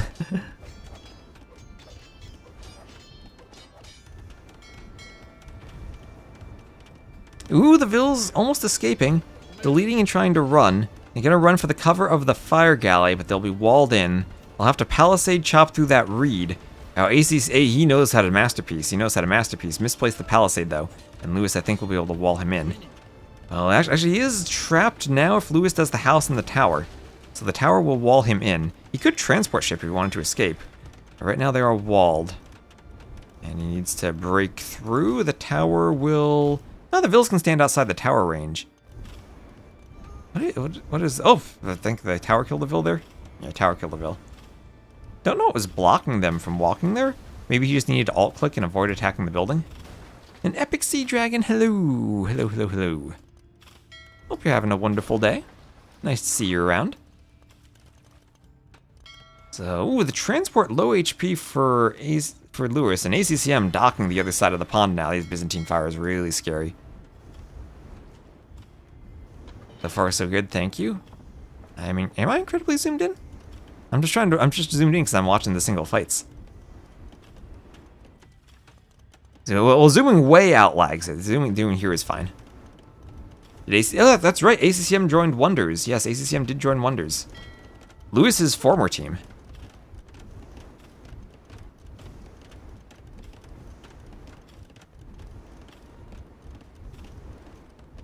Ooh, demo. Going for vills. Vills hiding the TC, just gets a fire. Just gets a fire. Is that oil in the ponds? I guess that's what we're calling it. I mean, I guess if, at this point in history, people didn't know how to use oil, right? So it's just there. It's not even a resource. I think with Byzantine fires in his pond, Lewis also is very dead. Thought there'd be a new team. Well, we still don't know what's happening with Leary and Hart.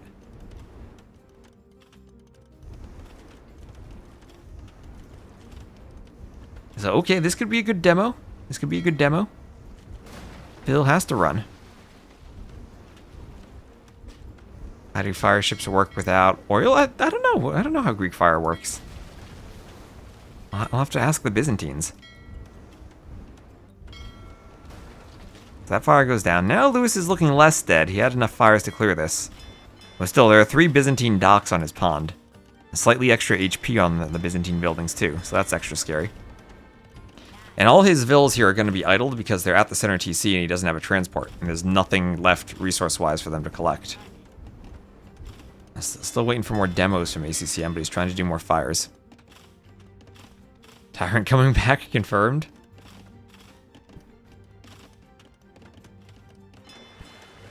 I mean, we did see Grunt playing again. Now, how copyrighted is that name? Imagine that. Hera and Leary forming a team with a Grunt and calling it Tyrant. Or, I mean, Hart and Leary. Maybe they could even then poach Hera from Gamer Legion. Oh, that's true. Persians did have boiling oil. I guess I'm speaking more of using oil as an engine or fuel than as just something to burn. That's true. People did burn stuff back then.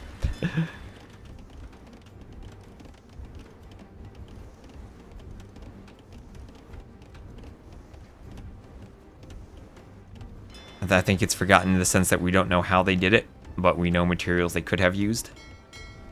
I guess that makes sense. People probably have opinions on what they did.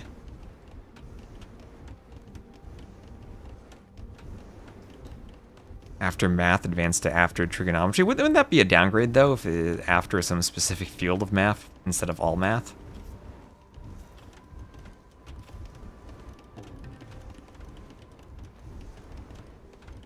So GG on the castle age from ACCM? I mean, Lewis is really far behind.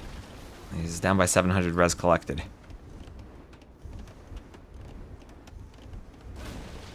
Nice demo there, kills a villager. Another demo on the way. Lewis did finally get a transport ship out. Queuing more vills. Once ACCM gets up to castle, though, it'll be a war galley, a research and a dock back here, and then Byzantine fire ships. And Byzantine fire ships, not something you'll be able to fight while you're in feudal. With seeds oil, not like petrol. Yeah, I assume there are different ways of making the oil. And hello, Red Cliffy.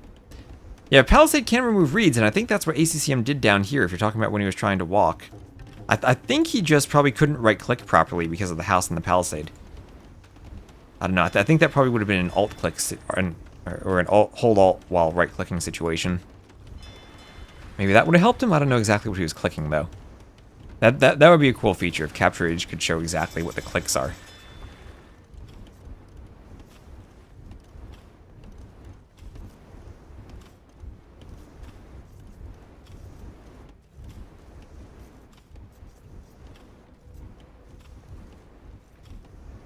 Oh, the fire popping out on the wrong side of the dock. That is unfortunate, but War Galley is on the way. The dock's almost destroyed anyway. That'll free the fire. The fire will take out the tower a bit. And then a demolition ship in 1 second. A couple of fires will be nice. I'm going to be on that fight. Maybe over here, the dock. Not going down. The Ville walled in to repair. And a fire ship out for ACCM. Down here, still looking for those demos to pop out of the dock. The transport still running around for Lewis. Lewis, heavily trapped in feudal. And he'll have a forward monastery and workshop for ACCM. He can add monks to help convert on the water. There is the demo, gets a fire, gets some HP off the fishing ships. But the double fire ships themselves will take out that fire galley. Oh, there, actually, Lewis up. That's why he's so far away from castle, because he's clicked it. And he's trying to repair, but demo on the way. And boom! 3 fires galleys down with 1 demo. Transport will go down, 2 more fires on the way, and I think the fires can themselves destroy the TC. Castle Age TC, only 2 vills in the middle. ACCM maybe needs to attack it. So, triple kill with the demo. And yeah, that TC will go down quickly to the fires. 1 fire down, but more on the way. Nothing Lewis can really do here. Only 2 vills to repair. They will probably go down to fire if they're targeted. He's trying. I don't know. Does the TC block vills if they're in the middle of the TC from being hit by fire? No, it does not. Some more fire galleys in the back, but ACCM can pick those off. And this TC needs to be repaired, but it likely will go down. Look at all that fire on it. And down it goes. Lewis, shocked. They forgot to select sudden death, but he'll probably just resign. GG. That's why in my map scripts I auto-defeated the player. You see, yeah, they set conquest, but that doesn't matter. They didn't build any extra TCs. And he resided in it anyway.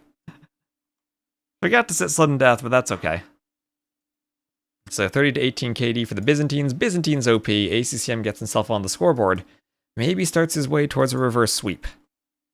What is so good about the Byzantines navy? 1, their docks have slightly more HP than normal because of their building bonus, so that's an extra 540 hit points over those feudal age docks. So 20% more in feudal, 30% more in castle. And then fire ships and their dromons attack 25% faster. And fire ship versus fire ship, this fire ship just wins with such a higher attack rate. So that's what's good about their navy. They don't have an early game eco bonus, so they're slower than other naval civs. On different maps where galleys are more viable, and there's room to amass 6+ galleys with fletching, then the Byzantines, they'll still lose there. But on these very small maps where you're just going fires, they are amazing. There's no scripting option by default. There are things you can do in map scripts about that, I think. It's more, it would be nice if we could just force certain settings for tournaments, though. That's one of the things I've been thinking about for map scripts, trying to make the map scripts work even in the presence of incorrect settings. That's something I'm trying to do for future projects. Alright, so that's a win with the Byzantines and a loss with the Japanese. And they are right away in the next map on Basmo.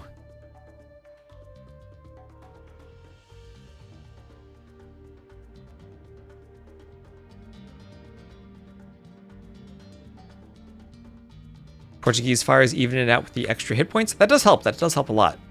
But I think the Byzantines still win that. And especially once you get to fire ships, the bonus continues working even better for the Byzantines. And especially into fast fires.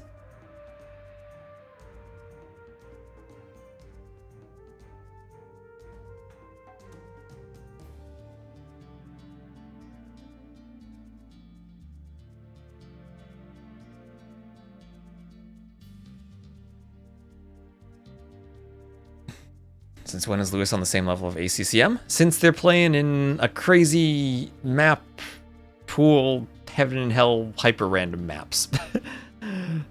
That's how.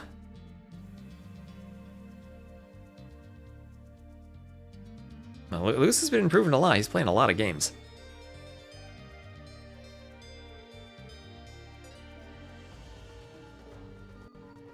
We casted a reverse arena game yesterday, if you want to see it. So here we are. Lewis will put him once more in the red. He has a 2-0 lead over ACCM. They will play Basmo. Lewis will be the red Burmese to the north. ACCM will be the cyan Armenians to the south. If ACCM can force a game 5, then he will go for a reverse sweep on reverse arena, which is basically you start inside of your opponent's walls. And I would love to see that.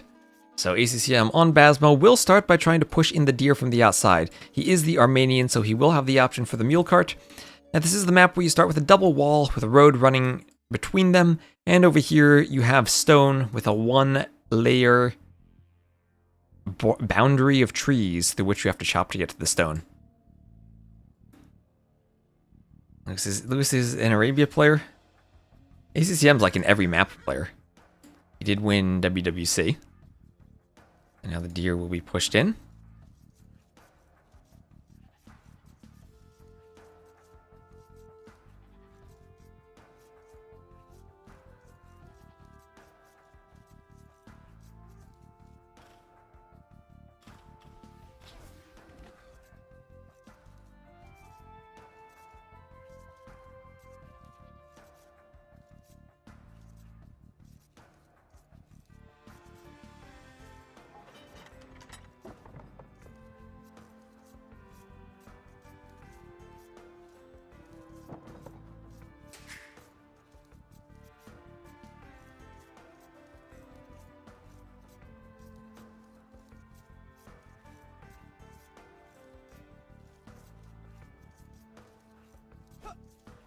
And the deer taken out from under the TC. So a nice push there from Lewis. Boar taken in a nice spot as well. Both of his golds to the back. I wonder if we will see tower rushes. I have seen Lewis tower rush on this map before. Past couple of games I did see tower rushes, although I feel like in Warlords that became less of the meta over time. ACCM will send his vills out to chop wood here. You do have safe wood, even though it is far from your TC to build over here. And he will indeed go for that mule cart.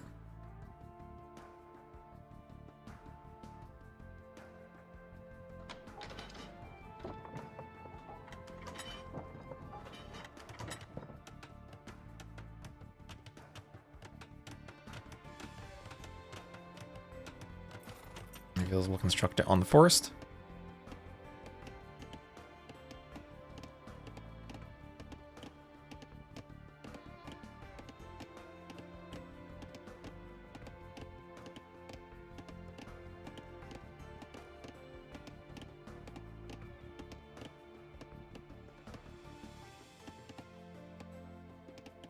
And another lumber camp on the other side. Lewis not chopping directly to his stone. He's chopping around the lumber camp first. And then he'll try to get in. This goes heavy monks. Burmese kind of screwed without heresy. That is true. So look at the monk tech tree. No heresy for the Burmese. They have everything else. Cheaper monk techs, but no heresy. Armenians have the entire monastery. And of course fortified churches, so they will have that extra relic.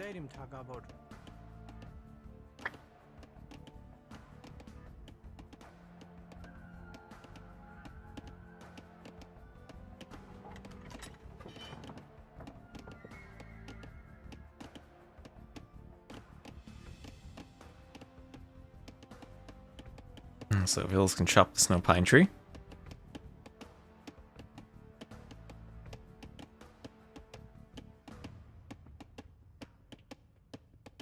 And then we'll have Feudal Age on the way from Lewis.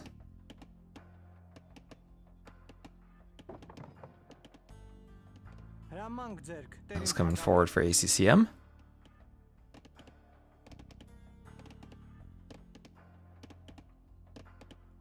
And he's just going to try to chop through here. And with one mule cart, can move to the inside and start mining stone whenever he wants. And he's just going to try to take some of these trees out of the way first. Give himself a larger gap.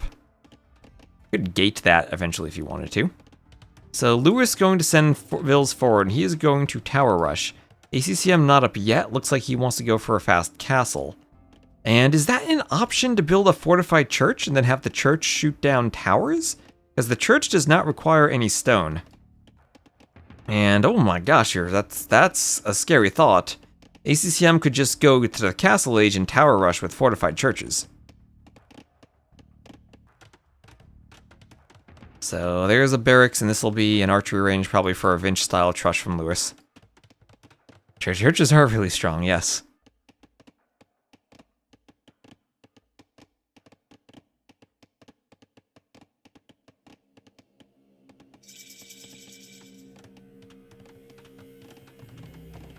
So archery range from Lewis. You're confused by ACCM's build. Well, what is confusing you about it, Sato? Doesn't quite have the res to fast castle. He's up on 23 pop. Maybe he thought he'd have a bit more food. Hasn't built a single farm yet.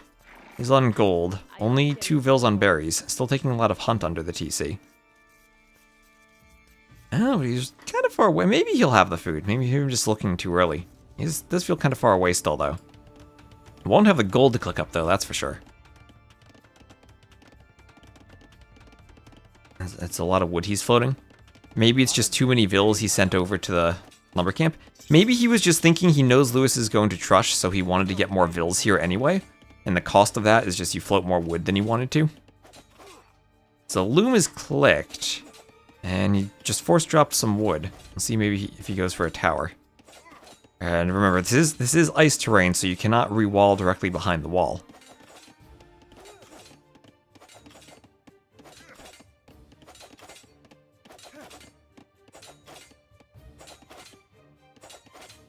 You could repair it, though. And with Loom, maybe he just rushes it with a bunch of Vils to repair? He's thinking of it, but indecisive with where he puts his Vils. And he is straight up to the castle age. Then he's just going to wall this off with palisades. And I guess he could do a fortified church here. It would block some of the stone. But archers in from Lewis, and those archers will be scary if ACCM doesn't invest into his own tower. I think he's being really greedy, not going for any stone defenses here. Yeah, and he's forced to do the tower now, but those Vils are almost through the palisade. Those archers are going to be really annoying. Who is in the next semi? And it'll be Barles versus Ganji. So that'll be a banger too.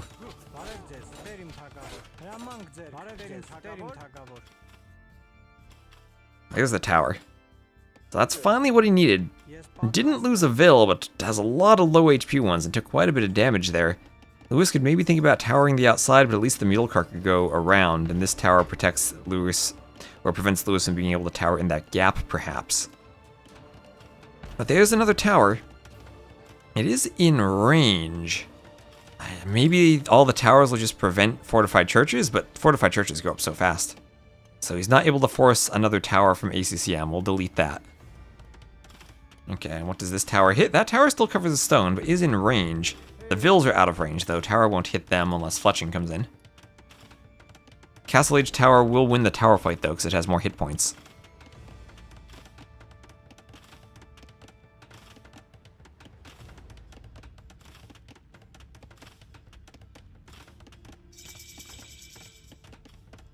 And there's ACCM up to castle.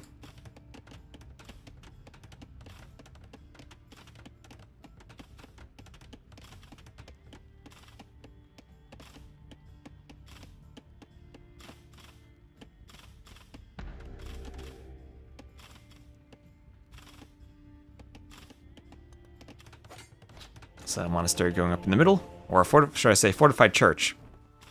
Archer killing a deer. No food on the deer in this patch, although that won't matter much. So fortified church for ACCM, and he has a bit of wood. He's gonna go maybe... He could mule cart behind this, and then just maybe wait for more wood. Then do a fortified church rush here. So I still think he probably needs to secure this area. Would it ever be worth it to delete a tower just to build a church and give yourself more space? I guess you can still do the church over here. It's so good for this map. Yeah, that's what I'm thinking. Because it should win 1v1 against the tower. I mean, this thing has 2,400 hit points. Towers have nowhere near that much. It's just 1020, even in the Castle Age. 850 in the Feudal Age. So another tower for ACCM. Doesn't have the wood for a fortified church. And I guess this is the benefit of the tower rush here. You're destroying your opponent's main wood income. And it has to be a mule cart on the other wood line for ACCM. He doesn't even have double bit axe. And is struggling on food. So Lewis up by 4 vills by virtue of staying feudal. So he will have the better eco. And if he can apply enough pressure that ACCM can't add in his eco upgrades, he will maintain that res collected advantage. Especially if he's able to kill a vill with the tower. Ooh, 2 HP. And gets away. Or no, the tower. There's nowhere for the vill to hide? It's within the range of the tower. Almost within the range of this tower. And now he has 1 tile where he can hide. As you want monasteries in the middle. Yeah, that's true. You want monasteries in the middle for some map control, and he's picking up relics. Warrior priests to pick up relics too. Warrior priests and monks, that'll be 3 relics. And well, I think things are looking good for ACCM in this game, despite the score lead for Lewis, just based on the map control. It's just very, very unfortunate that he doesn't have any more presence down here. Also has a mule cart in his tower. And honestly, if he could... if there's any way he could chop through, there's 28 wood left on that tree, he'd have an escape route. He's gonna run forward. He might have to delete walls and just try to run? Yeah, Lewis might try to quick wall him, but there's ice there, so he can't stop that. Those are some very low HP villagers, though. He's trying to get out. 3 of the vills will die. His tower goes down. Didn't try to repair it. That'll be 3 dead vills, a 4th dead vill. At least 5 dead vills for ACCM. That'll be, I think, 6 and 7 dying. His vill kills 6, 7, and 8 for Lewis. At the same time, though, ACCM is in on Lewis's wood line, and Lewis has to run the fortified church and an open gate. That warrior priest just barely holding it open. And Lewis will have to run off of his wood line. He's up by 8 vills, but he's also trapped in the feudal age. How did this happen? Something opened the gate. Something opened the gate for ACCM, and he went right in. And now ACCM can mule cart the middle of the map and take more deer. Lewis has some archers out still. He's got 12 archers. I mean, if those 12 archers, he's got 7 there, could ambush the vills in the middle, that could be deadly. He has scouted them. Lewis again betrayed by open gates.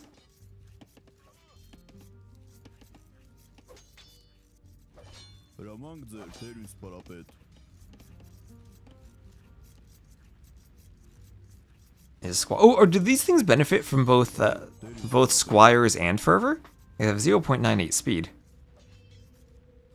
Fervor's in. Squires is not. I never thought about that. I don't know what upgrades affect them. Another open gate. Yes, but he walled behind it this time. The gate is open, but he's able to wall the priest out. Lewis. He needs to lock his gates.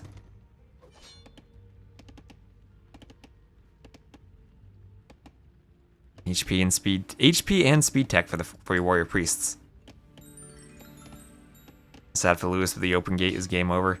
Well, it's good for us because we'll get to see reverse arena. And well, Lewis defending with his archers. A couple of warrior priests got in. Not that big of a deal though. He has a TC and archers here.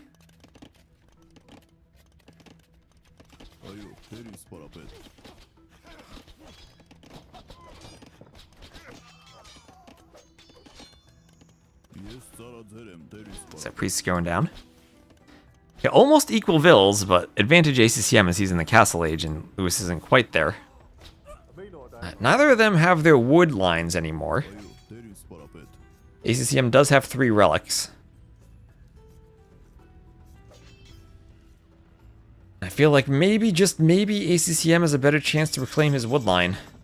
Although, if how do the archers do against warrior priests? These things have so much HP and could even get more armor with the next upgrade. Does Gambesons affect them? Does Gambesons give them more armor?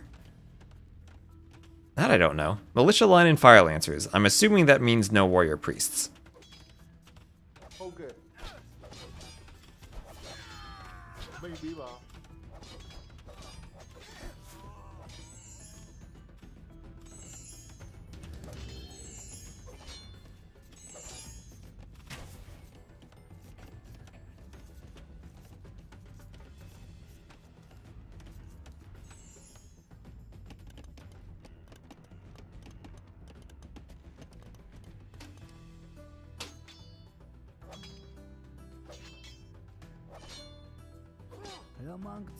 Our relics being picked up. Affected by monk and general infantry upgrades only.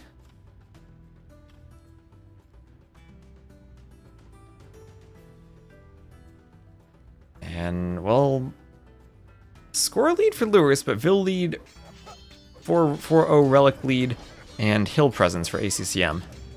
The hill will matter a lot. This is where you have to attack ground the workshop with the mangonel. If you right click, it'll hit the edge of the workshop and kill all your warrior priests. Yeah, 5 relics now, and that's huge when Vils are running instead of working. Yes. Mangonel shot on his own warrior priests. They're converted, so atonement is in. As someone said earlier, no heresy for the Burmese, so a huge monk war could favor the Armenians. Is atonement required to convert those things? Well, he has it, so maybe. Here's atonement and redemption. And with redemption, he can apply pressure on the workshop with the monk. He's the best siege unit in the game. Also, we would have access to that final relic down there. He has scouted it. So it could be a 6-0 relic lead if ACCM can just get down there with a priest to pick it up. Oh, thinking about converting the workshop, not going for it though. Atonement is in.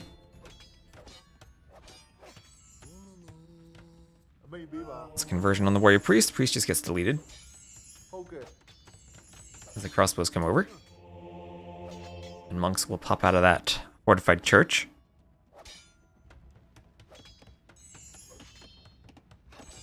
And there's the conversion. Crossbows could think to defend that. Monk could maybe get a conversion. Conversions are faster on units than on buildings. And the priest will just run away, seeing the crossbows. Too much like the militia line? Maybe. I mean, they do kind of, right? They kind of have that same swagger to their walk with the axe that they carry. So devotion on the way for ACCM. He's going to be devoted. And he still just wants to clear out that workshop. Yeah, 5 relics in a monk war. 6 relics in a monk war, even huger. And now ACCM will TC Lewis's previous base. That gate is still open. Eventually that warrior priest will destroy the gate, but he'll walk his Vils in and do the TC.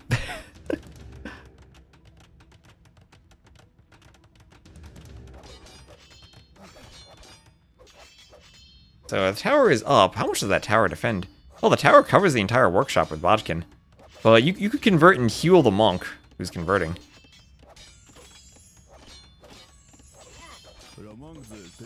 Scorpion out now. Workshop almost down, no repairs.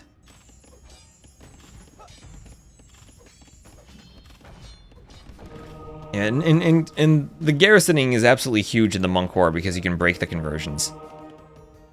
And with devotion now, ACCM's got this. So ballistics on the way for Lewis. He himself has not done redemption. So mangonels and or rams still could push the tower. He's got some crossbows hoovering around the back, does pick a few Vils. So keeping the Vil count similar, but with 6 relics. That's going to be a much better eco for ACCM. We see him up by 1k res collected, 1.7k relic gold.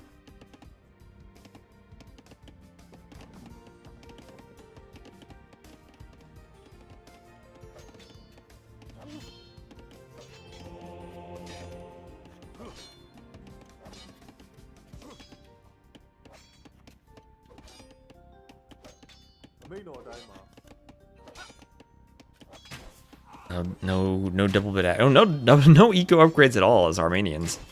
Do you have a gold or stone upgrade? No eco upgrades, despite the mule cart giving you extra powerful eco upgrades. Oh, the warrior priest has now left the gate closed, but I guess that's okay. The TC's there, and that'll go down quickly enough. Crossbows actually could stand under the church and snipe off the warrior priest. There are no vills to garrison it. It only shoots one garrisoned. So redemption on the way, more monks for ACCM.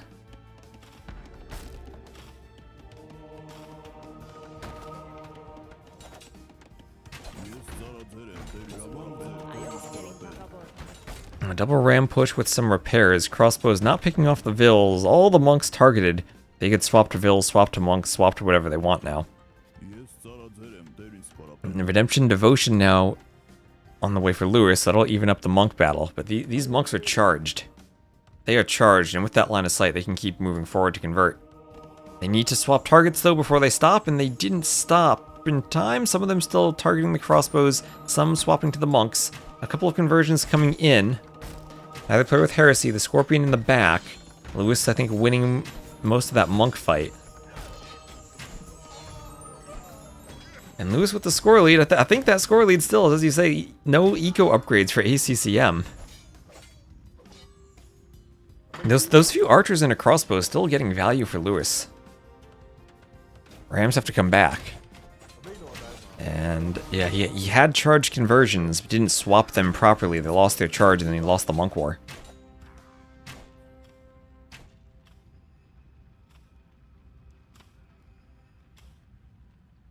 So he still has the hill, and still has a 10 villager lead. Remember, he does have that second TC, and his eco is 2k res ahead. Lewis needing to mine the stone in ACCM's base, so they've swapped bases here. Wonder if Lewis would have picked up wood upgrades if he hadn't had them for free. That's true. He hasn't done any eco upgrades other than the wood upgrades he has for free, so. Well, a game where the free wood upgrades, proving how good of a bonus that is for the Burmese. Yeah, reverse Basmo now. They're playing a game of reverse Basmo before a potential reverse arena. So scores reversing, ACCM taking the top score, but Imp! Imp for Lewis on 1 TC is the Burmese. Ooh, okay. If he somehow gets stone, he can do a castle, and he will have stone in ACCM's base. So ACCM will castle the middle hill. But if Lewis could do a castle somewhere maybe over here, protect Trebs, he might be able to go Imp and Treb that down.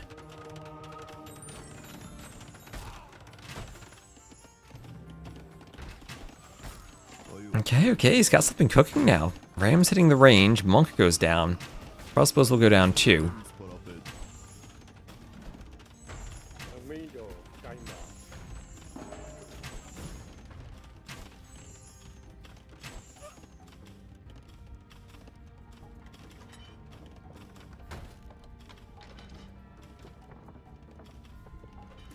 We have Imp on the way.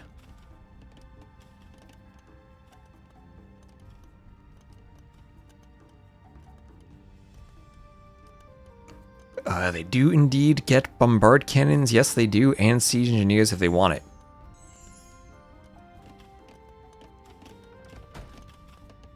And stone almost for a castle.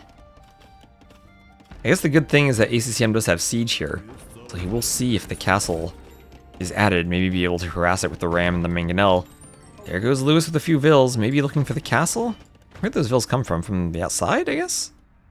Crossbow's chasing one crossbow. Ooh, okay, nice. Ooh, nice awareness from Lewis. Run the vills at the mangonel, keep it away.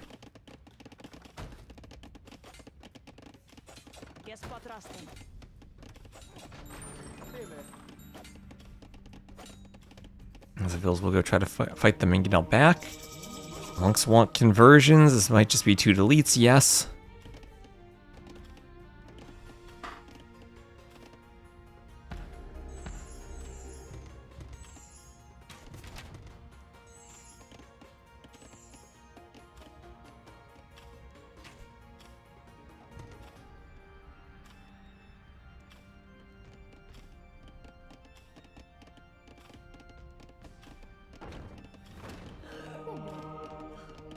Monks want conversions on the Ville.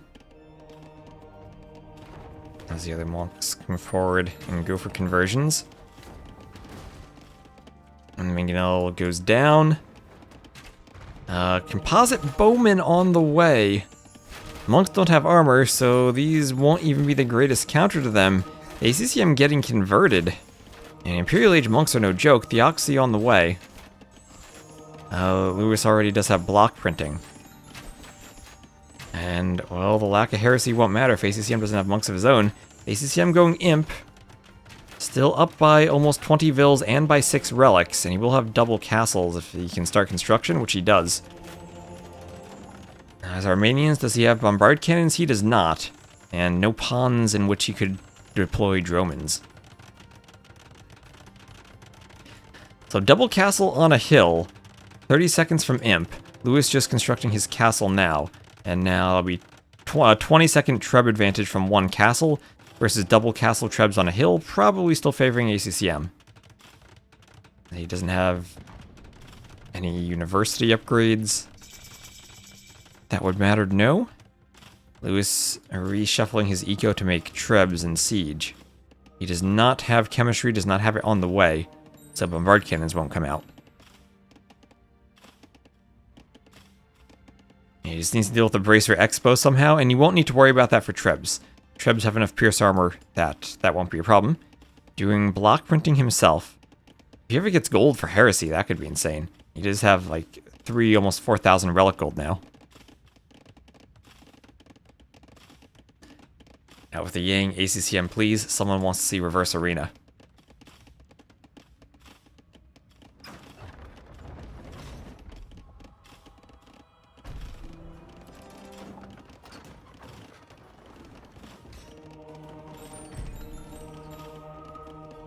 There we go, Theocracy Illumination.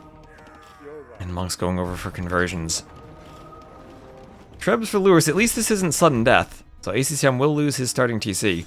Lewis with the score lead. I still feel like ACCM's in a great position with all the relics. Just 78 to 39 KD for Lewis. He's killed 27 Vills and counting.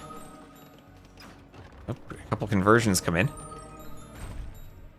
As crossbows are in a few different spots, but nothing really to kill the Vills. ACCM losing all his Vills though. ACCM losing his Vills. He hasn't noticed that Lewis has crossbows in his northern base. He's losing everything. ACCM didn't garrison the TC. He's so focused on the middle.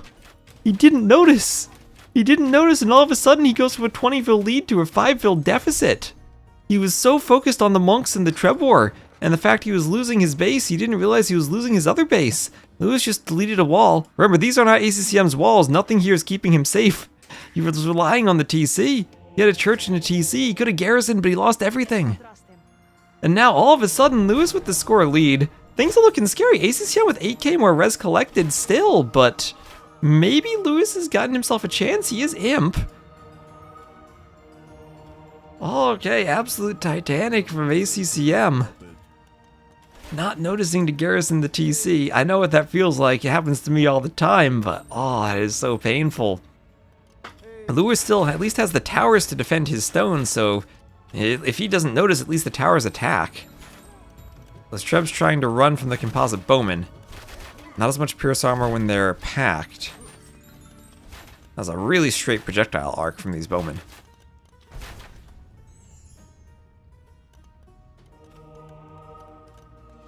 I tell you, you've never seen that? I know that happens to me, but that was insane. It doesn't usually happen to someone at ACCM's level.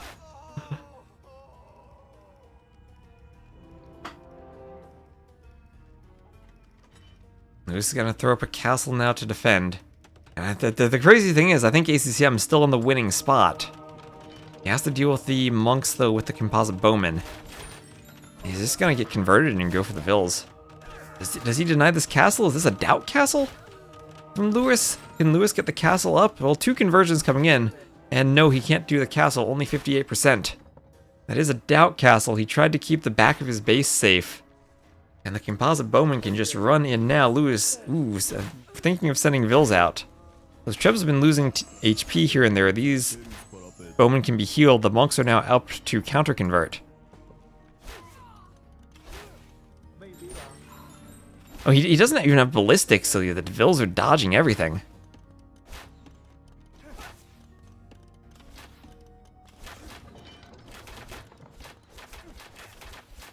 Intrigued by the name Reverse Arena. Reverse Arena is something else. ACCM is just he has wheelbarrow. Has not done any researches. He doesn't have the eco for it. Well, he somehow now has a 13 vil lead. Players racing each other to 0 vils. He's now trebling Lewis's one and only TC. And then he can just treb the gate and go in, right? Ballistics is on the way. That'll help out against the monks. But the monks can't dodge.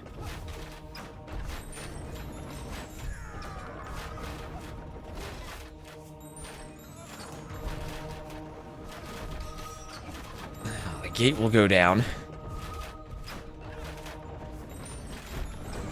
Deposit bowman killing everything. And now they're running in. Want to kill the Vils and the monks.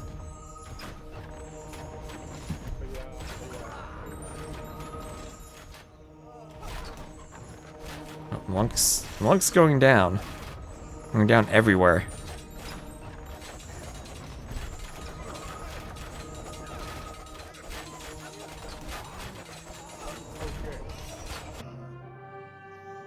There's GG from Lewis. ACCM.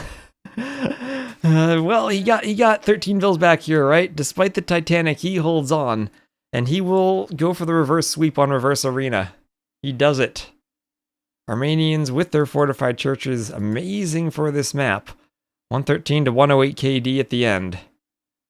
5k more res, or 10k more res collected, 5k of which is 6 relics. And there we are with the imp timing. That is a 60 to 44 eco KD. Yeah, remember the open gate. Well, Lewis maybe got his revenge for the open gate by opening his own wall, but oh wow, that was a painful open gate for Lewis. Ooh, all right. So Reverse Arena, and they're in the lobby. Let me get the ads out of the way, and then update the scoreboard.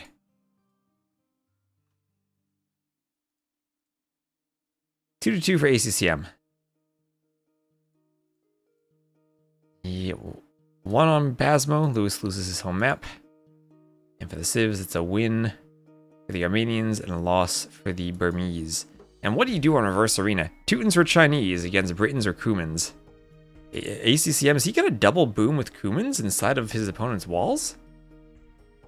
I have no idea what the meta is for Reverse Arena. It is Lewis's home map.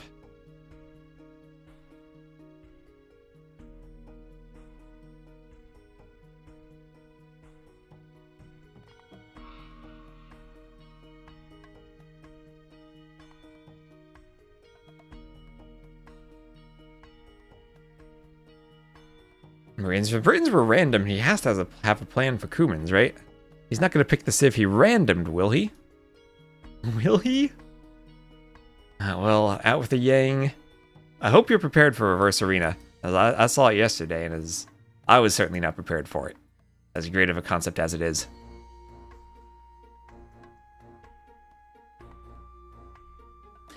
And again, after this, we'll have Ganji versus Barles for the second semifinal.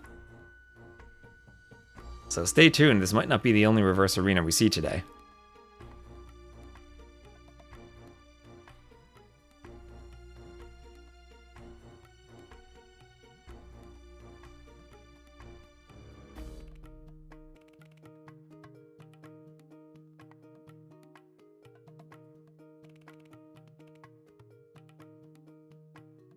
I wouldn't trust a reverse wall for a safe boom.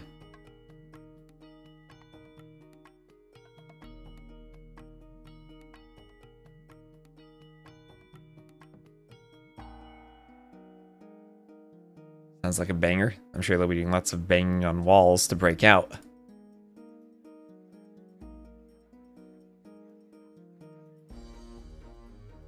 Can't get out until Castle Age? If you attack with Vils, you can definitely get out in Feudal. maybe even Dark Age if you really focus it.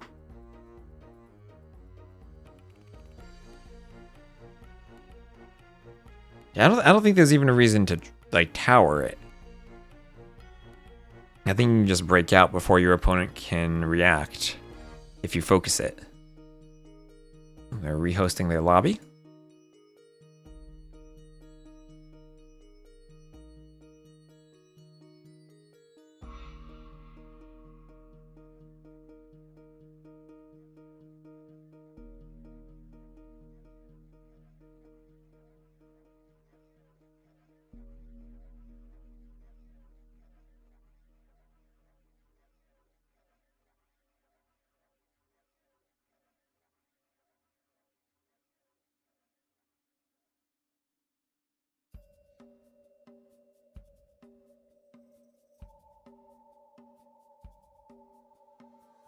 And still in the lobby.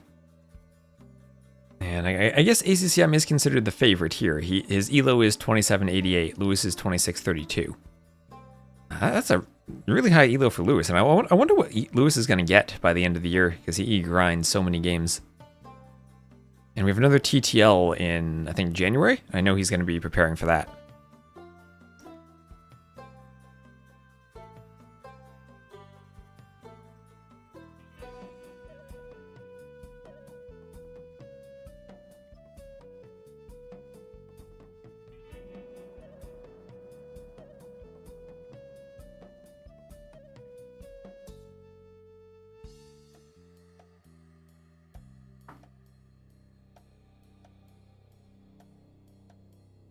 Right, and they are launching.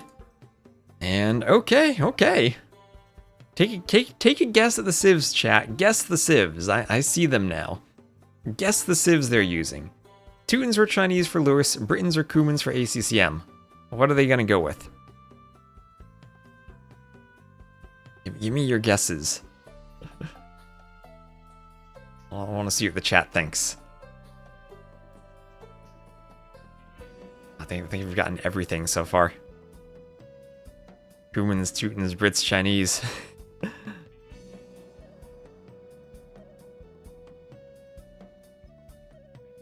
We actually haven't gotten the... Oh, Jaeger. Jaeger's got it. Britons, Chinese. That's going to be the matchup. Britons versus Chinese. Would have guessed Teutons, Cumans. Unfortunately, Epic Sea Dragon, you would have been even doubly wrong. Jaeger AoE 2 has gotten it. Brits and Chinese. They mind gamed each other. Well, Britons, I think you pick as a counter to the Teutons. Teutons really struggle. They don't have Bracer for their skirms, and their late game siege and infantry slow moving cav is countered by the Britons' range usually. Cumans not dealing with the Teuton Trush. I don't know how that matchup goes against Chinese. I have no idea who I would favor on this map.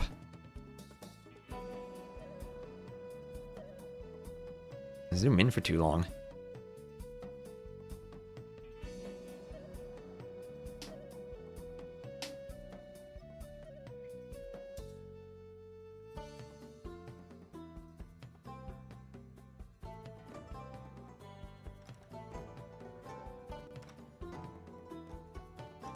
Play Bulgarians versus Japanese for something for once. Alright, yes, so this is reverse arena. Put Lewis in the red for consistency. We'll have ACCM as the Britons. Well, I should swap the scoreboard, right? Let me swap the sides of the scoreboard. What's this? Shift S? Alt S? Alt S. I'll put ACCM on the right where his TC is. He will be the Britons. He will be in the Cyan. He will be against Lewis, who is playing as the Chinese. He'll be to the west. Both players doing their town center immediately at the starting location, worried about getting their villagers, not even going to run for a wood line or resources or anything, right in the middle where there's going to be an outpost keeping track of it. So yeah, a nomad start on top of it. You could TC the wood line if you wanted to. You could TC the wall and like shoot it down with the TC. I don't think anyone would do that. But yes, Britons, Chinese, 3 extra vills there for Lewis. And this will be a reverse arena. The outpost gives you a decent line of sight, especially if you do town watch. You can, of course, rush it down with your Vils, shoot it with your TC. You don't know which is faster. But you can destroy it at some point. But you're getting idle time if you do. So 9 Vil start can help. It's only a 6 Vil start, or a 3 Vil start. So 6 Vils for Lewis, 3 for ACCM. And a Nomad start with no trees to chop. I mean, you gotta be real careful about when you do your lumber camp. Go near the wood. Yesterday we saw Lewis go near the wood. Maybe he's readjusted his build.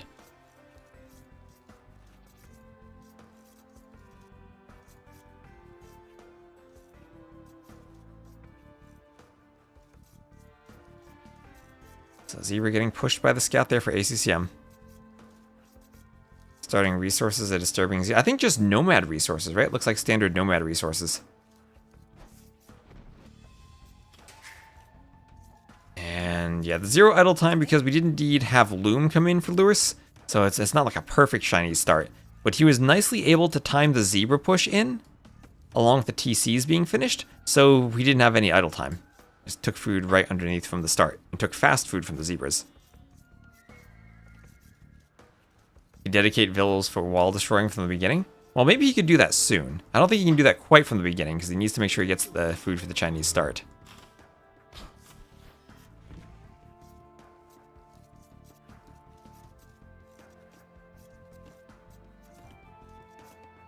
So Zebra getting pushed in.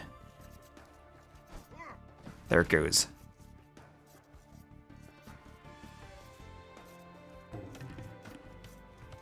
So how's for Lewis? He still needs to pick up the rest of his sheep, but he sees them. And because you do own the wall, you do have line of sight of the wall. So if your opponent tries to break through the wall, then you will find that and you will see it. And Lewis just going to attack the wall with his scout, work on starting to break out. ACCM will do the same. He'll also have elephants to lure.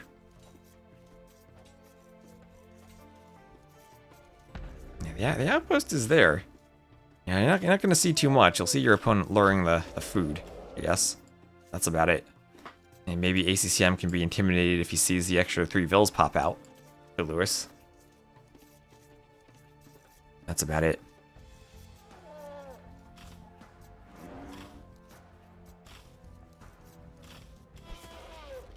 Elephant under the TC. Wait for my idea for a map. I have no idea if there's a meta for it. Well, Britons with the extra faster producing ranges maybe get more skirmishers in the matchup. That could be useful. Seems like a fairly open version of Arena throughout the middle too, not even any little forest in it. Let's see, all 4 of the relics, or 4 of the relics will be down here to the south. I guess pretty close between the players, slightly closer to ACCM. Then 1 relic in the north. Slightly favoring Lewis, but I think all in all the relics favor ACCM.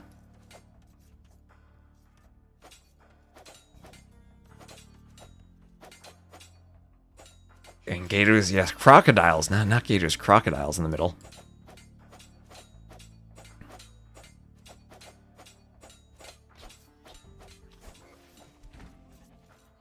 So elephants taken in the rear, hunted by the Vils. Do Spanish Vils have extra damage against walls? Only with the unique tech. Only with their unique tech that happens. I don't think there's a Vil who destroys walls faster until you get to like the Castle Age for Inca Blacksmith upgrades. But even then, there's so much melee armor that won't matter.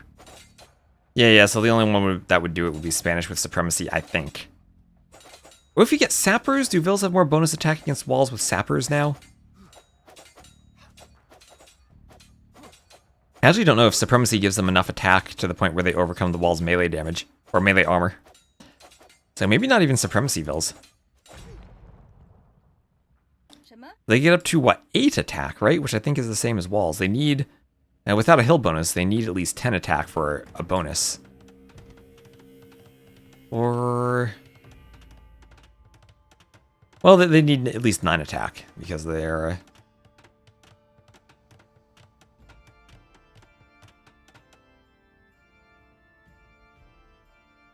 Or yeah, because then they'd be +1, and then their stone defense would also contribute. Yeah.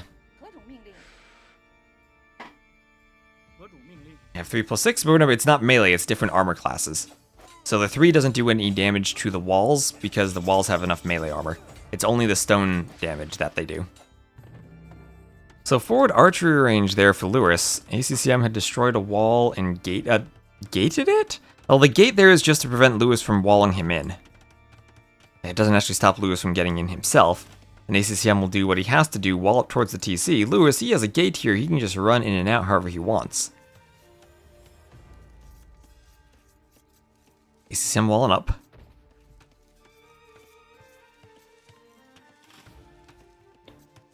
Feudal Age all the way as he keeps walling. And remember, this is Game 5 of Reverse Arena.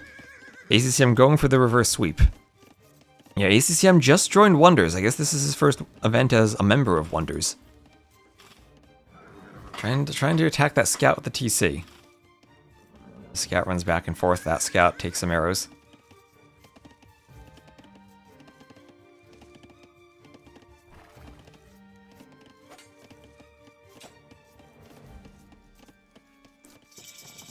Yeah, that's true. Lewis is on the inside. He could re-wall the other side of the gate now, right? That doesn't really do anything. You could just wall the one tile behind the gate. Maybe he doesn't want to spend stone there, but even a palisade could do it for now. I'm going to house wall.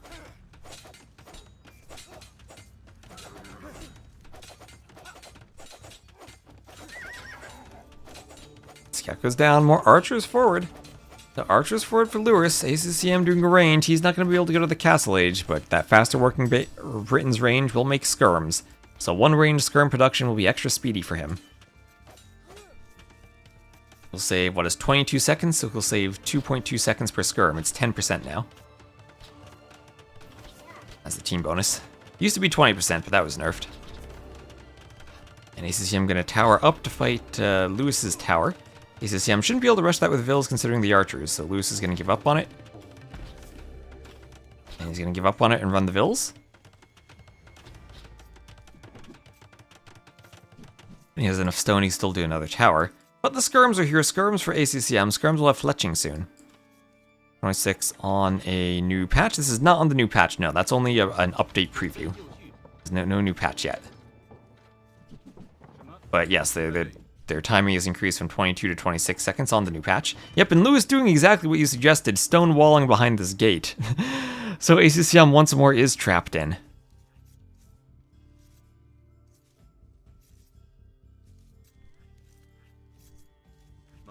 That just makes the Britain's bonus more impactful, right? And we'll save an extra 4/10 of a second per skirm. Yep, and Archer going down there. Can't escape the skirms. Second time ACCM loses to a single tile of stone wall. Well, I mean, Lewis has lost to an open gate, so fair is fair.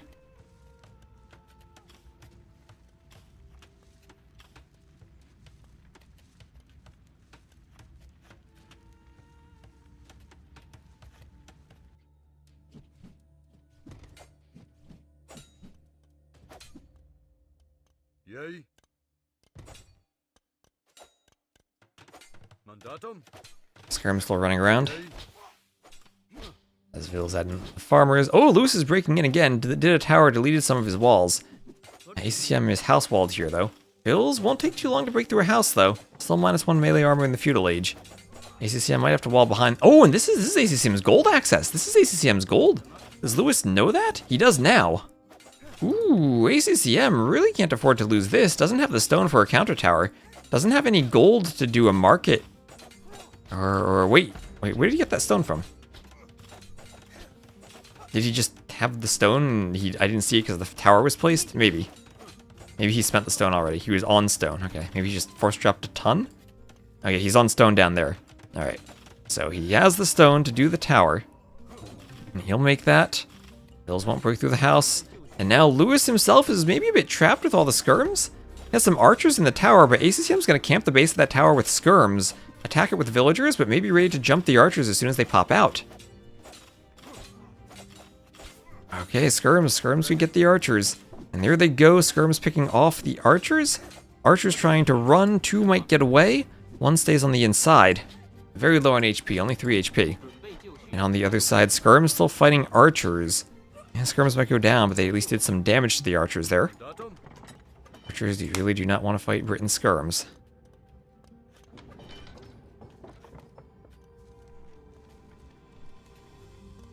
ACCM's still trapped here, though. He's just going to delete his gate, because why not? And his walls hold. Might want to repair that house at some point. Only 20 hit points left. He's mining gold. Might need a mining camp there. And still just defending with skirms. Britain skirms. As Lewis is now taking the map control, he is adding in a stable. He's nowhere close to castle. Maybe he's going to try to go scouts with the archers. And at this point, maybe just going castle would be the play. Should have put the gate like one tile back on the wall. Maybe that would have made it harder to wall him in. And just playing like a true hamster. Now the problem with scouts is that ACCM has towers and TCs everywhere. So if the scouts try to attack the skirms, ACCM can just camp. But that being said, ACCM's moving out with the skirms. And I mean, they're walled out. He's just going to try to get as many archers as he can. Try to pick them off, but the skirms will die here. I was going to say ACCM doesn't need to fight, he can just camp under his TC, but he was out in the middle of the map.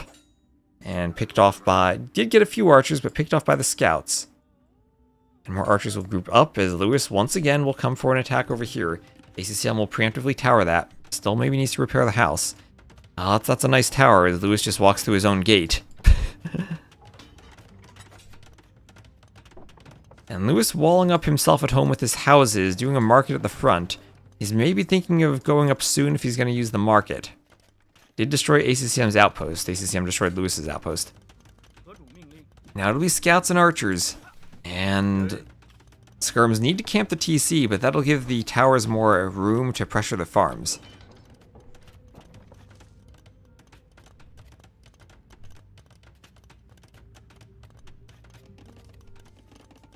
More farms in the back.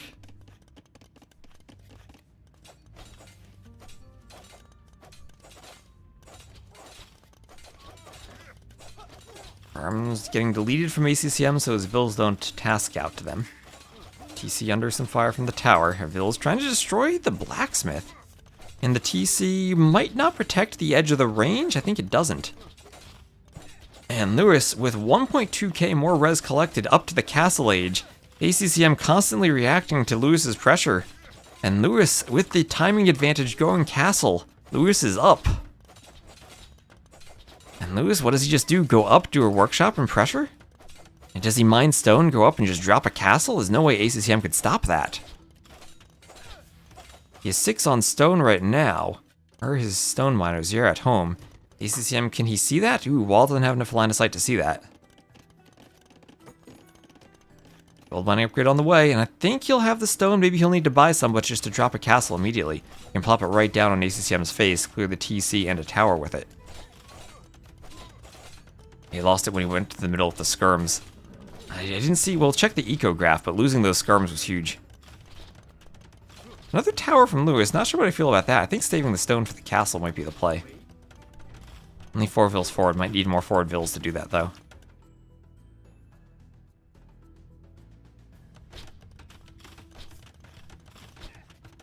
Town Watch and Town Patrol are seriously underrated. Remember, they don't apply to walls. I think they apply to gates, but not to walls. So, that definitely helps your houses, that's for sure. And your towers. Does ACCM have them? No, he doesn't. No Town Watch. And he's up to castle too, but over 20 seconds behind. And Lewis adding those towers will affect his timing on potentially doing a castle. ACCM 7 on stone too. Actually more stone. And another tower from Lewis, continuing to go for towers.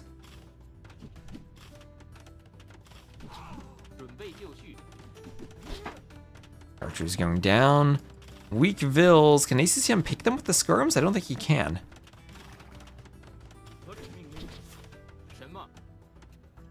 Weak scout there. And forward workshop from Lewis.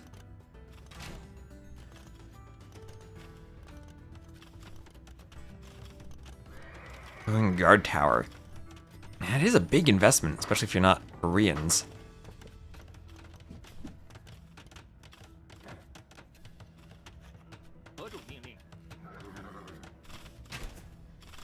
Yeah, that tower took up a lot of time too for his forward vills just to have to delete it. Remember, deleted towers are also time your vills spent not gathering resources, so they're a bit of idle time too.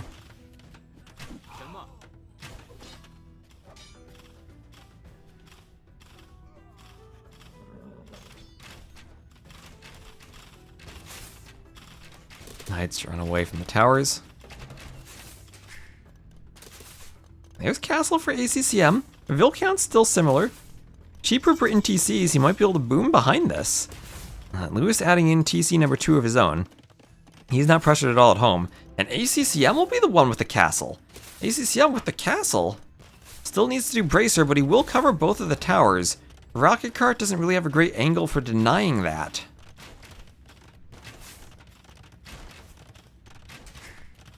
And that'll keep him safe for now. You go longbows.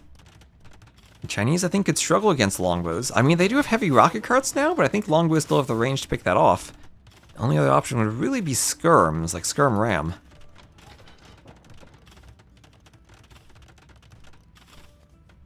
So the castle goes up for ACCM. The towers will start going down.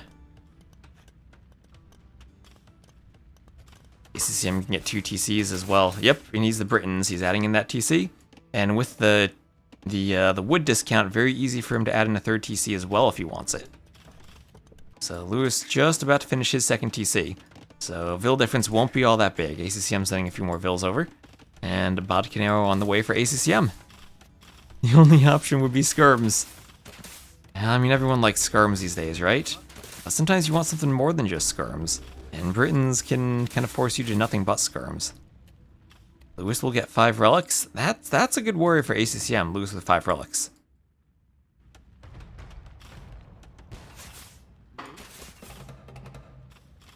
Tower trying to take out the rocket carts. Tower might go down. 5 Vils inside. Longbows coming over. The longbows will outrange the rocket carts. They'll outrange the crossbows. Or no, they won't. Yes, they will. +1 range, so they'll outrange the crossbows. Does guard tower beat rocket cart? Probably does more damage to them. Now, the longbow itself beats rocket cart, just not in time to save that tower.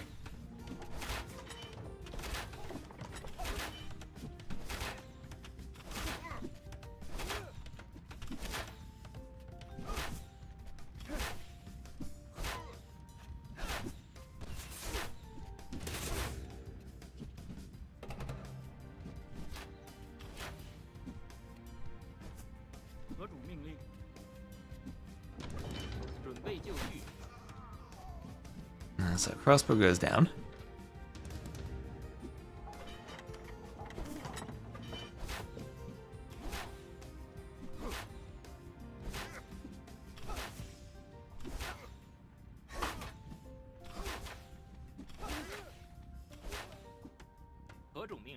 And elite skirm on the way for Lewis.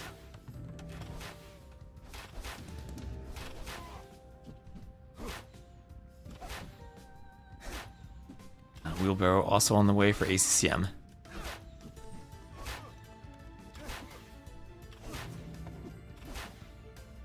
Maybe should have kept the pressure on the Northern Gold. That's kind of hard because of how much ACCM defended it with the towers, though. And I mean, Lewis still is up in Vil count, and he does have the 3rd TC. ACCM hasn't added that yet. I'm curious about Britain's Chinese late game, but whoever said Lewis with the map control going to grab all the relics, you're absolutely correct about that. Just the opposite of that game. And 5 relics, the Chinese, who already have 3k more res collected, that is going to be a great economy. So he's finally taking the relics now, has 1, has more on the way. He's just trying to take them as fast as he can. He's just dropping them in the middle of his base and sending the monks to pick up the new ones. He knows he wants them, and he knows he's maybe on a timer before ACCM breaks out. And honestly, that piece of wall stopping ACCM from getting out this side of the map is absolutely huge for Lewis. ACCM will break out, but those gates giving him time to grab the relics.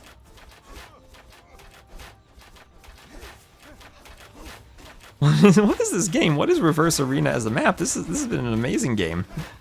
So ACCM double mangonels with longbows trying to break out. I'm still worried about the Chinese versus longbow composition in the late game. And maybe elite skirms are all they need. Like elite skirm siege ram. He's going for a 2 TC imp. I mean, it's the Britons against someone who has 5 relics. Maybe that's the way to play it. I mean, he can send Vils forward as long as he has the longbows to. I don't know. He doesn't have the army to fight this, right? 32 to 22. I mean, I'm thinking that the early imp could lead to somehow a forward castle inside this gate. Then he can treb stuff with Britons, maybe with Warwolf. There he's adding in the next TC as he goes up to imp. It's down by 20 Vils now. What a heist. So 3, 4, and now 5 relics for Lewis, who has all the relics from the middle of the map, and still has army for the map control. Relic parade. 准备就绪。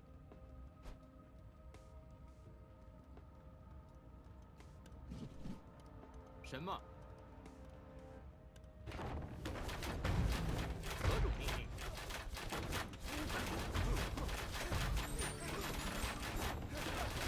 OG. Was there something in the original El Dorado campaign where that happened? Oh, I've never played that campaign on HD. Maybe I'll have to just go back and try it out one day. Outpost for ACCM. Ready. Skirm's hitting the Vil. Ooh, Skirm's being fended off by the Mangonels.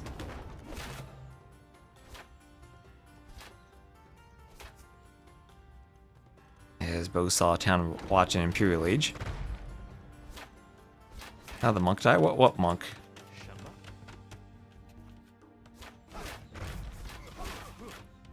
Did I not notice a monk dying? Just the amount of gold he'll have from relics? You got me confused. I was like, wait a minute. The mine unique tech El Dorado, that hasn't changed. That still goes plus 40 HP for eagles. Oh, double mangonel kill. Double mangonel kill, and that'll help the skirms. That'll let them close on the longbows. ACCM has to micro away. He will be Imp first, but Imp also on the way for Lewis with the relics and now with skirm position. ACCM running out of gold. His Vils are starting to bunch up. He needs to secure the next gold in his base. They'll need to get a castle out there somehow. Oh, that was a great rocket cart hit and completely changed the way Lewis can take this engagement now.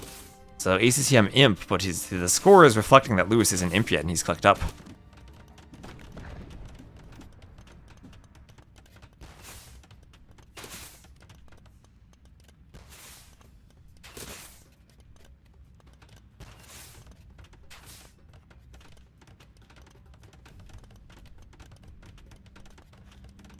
So Longbow is going to patrol inside. Onager on the way for ACCM. Onager before Bracer and chemistry is beautiful. I still wonder though. Britons late game, extra range. Can the Chinese do anything against this, even with a good eco advantage and 5 relics? Could ACCM just camp with longbows and Onager? Well, they can't rush skirmishers directly with longbows, that's for sure. Oh, I lost so many longbows there. And Lewis pulls back from the Onager shot. And Britons do have siege engineers. And how does Onager do against heavy rocket cart when the rocket carts don't have siege engineers? I'm guessing okay? Heavy rocket cart's supposed to be more like a siege Onager? I'm not entirely sure. Wait, ACCM, he has Bracer. If he canceled it, he did it again.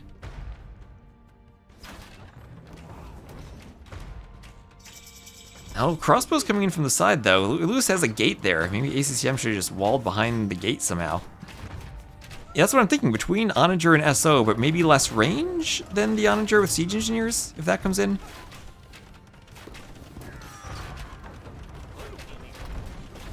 I'm hearing a loud noise, and I wonder if that's like thunder from outside. Maybe it's just someone rolling a cart outside, like a hand cart. Check my weather.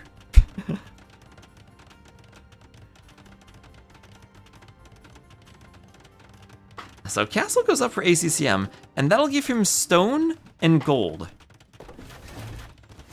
Okay, it's not supposed to rain today. That's just some weird noise outside. Light cav against. He's gonna need a lot of light cav to overrun longbows.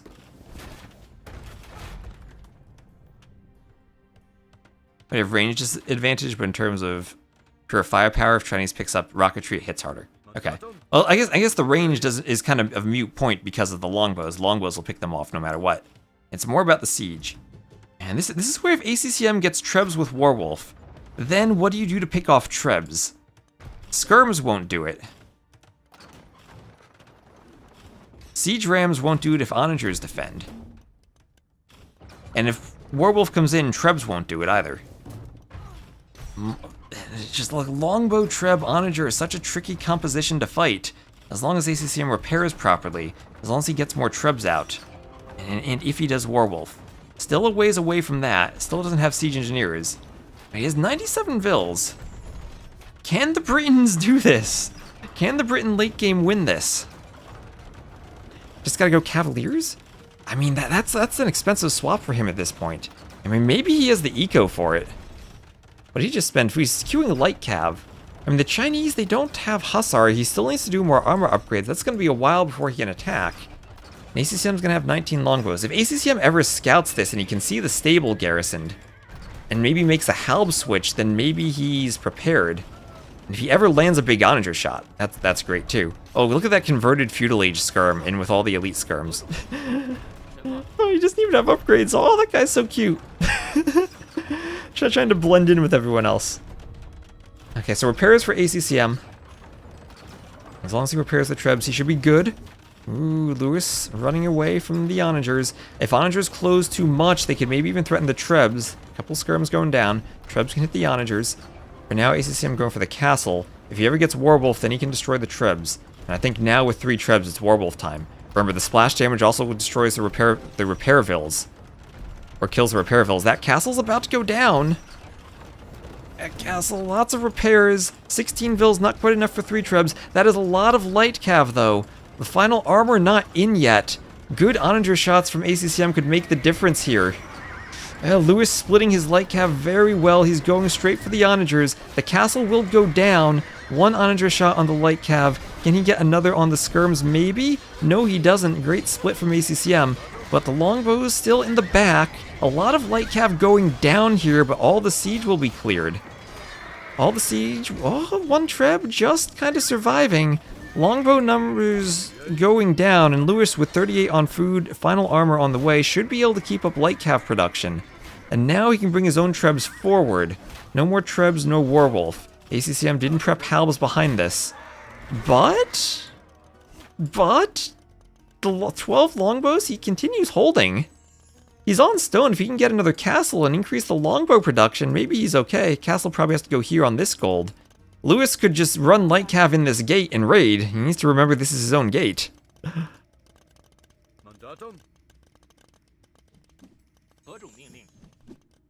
More stables for Lewis. He's trying to stabilize. Only 44 on food, though. That's not really enough food for light cav, and it is still light cav. ACCM just needs enough longbows. Onager shot hitting. If the onagers connect on light cav like that, they'll go down. Don't onager your own longbows. He can repair the castle. More onagers going down. I think he still needs Warwolf trebs. Lack of Hussar here hurts. That's a lot of light cav going down. This could be a destroyed castle, though, for ACCM. Has a lot of stone to repair. He did do another castle right where I said, but he might lose the forward one now. More light cav running in. What type of onager shots can we get? How did that miss everything? That somehow missed everything. I thought that was going to collide. He needs to get a shot on the skirms and misses everything there. Castle under repair. Does he have Warwolf? No, he does not. If he had Warwolf, he could defend this with trebs. It's just his eco isn't there to get it. 112 vills, and it doesn't feel like he has any. Losing a few more longbows. 53 farmers now for Lewis. Lewis is getting more eco for the light cav. Pulling farther ahead in score. Werewolf. He still needs Warwolf. This feels very unlike ACCM. ACCM is holding. He's out of stone, though. He's out of stone. Needs to buy more stone. There's no way he affords Warwolf now. He finally gets a treb shot, or an onager shot on the skirms. He's desperately going to repair the castle. He keeps it alive for now. Very hard to defend against 3 trebs. Will he get an onager shot on the repair vills? That is good. More light cav going down. Better KD for ACCM. 4th treb, though, he won't be able to repair against 4 trebs. Longbows need to destroy the trebs somehow. I think it might even be better to snipe the repair vills. He doesn't have that many longbows. He's never been able to get up to like 40 plus longbows where he could take good fights against the light cav. He's desperately repairing the castle. The trebs all there. If they shoot the onagers, they won't be shooting the longbows. And depends on the quality of the onager shot here and misses everything. But still, they're fighting under a castle. They're getting a shot on the skirms. Can they get one more shot on the skirms? The trebs, though, hitting the onagers. The longbows going down, and now nothing to clear the skirms. ACCM again out of stone. Will need to sell and buy stone to repair. Desperately repairing. Still kind of holding, but the castle goes down. Without that castle, he'll lose his stone and gold access. And also some longbow production. More map presence for a castle. ACCM one-shot the castle. No, he will call the GG. And Lewis will do it on reverse arena. He will hold on. 5 relics, 2.5k relic gold. Absolutely key for him. He will hold on. G. Oh, what the heck was that? If ACCM had a slightly better eco there, he'd probably be able to hold. If he had enough longbows where he could actually fight the light cav properly and get all the upgrades. Did he have elite longbow at the end? I think that was just normal longbow. It's dying, so I can't click it. Yeah, just normal longbow. And that's actually a weird thing. Just normal longbow actually is worse than arbalest, just in all the stats. Maybe if he had just gone arb, that could have been cheaper? I don't know, because then he has to upgrade to arb, and that itself is expensive. But there we are. Almost 20k more resources collected, 2.5k relic gold. Helps him just be able to afford more vills on the farms if he doesn't need to worry about gold as much. Get the light cap out, GG. Ooh, man, what a set that was. All came down to a couple hero Jean de Lorraine hits in that first game. In that Bazi random game. Nope, wrong score. 3-2 for Lewis. And the next set will be Ganji Barles. So looking at the maps, that is reverse arena. Lewis wins. And the civs were Britons losing to the Chinese. Not even pikes to protect the onagers. Yeah, like maybe a pike switch could have been different. Alright, see you later, Epic Sea Dragon. Glad I joined to watch. So, one more set. This will be Barles versus Ganji. Update the title on Twitch. Let me update on YouTube too. I'm sure that'll be starting after a short break. Barles versus Ganji. GG. Ooh, that was a good game.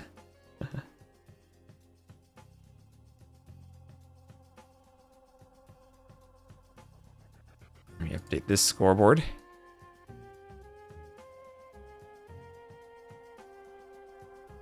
That'll be Barles and Ganji. Do I have a Patreon? I do have a Patreon. I do, yes. Usually I also give early access to the more edited YouTube videos to Patreon.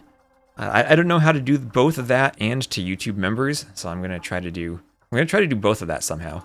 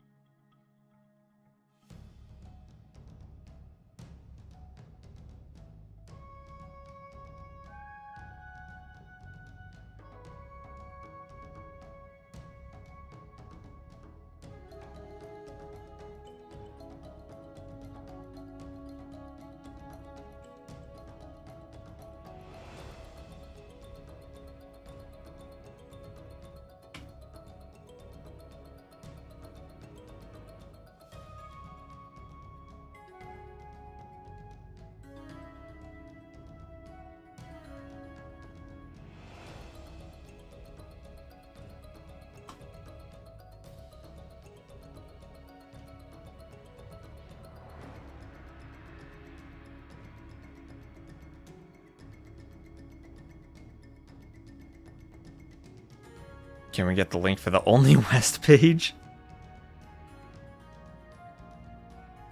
I'm only on Instagram at the moment. I don't know if people would actually want that.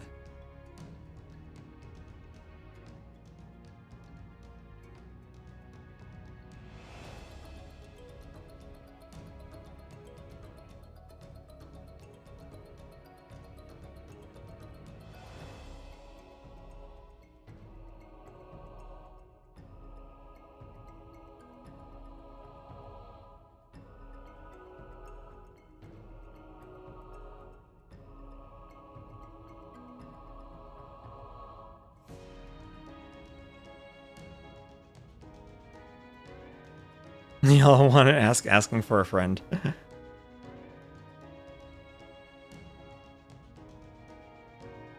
think Luce is a consummate hamster on the ladder and he made it to the finals. Alright, so I'm going to work on getting this ad counter reset on Twitch, so I'm just going to play a 1-minute ad. Apologies again.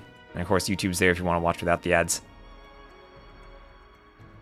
You want only west and ended up in water. Help, I'm not a water sieve.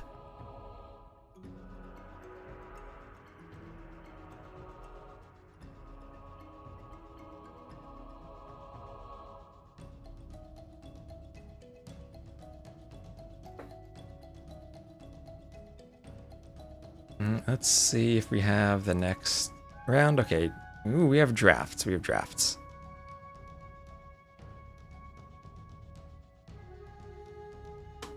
I have the scoreboard right. Yep, Barles on the left.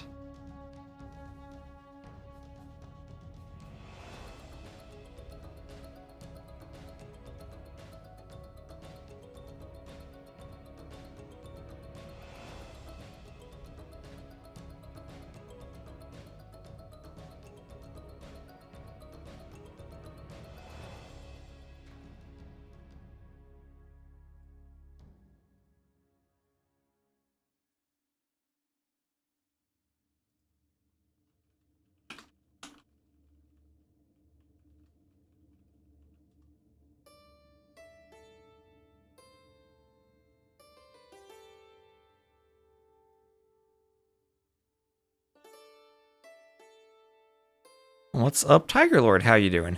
You want ads and giveaways? I do have maybe, I could always ask for more, like, giveaway codes for Age of Mythology. Or for AoE 2 DLC. Usually I can get them. Also, thank you, Dead Wards AoE, for the follow. Appreciate the follow. We're closing in on 14k on Twitch. We're almost at 13.5k. As I was saying, I think 20k by the end of the year would be amazing for Twitch. Only ads? No. I want, like I've been saying, I've been switching to Firefox so that uBlock works properly.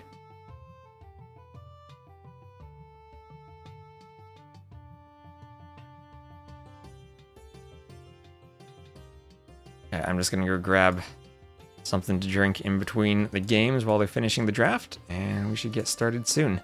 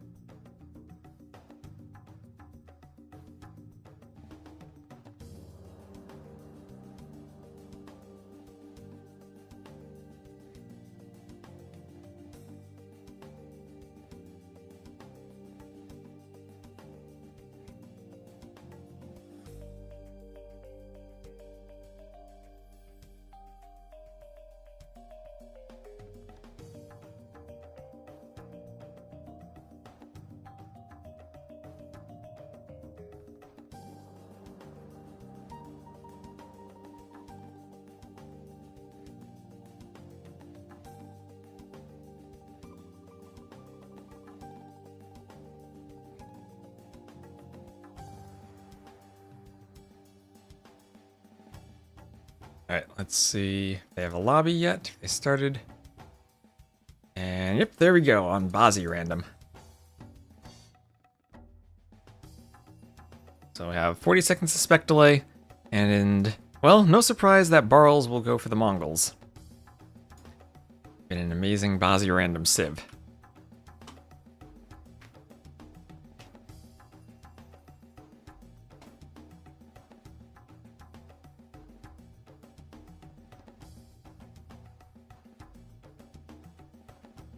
What's Beastchi? Michi with predators in the middle. Michi with predators in the middle.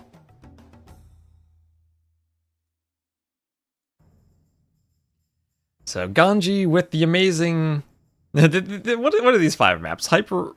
Bazi random, Walled hyper random, Regicide Socotra's, Wall, and Beastchi. These 2 players sure know how to pick heavenly maps.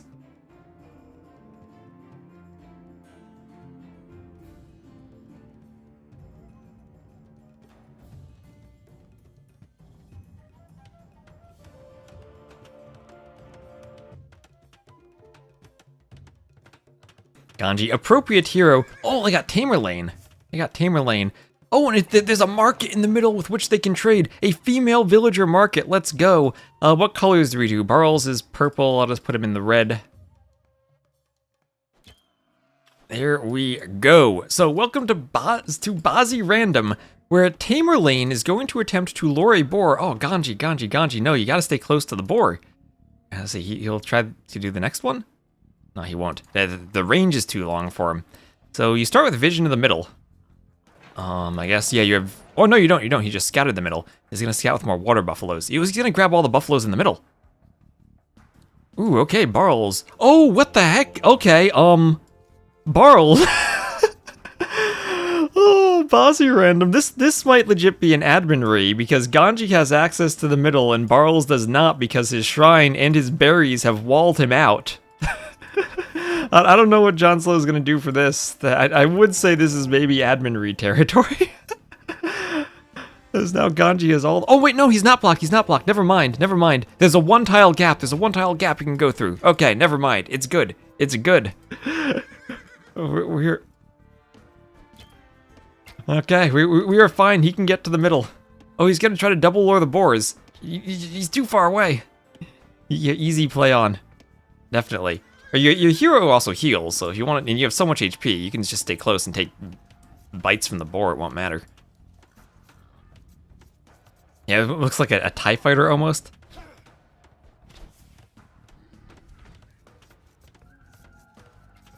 Alright, so Loom on the way. Barles, as the Mongols, wants the boars, but Ganji, he's a Black Forest player. He knows how to lure his boars, his javelina. At least they don't have much food on them. Oh, that one does. 400 food. Bites from the boar, is that an Attila reference? I mean, boars bite you, that's what they do. Mangudai hero luring a boar, that could be an Attila reference, but now Barles is going to take another boar. Okay, Ganji got a couple of extra water buffalo by getting to the middle first, but he's fine. Now we'll just watch the... Oh, you can lure by the market more freely, because that has line of sight for the Gaia player. You gotta stay within the line of sight. Birds will help out. A Berber Tamerlane. Ooh, he ran away. Well, he'll get the arrows again. And there he goes. Now he's by the TC. Now he's good. Bales will shoot that old school style. Perfect. So we're good now. No admin re. This is open. If that were closed, I'd say admin re, but this is good enough. The Mongol player got some extra boar. I'm sure Barles is more than happy with that. How many boars did Ganji get? Let's see. At least I think a total of 4. I see 2 corpses, then 2 more. And then Barles, I'll say, has gotten at least 1. And he had 2 starting ones, right? It's tricky, because the Mongols probably still get more food overall from them. Look at how much more res collected Barles has. From those javelina from the hunt bonus. And he's going to go wall this off. Oh, I guess you can't wall this terrain. So both players walling behind it. You can trade with that female villager market, but I guess Barles would have to take some of his berries to open up a trade route. What is the terrain in the middle? This is the bogland terrain. Maybe with some terrain masking of some sort on it. I guess it's like a rock that you can't build on it. It's one of those weird new terrains that no one actually knows what it does. It's kind of ugly, so people don't use it. Maybe it's a terrain mask here and there. Yucky. Well, I guess that's what it's supposed to be, a yucky terrain. Who would ever buy a house built on that terrain? Does the Barles Tamerlane fire faster as the Mongols? That is a good question. Where is he? Where is he? Let's look at capture age stats. Attack reload time 1.6. And then for Ganji, attack reload time 2. So yes, Barles' Tamerlane does benefit from the Mongol faster shooting cav archer bonus. Oh, Ganji finding another javelina at the bottom of his base. Looks like Florida. Oh boy.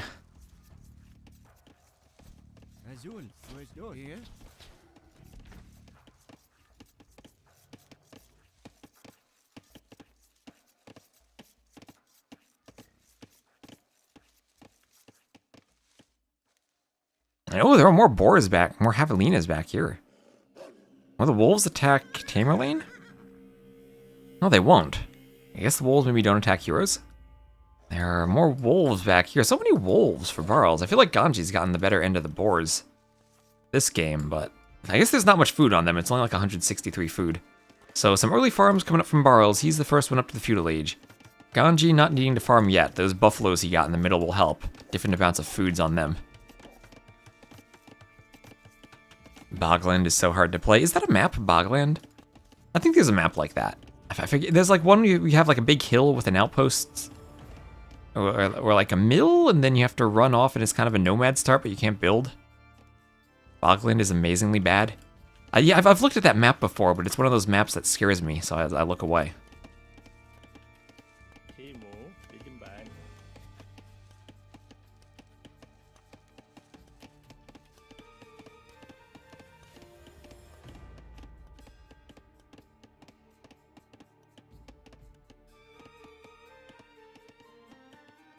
Love this generation. This needs to be standard on all tournaments. Oh, here's what victory condition did they set? Let me check that. It is conquest, so there's no wonder victories or relic victories. The market for Barles. Ooh, maybe the market's in a weird location though. Maybe the market needs to be back here so he can trade with the middle. Bogland. No one liking Bogland in either of the chats. The house will go up for Barles.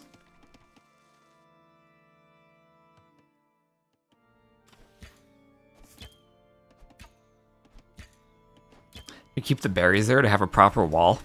Imagine Ganji sending Vils forward to take the berries and forage his way through.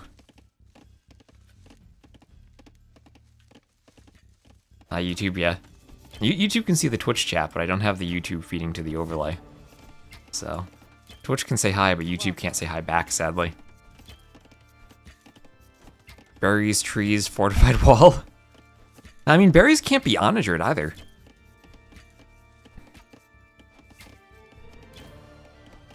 Berries are still at the top of the list against siege onager. What are those walls from Ganji? Just maybe remembering where the wolves are. And Guard Dog King, thank you for the follow. And how much food is on that deer? I can click it. Oh, 159. Okay, slightly more than normal. Yeah, Ganji still hasn't had to farm. And Barles had to. He did horse collar. Hasn't even had to put down a farm yet. Barles have a lot of farms. 6 horse collarless farms. So that will definitely eat into his wood. Trade profit is calculated as the crow flies in a straight line, not by the actual distance. So like a market over here with a super long path was going to be far less efficient than a market with a direct path. Yeah, the indestructible bush. Also, hello, Mass Puddles.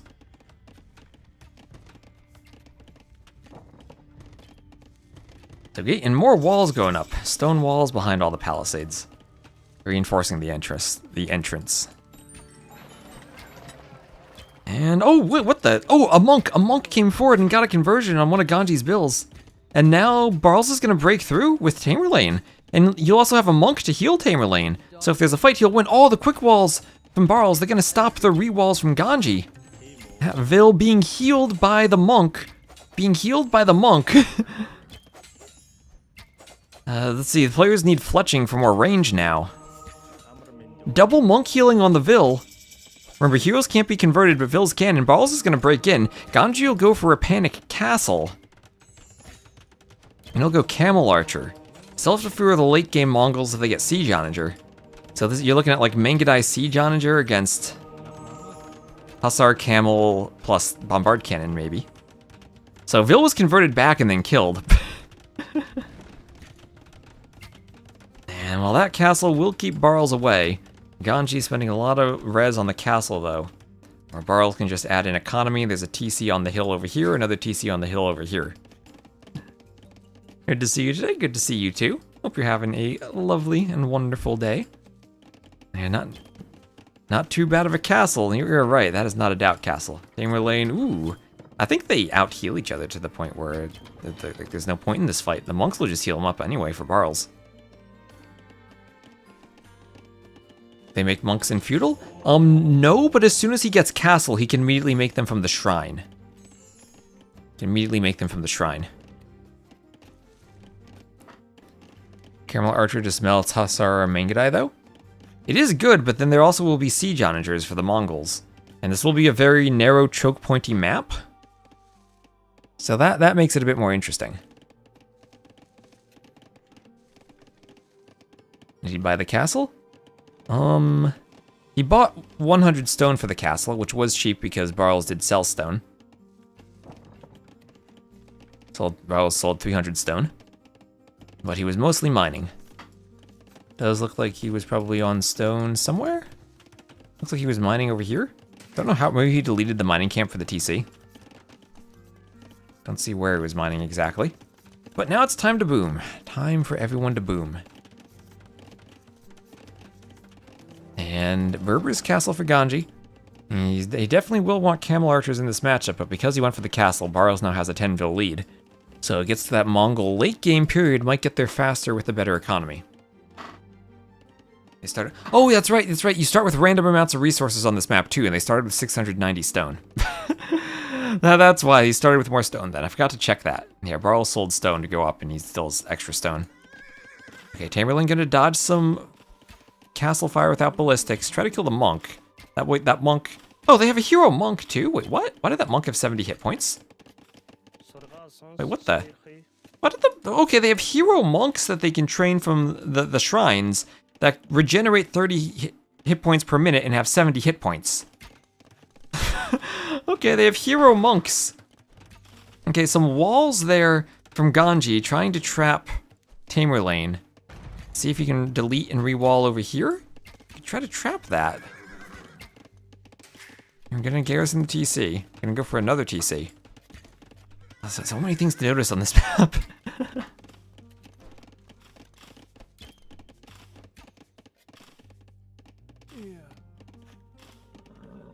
Equal to Vil. Is a relic equal to 1 Vil on gold?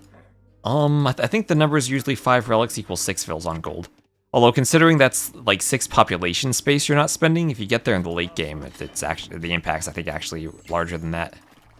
Cab used to say 20 Vils, which maybe is over exaggerating a bit, but especially depending on the Civ matchup. Well, relic counts will have different effects. Ganji didn't re-wall. Yeah, he's just re-walling now. He is re-walling. Barles will lose the scenario objectives. And Barles gonna... Wait, does Ganji have a shrine? He does have a shrine. There he goes. So somewhat forward shrine for both players.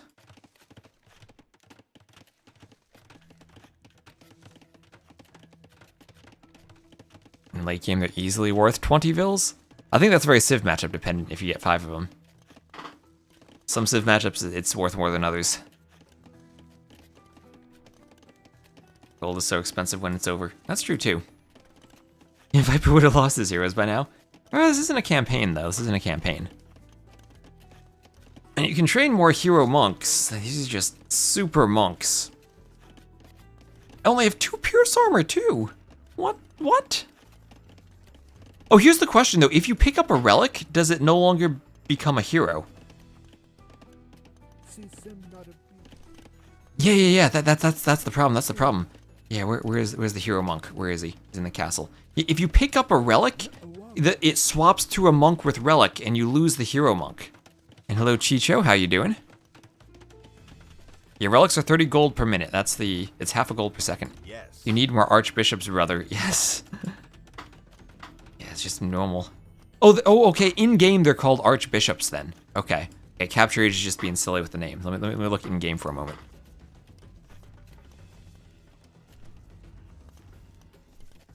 If we look in game, we'll see they actually are called archbishops. Okay, that makes more sense. So they have then 2 pierce armor.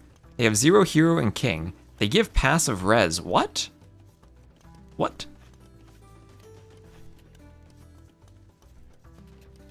You have passive res?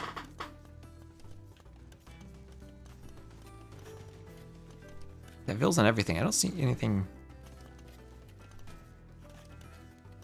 I mean, that's gold, maybe? He doesn't have any gold, any relics. Oh, are they generating gold over time? What?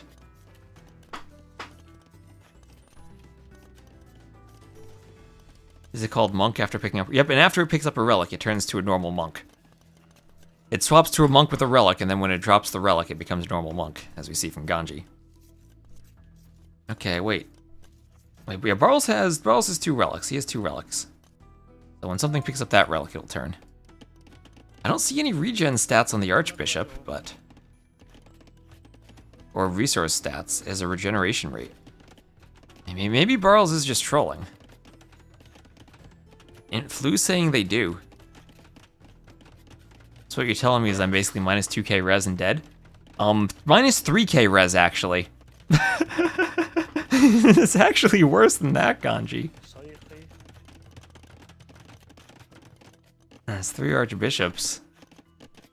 And Imperial Age there for Barles. With faster producing relics, I love Lithuanians because the relic fight when there is always super fun. I feel like relics are important enough in their own right that they don't need more bonuses on them. I think they're in a good spot where sometimes they're absolutely critical, sometimes they're not. Okay, yeah, so there's a normal monk going for the relic. I think that relics are actually very well balanced. What can Ganji do against drill siege onagers? Bombard cannons. He does have siege engineers with bombard cannons. And that's gonna have to be the answer, and hope that Camel Archer or maybe Hussar can deal with the rest of the composition. Yeah, but Ganji's 4k res down. Is this just Archbishop? Passive resource? How do they generate resources? What is going on? Well, it will indeed be Drill Siege Onager. That is what Barles is going for.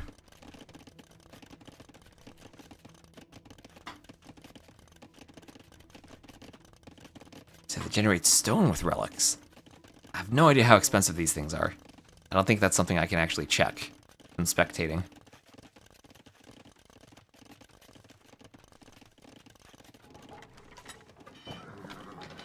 So Tamerlane gonna go forward.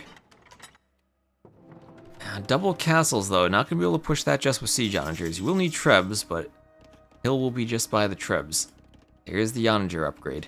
Conscription as well. Then just looking for drill and siege onager. Oh, and drill already queued up behind conscription. Look at that. Barles is not messing around as the Mongols. Well, he can also do nomads and delete his houses. That's always nice. Here, maybe you're just seeing the relic gold. I mean, that is trickling up pretty quickly. That feels faster than 3 relics, maybe? But it's only the gold that's trickling. So drill on the way. And Barles is up now by 2.5k resources. I mean, he's up by 30 vils, maybe that's why. But there is Onager, now he just needs a bit more food for Siege Onager, and he's golden.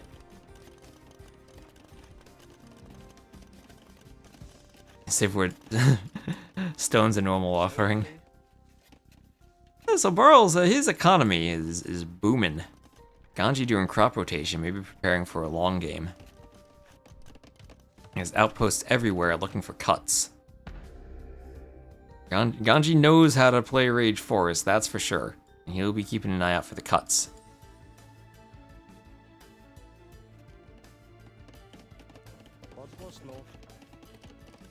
Oh, look at those speedy onagers now. Another castle going up for Barles. Castles everywhere. Oh, he's got mills against the edge to look for cuts.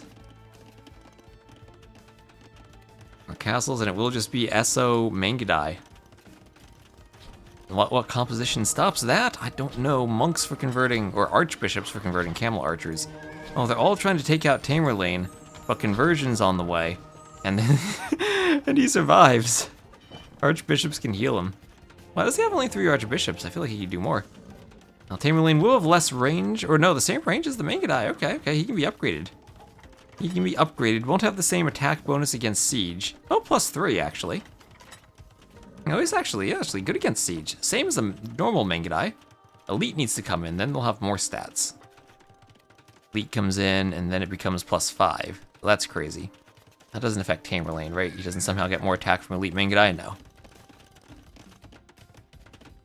Okay, still no one trading. I'd love to see some trade. What if neither of them push? I mean, we could just have a game that goes on forever because they both mutually decide not to attack each other. Could be no aggressor.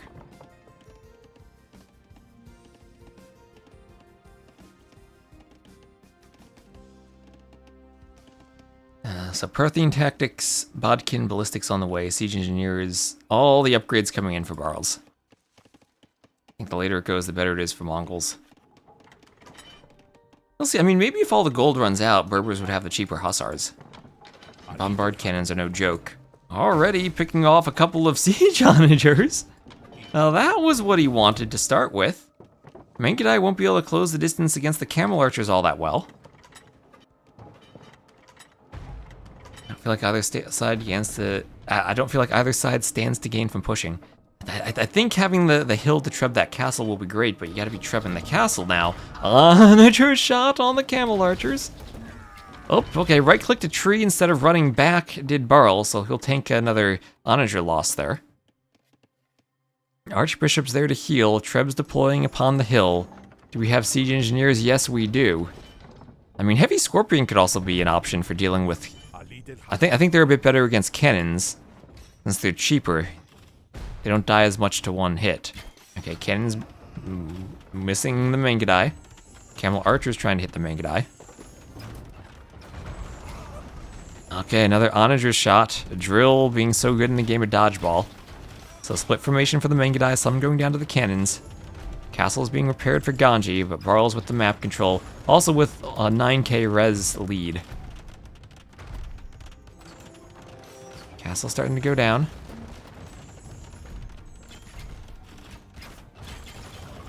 Rip Ganji's Tamerlane. And Tamerlane's still surviving for Barles. Even daring to push him to the castle a bit. That castle, garrisoned with camel archers, absolutely crazy the number of arrows it shoots. Slowly but surely the castle losing hit points. And that will go down. Onager shot on the camel archers again. Nice attack ground. And that's one castle down. The other castle I think still can be trebbed from the hill. Ganji's getting pushed. This is a great push from Barles. Ganji gonna try to defend with triple castles, triple workshops. I don't think there's much he can do though. Treb coming forward, another castle on the hill. And double trebs, more onagers.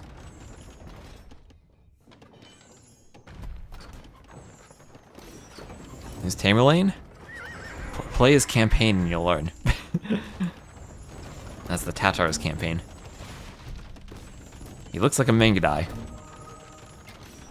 Where is he? He's hidden in the back being healed.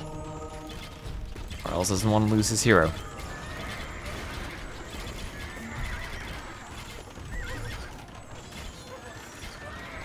Mangadai taking out the light cav.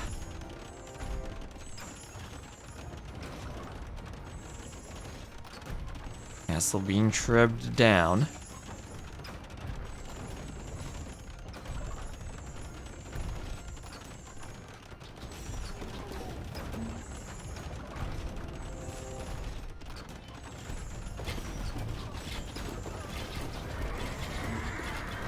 And onager shots hitting the camel archers again. Losing the cover of their castles. More camel archers going down inside the ruins of the castle. Oh, don't hit your own Mangudai, but he's going to open up another path for his trebs to reach the next castle, I think. Yeah, that's now, what, 4, 5 castle Mangudai production, almost a 6th castle on the way. Cannon's trying to hit the castle foundation. Barles could do more. He could do masonry. Do more upgrades for the castle HP. Let's have hoardings at least. Oh, he's trying to dodge the onager shots of the light cav. Treb's finding a new place to deploy. Monk there not getting much done. The Berbers have redemption? They do have redemption, but no block printing, so not going to be useful here. No flaming camels for this matchup, even though there is Tamerlane. Oh, the shrine, the Archbishop production going to go down. Okay, there goes the shrine. Soon that castle will fall too. Ganji just trying to hold, hoping that he can dodge and not tank SO shots. That's a nasty castle for dealing with the camel archers, though. Maybe even could put the Mangudai inside the castle. Well, Hussar, that might be what he's trying to do here with the light cav swap, but he only has 25 on food. Does not have the eco for full Hussar. Losing more camel archers. 97 to 57 KD, the onager shots have been amazing. Mangudai aren't a good meat shield. They are for siege onagers, actually. So they take out the melee units that charge the siege onagers. How good their attack is. Another castle goes down. And they can tank enough to destroy bombard cannons. If another castle going for Barles wants more room from which to deploy his trebuchets. He keeps taking out more and more of Ganji's castles. The camel archer production will start to slow down. Monks there, normal monks now, or no, archbishops still. Oh, they go down and they turn into Imam graphics when they die. There's the GG. Oh, Barles, Mongols on Bazi random. We've seen how strong they are, and we see that again. 159 to 70 KD. Huge res advantage, even from early on. Mongols OP.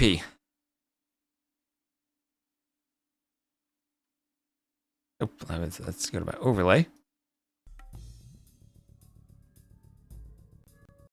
Yeah, and he gave him all the time to go to the death ball, right? Kind of hard to avoid doing that on this map, to be fair. There's a win for Barles.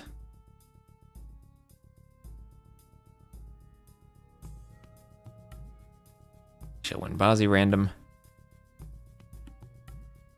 And he shall win with the Mongols. Mongols not even the first pick. That's maybe a draft error.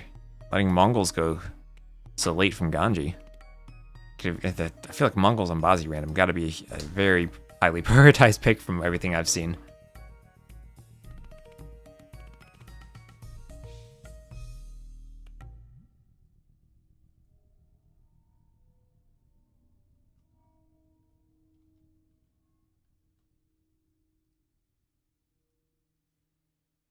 Nerf Mongols, nerf their skirms? I don't think the skirms were the problem for Mongols that game. Maybe you gotta buff skirms against Mangudai.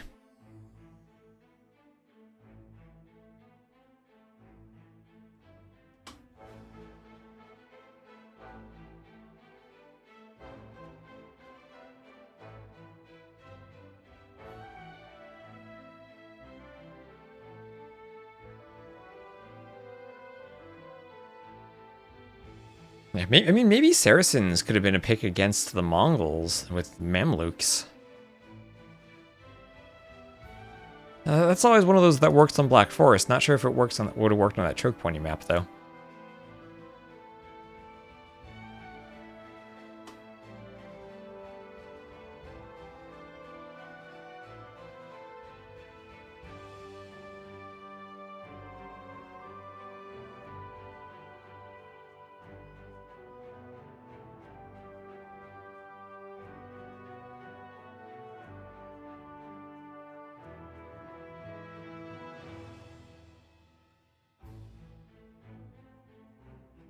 How many wolves can a Maghiar player? So the Magyars cannot attack a wolf they can only retaliate. So they're not even all that great. And it will be walled hyper-random as the next map.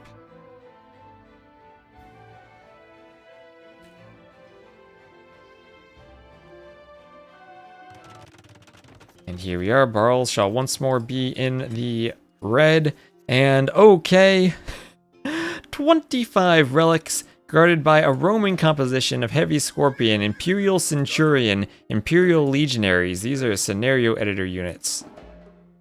And okay, hello relics. Now important to note that players do have vision of the middle, so they know this is here. Spanish versus Turks. You cannot convert these units. Could we see conquistadors, janissaries fighting over this for monks to pick them up?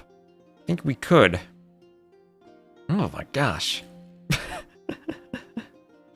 Well, this is a map. Hello, Bruno.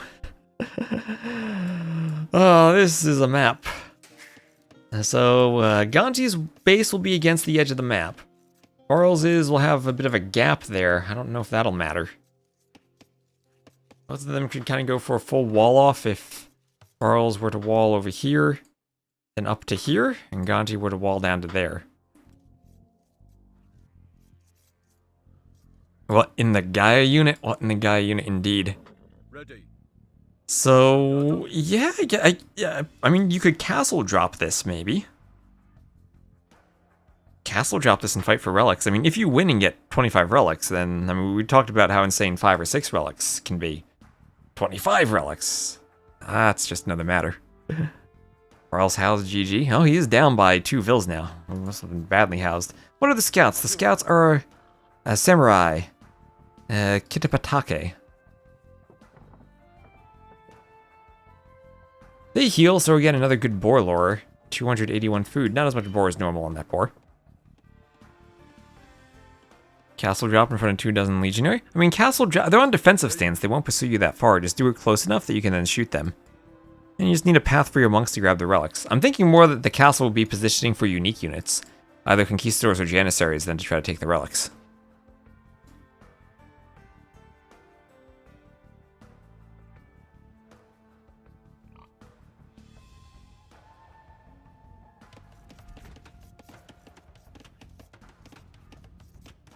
The boar is taken by the TC there, Lorden from Ganji. They are not convertible. They're not convertible. That I know. You cannot convert them. For Ganji, it really would make sense to castle drop this little bit behind to protect the gold there as well. That's true. Like a castle on this hill right here, kind of in front of the gold and the stone, could be nice. No, I mean, even for Barles protecting this gold, the castle over here might be good. Are they aware they're on defensive stance? I'm sure they are. I'm sure they've seen this before. They don't pursue you forever. You can't just grab a spear and attempt to do the equivalent of a wolf rush against your opponent.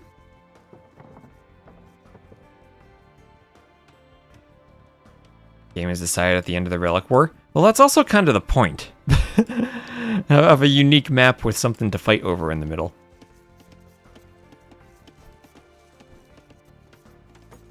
An occasional game like that can spice things up.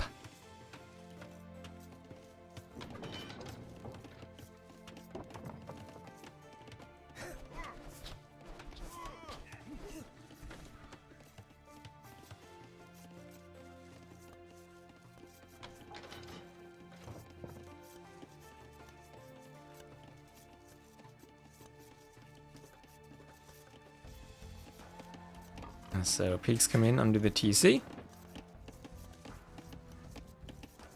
Yeah, you cannot Wooloo in the middle. So faster feudal for Ganji. 23 pop up, those 2 fewer vills. Wait, how is Barles 2 vills behind? Did he do loom early on? Oh, he did do loom. So being housed is wrecked him. He was housed for a while. And he started with must have surprised him.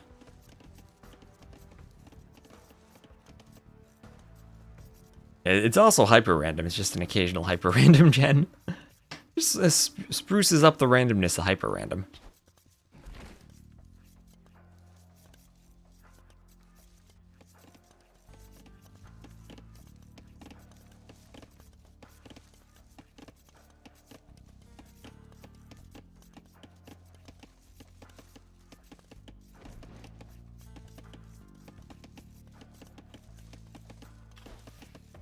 So Samurai pushes in the deer.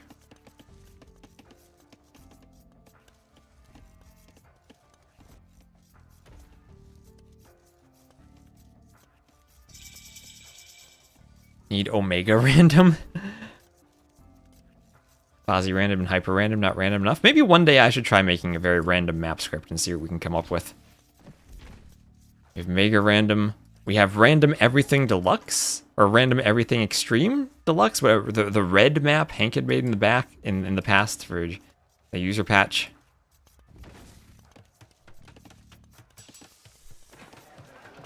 The blacksmith and market going up.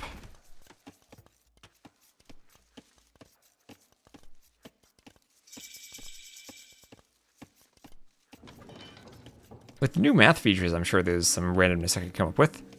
Those are not regular samurai. No, those are the hero unit Kitapatake. 30 regenerated HP per minute. Lots of HP, 350. And it does have +5 attack against unique units, so still a good samurai bonus, slightly. And he needs to let the deer stop, and then eventually it'll stop and be pushable again. United is trying to make a tournament out of it. I'll never sleep again. Oh, there is Masters of Hyper Random.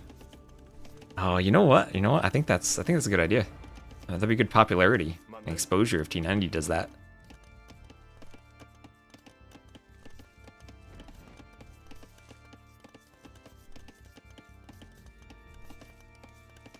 So deer being pushed in from Ganji. So Spanish Turks, how do we feel about conquistadors versus janissaries?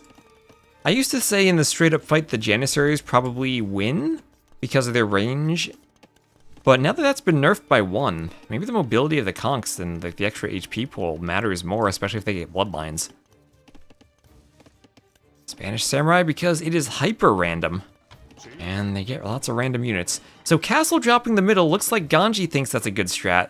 He's sending the vills forward, doesn't have all the stone yet, but sending them forward. We'll end up fighting bears.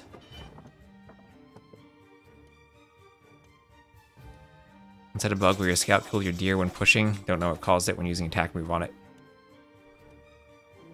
I mean, they are stronger, but janissaries have more range. Oh no, the legionaries destroy the castle. Can they destroy the castle? No. But Ganji will need murder holes now, or conquistadors. Okay, he's gonna use his hero maybe to fight this? No, he's not gonna use the hero. So FC castle drop the middle, loom double bit axe on the way now. Didn't even do double bit axe until now. That was a fast castle. He is really prioritizing those relics. And now Barles will just boom up more slowly. 145 stone, doesn't have the stone for a castle. He's just gonna TC the outside. You can just only do 1 TC, Barles. He's just gonna say, have fun fighting Gaia, Ganji. I'm gonna TC the outside, you're gonna grab the relics, and then what is Barles gonna do? Like mini boom into fast amp Trebor? Your Conquistador might draw them away into the castle's line of fire. Needs fletching? Don't know if he needs fletching. At least one conch out there can help. See, fletching I guess would help against the scorpion. But yeah, now he just needs to lure some more units into the castle, do a monastery, and grab 25 relics. You can put 10 relics in one monastery, so he'll need at least 3. This is not played on the pup, no. This is the current balance. So boars behave properly with respect to TCs. They're not going to have that supposed change where they lose none of their food when killed by the TC. That I hope doesn't get in. Yeah, you're worried that Barles, maybe he thought about this and he has a counter, right? Because Barles does have, if I select Barles, he does have line of sight to the middle. He can see this. He sees the castle, he sees the conchs. He knows everything that's happening here. He has ballistics on the way. If he's thinking of going Turk Cav Archers, though, which he is with the Cav Archers, my only worry is how does he actually fight this? Because if Ganji only kills units on this side, there will be legionaries over here he'll have to kill himself. And then if he gets over behind this, like there's a wood line there, this is kind of wall, then he has to fight the castle, and he'll be fighting under the castle. There's just like, not much room here.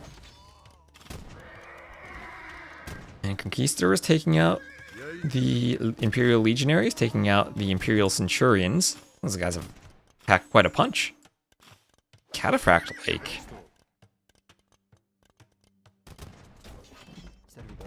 Oop, okay, Monk not gonna make it. And Barles is just like, yeah, have fun FC spamming units in the middle to fight Gaia. I'll let you fight that. I'm just gonna boom, and by the time you've fought that, I will have my own army to kill you. He just killed whatever was over there. Oh, was that his hero? He just killed Kitabataka. From Ganji? Oh, the poor hero unit dying to cav archers. Yeah, Barles has complete line of sight of the middle. As I said, you have complete vision of the middle. Both players do. Ganji still has not been able to take a relic, even after the castle drop. And Turk cav archers, especially if Barles ever could do Sipahi, would be great. He'll see if maybe he can hit a Vil or something if he sees the stone. He has ballistics now. He has both attack upgrades. No bloodlines. He says need help. Yes. Ganji saying yes.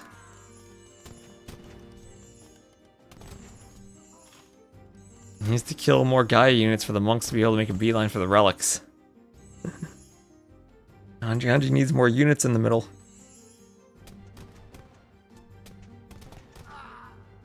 Start booming soon. And there he goes, grabbing the relics. There he goes, and I think the conks will protect the monks. Oh no, but oh, he won't protect them from Barles. I think that's too big of a dive for the CA though, he'll lose them. Or maybe he won't? Gee, he'll lose some of them. Oh, Ganji will pick the relics up, no problem. Maybe he should try to garrison the castle. I don't think it's worth it for Barles to lose cav archers though. I think he needs to amass them and use his eco for a production bonus. There's only a 7-vil lead right now. Had quite a bit of idle time on that second TC. Hello on Twitch HQ. Last set for today. Yep, last set for today. We've been streaming for 6 hours and 12 minutes already. Okay, now the CA gonna get in.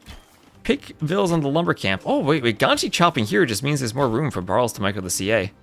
I wouldn't do that. I maybe chop down there. Find a good lumber camp spot. So Ganji trying to grab relics. Bloodlines in now for the cav archers. Ooh, he needed that a long time ago. But Bloodlines with upgraded CA should win against Conquistadors as long as they have ballistics.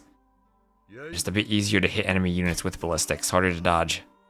Holy relics, yes. Ganji now making a dent into those relics. He will have gotten 5 of the 20 so far. Oh, wait. How many left? Okay, or 4 of the 25. There you go, that's what I meant to say. 4 of the 25. I only selected 20 of the remaining ones. Okay, so 4 relics for Ganji. Well, not that big a deal for Barles if he can maybe get some more soon. But the monk numbers will be nice for grabbing multiple relics at once. Okay, is Centurion getting involved in the fight? A couple of legionaries need to be hit by the cav archers. They have to run back. Husbandry now for Barles, continuing to upgrade the cav archers. Ganji gonna soon start getting a lot of relic gold. He is dancing with the Conquistadors. He's just dancing. Dancing the night away. And picking off some cav archers. Okay, Barles with the cav archers doesn't have numbers yet. Get enough of them and you can fight the conks, but that's the key, getting enough of them. Ganji, not quite half the relics yet, has gotten 7.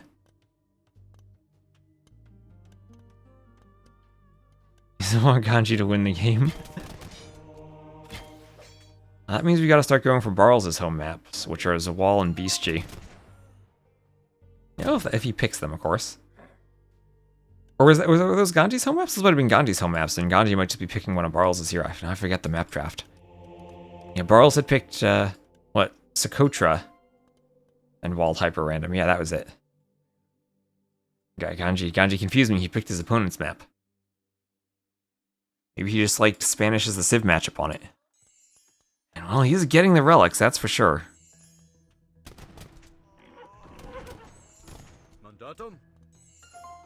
So 15 left. He's gonna pause and heal the conks. 10 relics now. So he needs a second monastery. There he goes. Well, relics can only store. Monasteries, they have 10 garrison space, can only store 10 relics. Ganji asking Barles if he needs help. He's gonna pick off some monks here now. And maybe just take the hill and win a fight against conks. Ganji might have trash talked too soon. Doesn't have Fletching or Bodkin on the castle. That could have helped. Lots of CA go down. Oh, that monk really wants a conversion. Does get one. Barles will pick it off right away. Going for the conks rather than the monk, and he loses another CA to a conversion. Conk's starting to go down. Still 15 relics. And Barles can get a few more CA. He has his own monks now. Maybe he can start taking the middle. 5 gold per second. It's 30 gold per minute per 1 relic. And so 10, yep, that's 5 gold per second. Yep, there's 0.5 per second, so times 10, 5 gold per second. Oh, he has so much gold income now. Now Barles really needs to, I think, hurry up. He's on a timer to grab relics himself. He wants conversions on the conks, has his monks there.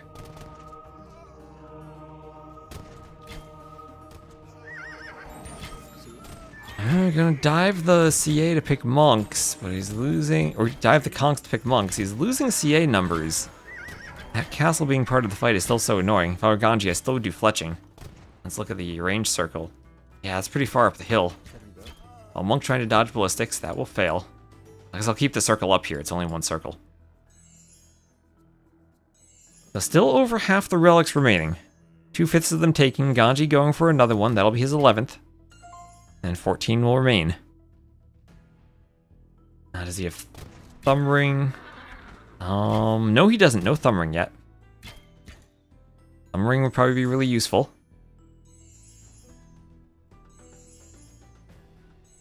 So 79 vills to 58.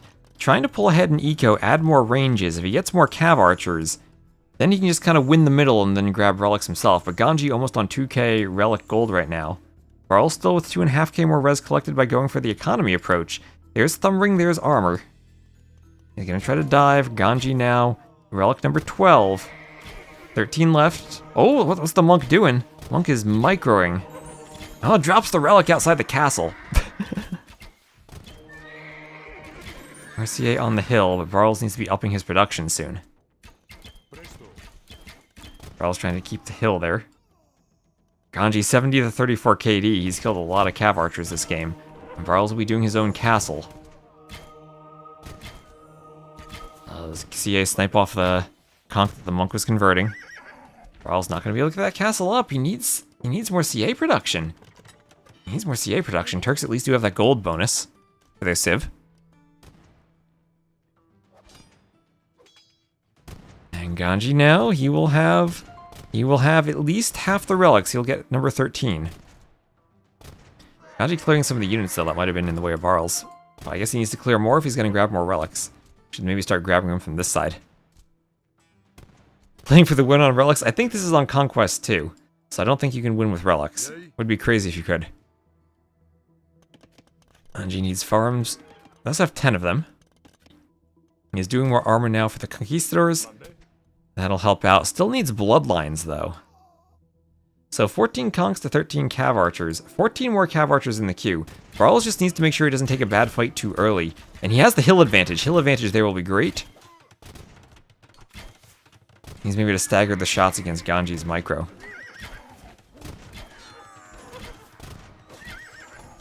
So the Gaia units there chasing after the monks.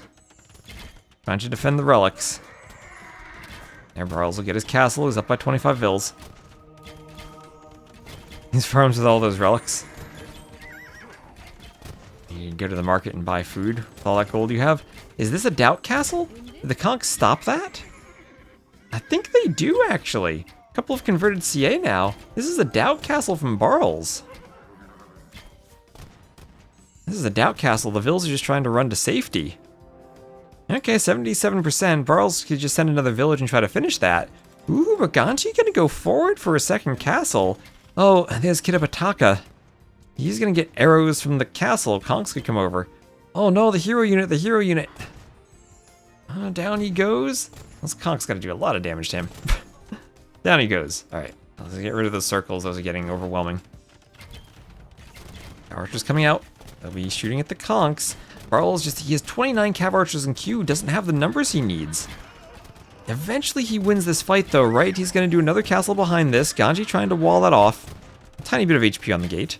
Morville's going forward for Barles, also dying to conks.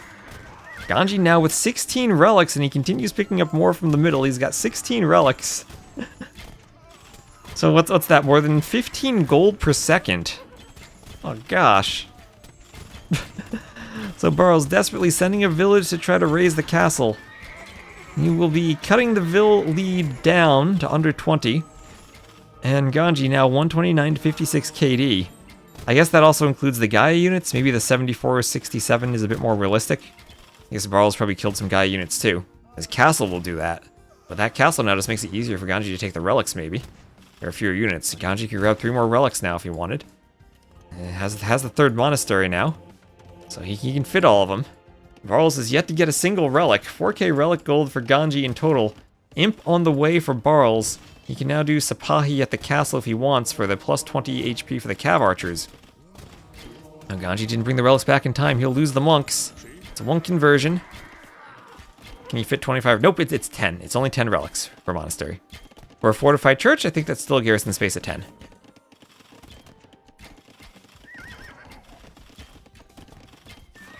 And it includes other things garrisoned inside too, like vills or monks or whatnot.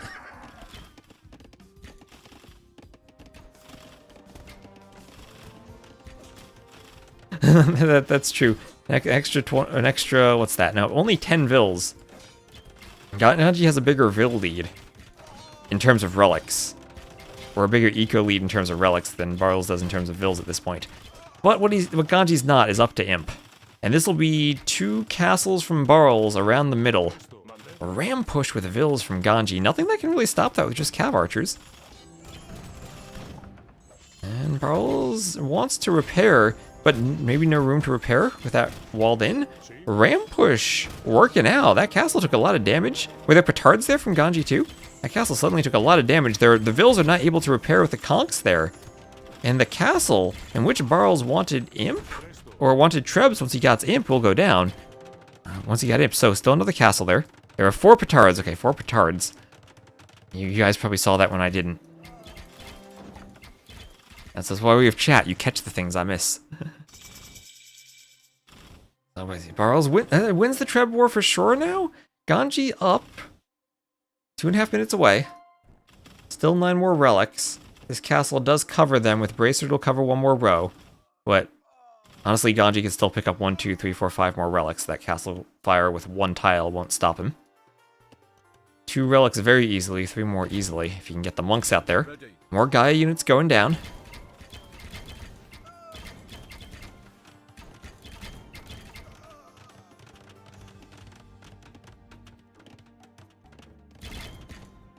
Monks running forward, getting picked off by the Cav Archers.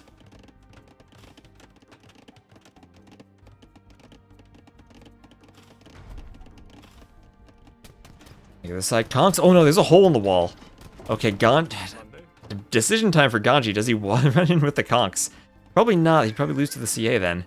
And heavy CA on the way for Barles. Okay, he's starting to win the Treb fight. But how much gold is left on the map? Only 5,000 gold. There's less gold for Barles. Oh wait, he has more back here. Alright, so Barles has 8,000 gold, and he's the Turk, so he mines that quickly. He's up by 4k res collected total. Is this a situation? I would say could Ganji just like run back to his base, hide the relics, and just win from relics in the long run? But there are still 9 relics here for Barles to take. Why isn't he making a play for the relics? Maybe just there are too many conks? He's going cannons, but those will die to conks. Even with the extra Turk HP. Trebs will be a bit sturdier. Castle will get some good shots in the middle. Well, they will go down. Conks do have an attack bonus against rams that I think applies to the Trebs, if I recall correctly. Now Ganji needs to repair, I mean, this is maybe a good hill for him on which to hold. Again, checking the relics. Should be able to get more if he can ever get presence on the hill. And he will have elite skirm. We all know how important skirms are these days, and Turks only have feudal skirms. Too many relics for him still to fall back? I guess so.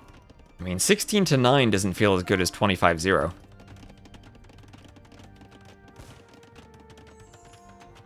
Also more population, especially more army now. I mean, Inquisition monks for converting cannons could be a thing. Turks do, though, have heresy.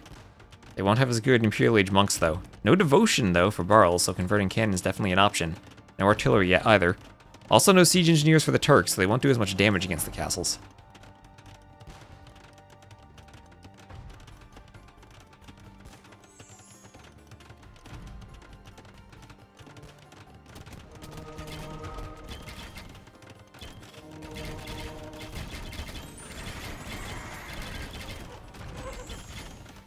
And Cav archers pick off the converted cannon. Well, that was some good conversions for Ganji. He doesn't lose the monks, and there is Inquisition. Now, there's artillery. Oh, now finally Barles making a play for relics. He's gotten one. That'll be his second. So 2 relics, 7 left. 7 left. Inquisition. And Sipahi is in for the Turks. Sipahi artillery, both unique techs. Oh, he still doesn't have eco upgrades. Handcart. Heavy plow, 2-man saw, not in. Worrying about upgrades for the Cav archers. Now, fully upgraded Turk heavy Cav archers will be good. Ganji with 12 monks, could that be better? Once he gets Theocracy, you start charging, then move in?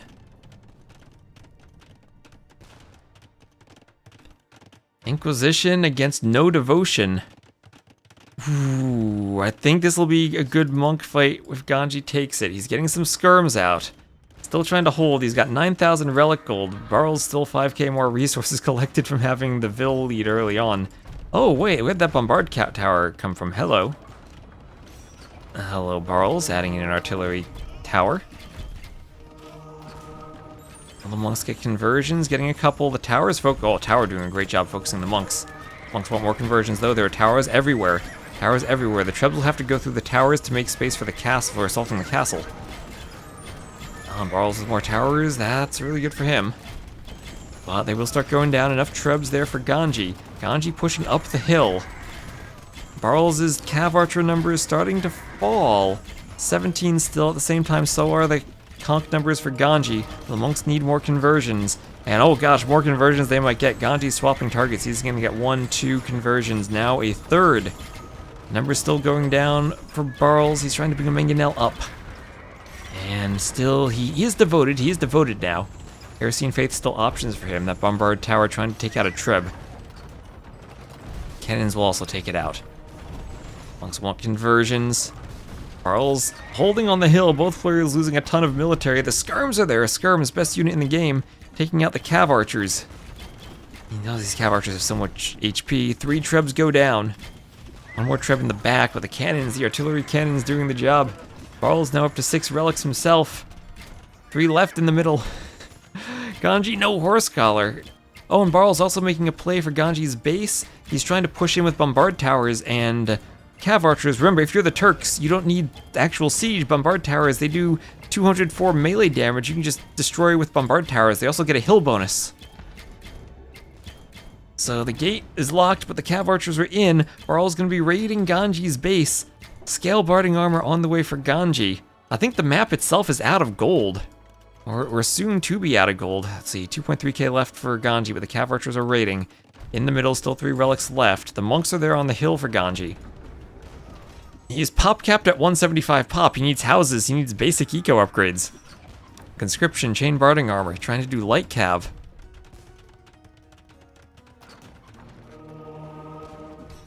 Those are sent by CA though. Oh boy. So monks want conversions. There's heresy for Barles. Finally has relic gold for affording heresy. Maybe a bit too late. Ganji can grab 3 more relics. I mean, yeah, they're under the castle and the tower, but I think he could do it. He's been popped at 175 forever. Yeah, it feels like he needs houses. Those bombard towers have been destroying his houses. Trying to push back with skirms at home. That will stop the CA raids, but won't stop the bombard towers. He needs Trebs or cannons at home somehow. I said, there's still a possibility this goes on forever, and Ganji has gold where Barles doesn't. Because remember, once the Turks start to run low on gold, then they have nothing. Then they have just hussars, but no upgrades to spears. They don't have pikemen, no upgrades to skirms, only feudal skirms. Maybe their Cav archers on the hill have so much HP they win the fight even though against the skirms. I feel like Ganji actually really needs those last 3 relics. Cav archers coming in. taking out the skirms. That's a bombard tower besieging the TC. Bombard towers, as I said, do a wonderful job of destroying buildings. You're worried about skirms, hussars picking off your cannons? No, just do bombard towers. They'll do the sieging for you. They'll shoot the cannonballs. University goes down to the bombard tower. Artillery cannons working on the castle. Artillery towers, they do outrange castles, so you can actually destroy castles with the towers. That's always fun to do. And Ganji now off the middle. That'll be 3 more potential relics for Barles, making it 16-9 in favor of Ganji. Ganji still, though, maybe options to hold for a long time. We have 3k stone, and actually more stone under these towers here for Barles. That's 4.7k if he can mine that. Barles is going to have a lot of bombard towers. They are the best siege. I don't know if they're the best, but they are pretty darn good at it. Better than you'd think. And hussars won't be as useful under the towers either. So ram push from Ganji. Treb's trying to take out the towers. 3 relics still remain in the middle. Ganji with monks probably could make a play for that. He's finally up to 200 pop now. Won't be housed. Here come the Turk hussars. Not quick walled out. That Vil. They're on a tile too slow. And the hussars will get in. They will take out the monks. Treb going for the tower. Cannon defending. Skirm's going to take out a tower? I don't think so. Now also extra hit points on the bombard towers for the Turks. They're gunpowder units plus 25% HP. I believe that applies to the bombard tower. And Ganji will call it with 16 relics. He will call it 2-0 for Barles. He does not feel like he has a chance of breaking out now that the hussar raids are coming in earnest along with the cav archers. And what an absolutely crazy game, but the boom from Barles, not prioritizing relics, prioritizing more eco for timing to fight Ganji works. Relics were a trap. Oh man, that was crazy. 286 kills to 196. That does include Gaia. 38 conversions for Ganji. That's a 7k res collected difference there. 2-minute difference to Imperial for Barles. 3-minute difference just about. Oh, GG. And that was great. That was zing.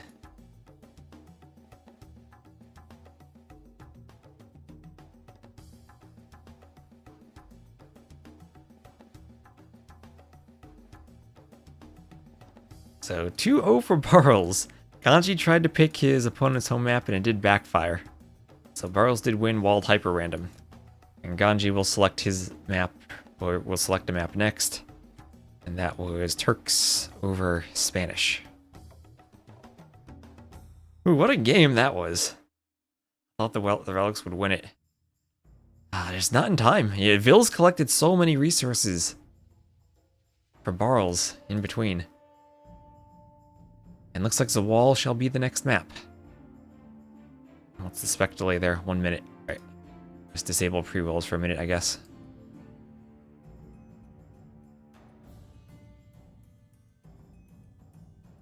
And also, hello again, John. Great push by Barles. Ah, dang. I need to drink some water after that.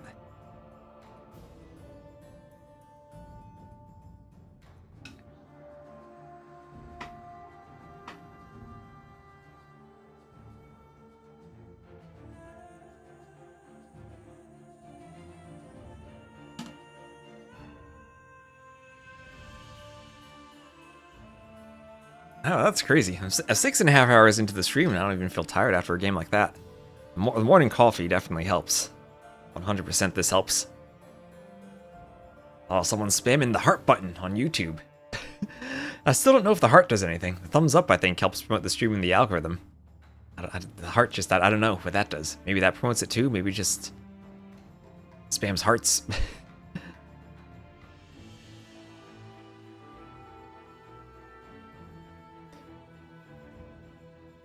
Oh, I can start a QA or a poll. Interesting. Wait, start a QA? What the heck does a QA mean? Alright, so the wall shall be the map. Ganji will have picked this as his home map. He shall play to the south as the blue Malay. And Barles will play to the north as the red Portuguese. Ooh, Bazi original map has a wolf in the back. some mouflons on the side. Oh, Vanilla Donut, look at that. Number 2 on the YouTube XP.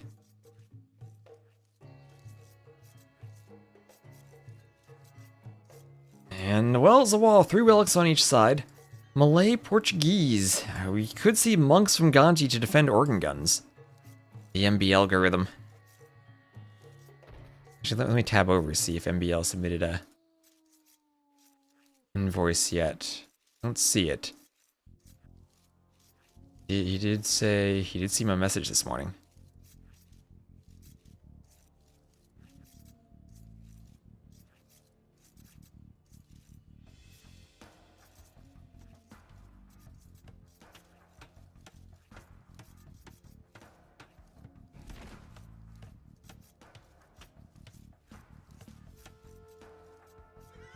And oh, Ganji, he's gonna lure the boar with the scout.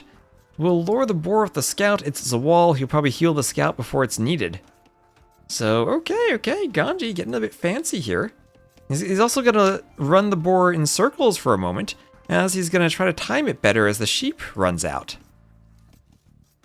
Like Barles, we gotta cheer for your countrymen, go Ganji. Oh, there you go. That was nicely done. There's a sheep with food on it left. He'll finish that just in time. Scare the mouflons away.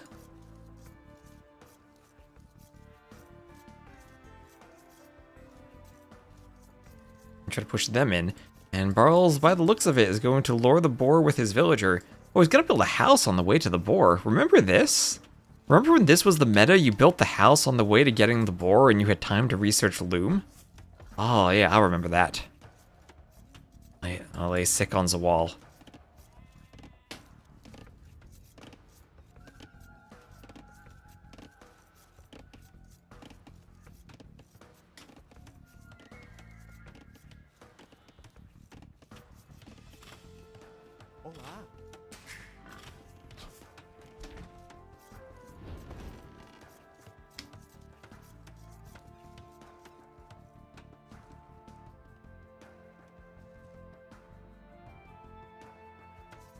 So, house going up over here, palisades going all the way over to the wood line.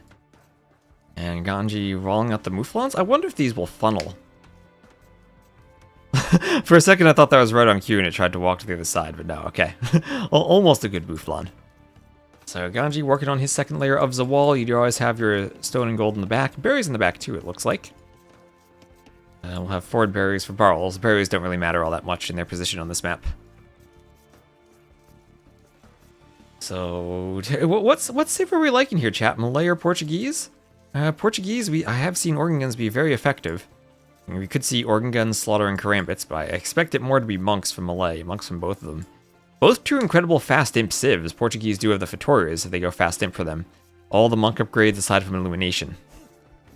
Ganji would then have all the monk upgrades aside from Theocracy and Fervor. So maybe I'd say the better monks for Barles. They both have Heresy. I do feel if it's both like 1TC fast imp monks, the Malay do that really fast, but I think I still prefer the Portuguese having Fatoria eco. And the only way that doesn't work is if they have to fight so aggressively, maybe over relics, that he doesn't have time to add Fatorias. Comparable idle economy. It takes 10 seconds fewer idle economy. Maybe the vills under the TC being rerouted around the sheep a bit too much. Oh no, he's trying to push the mouflon, but he always shoots it away. You can shoot it and reset the walking, but it still ran away anyway. See if you can get this as his house wall. Causing some tricky issues as he needs to find a way to encourage the mouflons to navigate around it. And circumvent the wall.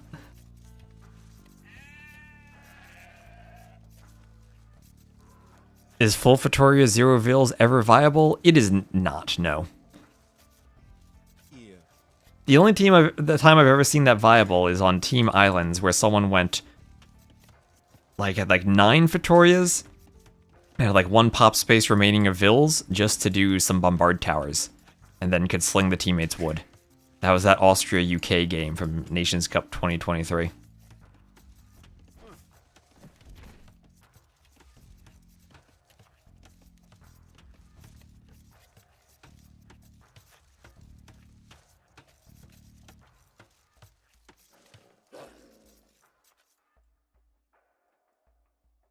Look at this chunk of double wall. A few double wall chunks here and there. So feudal for both, but slightly faster for Barles as the Portuguese. Ganji going for a larger or a longer melee delay in the Dark Age. You have to delay enough so that you can go straight to the Castle Age if you're not doing the feudal boom. Also, full Vittoria 0 Vils in a 1v1 means that Spies is really cheap. I have a YouTube video about that too. Someone tried to do that to me on Arena. And I just clicked Spies. It was only like 1,200 gold, because they had so few Vils.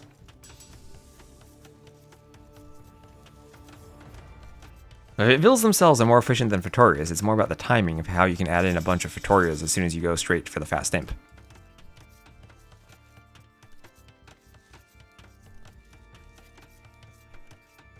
Miner greater than Cleric. You mentioned that HQ about the previous game. Remember, the Turks also have the gold mining bonus for their Vils. So maybe that was just the perfect civ for Barles to sit back and camp.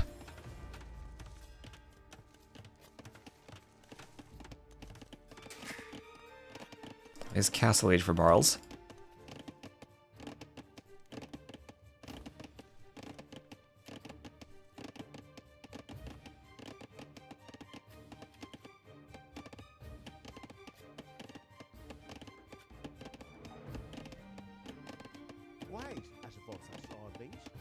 Vittorias are cool. That is true, they are cool.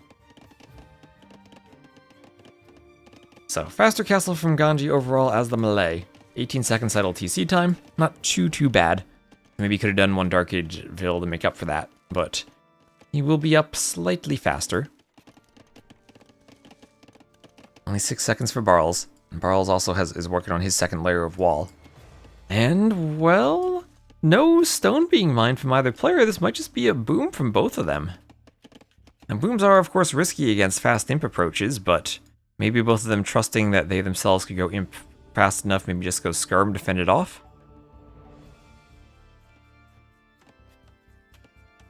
I'll also see if they add in a monastery right away while booming to go for the 3 relics on their side. No, so not a total of 25 relics here, but 3 are good to have. Okay, there's the monastery right away for Ganji, going for that before any TCs. Yeah, then TC in the back between the woodline and the stone. Nice spot for that. Barles, where's his stone? Up over here, he'll probably TC the stone too, so he TCs right away. We'll see if he maybe goes TCs before the monastery. Also up to 6 farmers. Be cool if he could put units on top of the wall. That's honestly something I'm glad that they cut. They had thought about that. I know I've heard interviews saying they thought about that in AoE 2, but they could never get it working. I think that's one of the strengths of AoE 2. That, you know, you have lots of ideas, but you test if they work, and if you don't get them working, you cut them. That way, instead of having a game filled with ideas, you end up with a game filled with working ideas.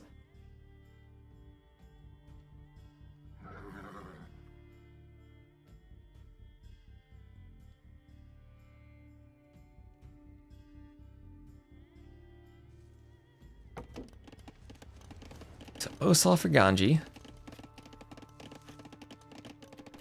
Imagine the pathing of units on walls. It would be straight lines, right? Unless you chunk it up with a whole bunch of walls. Oh, TC destroying or killing Grey Wolves.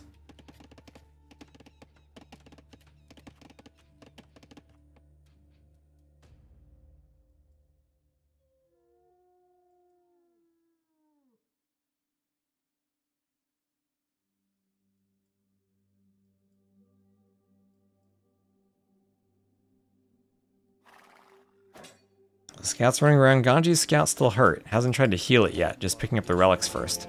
Which I guess makes sense. So both players 3 TC booming. Ganji slightly ahead in Vils due to being the melee, getting the TC up faster, having more Vils while advancing.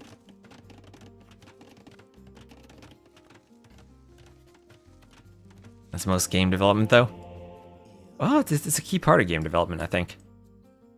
Making sure that you get the right feature set. There's always more ideas and more stuff you can add. You need to come to the right set in time for when you release. Eagle warriors with rockets? You can be the Chinese, go monks, convert eagles, and then have rocket carts with them. Research rocketry, and you got it.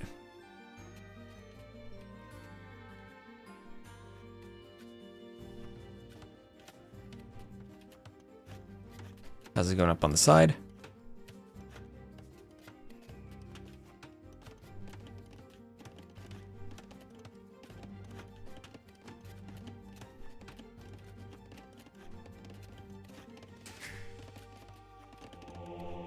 Have I ever made a game? Not like a AAA big published game. I've made a ton of mods for AoE 2 over the years.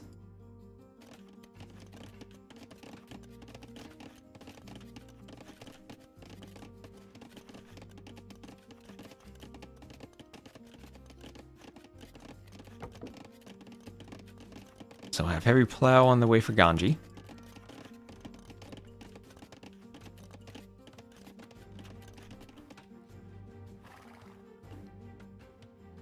Scout for Ganji hoovering around the outside of the walls too.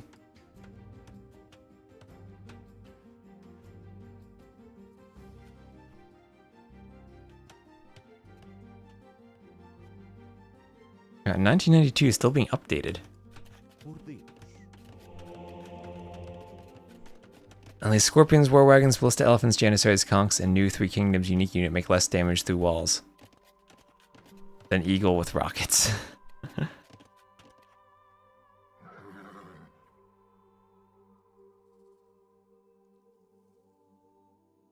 So Heavy Plow on the way for Barles.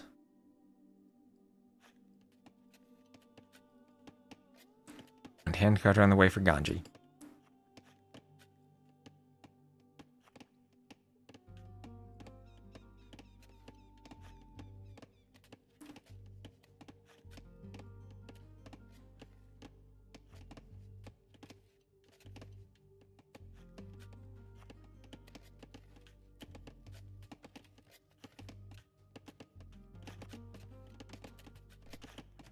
A gold mine on the way. Gold mining upgrade on the way for Barles. So 3 difference, both of them grabbing all their relics. So about 1k more res collected for Ganji as the Malay. Definitely having the better boom. Adding the university, and he's soon to click up, will have a great timing advantage with his imp. And now can he turn that timing into aggression enough to defeat Barles? That's the question. Hello again, Sacred Run.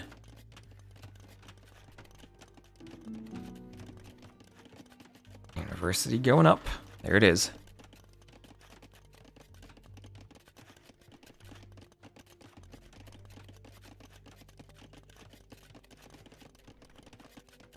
Now, can he go imp? Can he go imp in time? Almost has the res.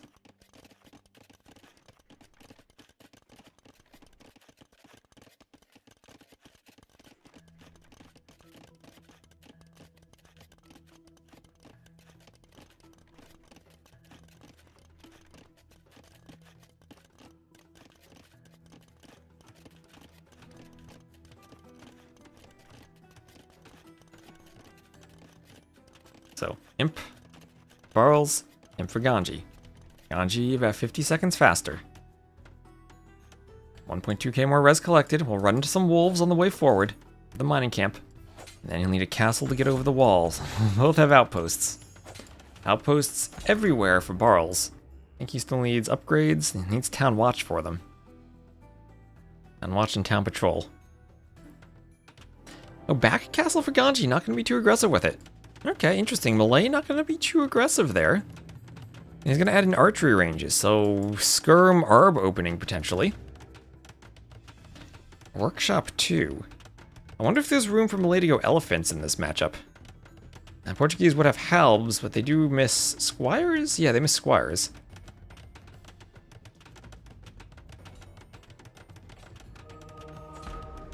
Monks want conversions on a conversion on the Vil. Ganji has to run, but Vil gets converted. Oh gosh, that is line of sight for Barles if he scouts. But Monk will come to convert him back, so Barles just deletes.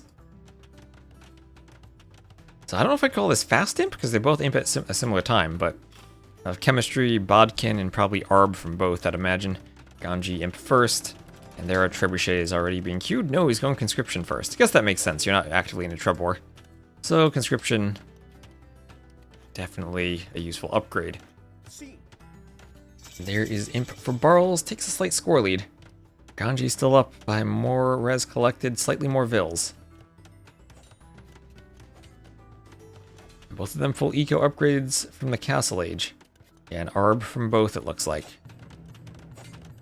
I wonder if Ganji can just open... He's doing Arb, I wonder if... Or Crossbow, I wonder if he could just open Skirm, honestly. It's kind of a blind counter to an Arb opening, though. Yeah, they both went 3 TCs, right? It's not a fast imp, but a quick imp, though. 26 minutes or so. I think that's all after a 9-vil start.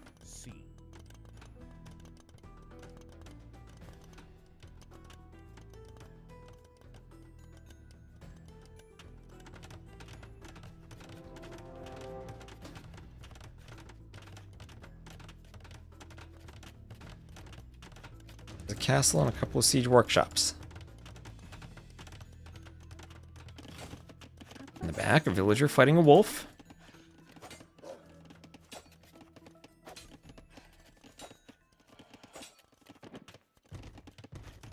We'll go add in more walls. Look, skirms. No, no skirms yet. No skirms yet. Oh, wait, there we go. There we go. Now we have skirms. Ooh, he cancels them. Cancels them. Let's go on Arb. Okay, okay. Treb going to break a hole in the wall. That'll be a hole through which maybe the scout goes to scout. Okay, Treb's not that accurate. Okay, the scout is through, and what will go? Oh, he never healed his Ganji. Why didn't you heal your scout? You get 5 hit points. Ganji, no! That early Borlore comes back to haunt him. He never healed the scout. Oh no, you're the monk right there. You could have put it in the castle. So many options. Oh, Ganji. Oh, did he get damaged by a bombard cannon on the wall? Well, he could have healed it again. Oh, did the bombard cannon shoot the scout as he was going through? Is that what he did? That would have been splash damage. Because it would have been 40 splash damage.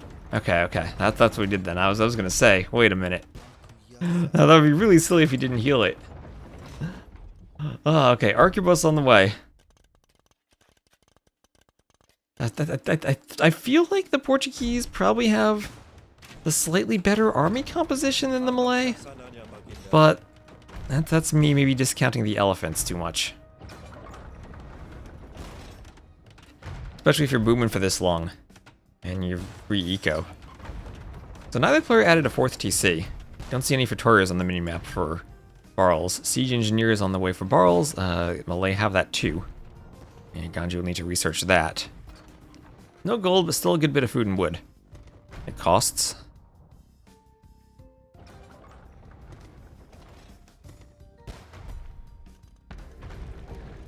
A tower or outpost goes down.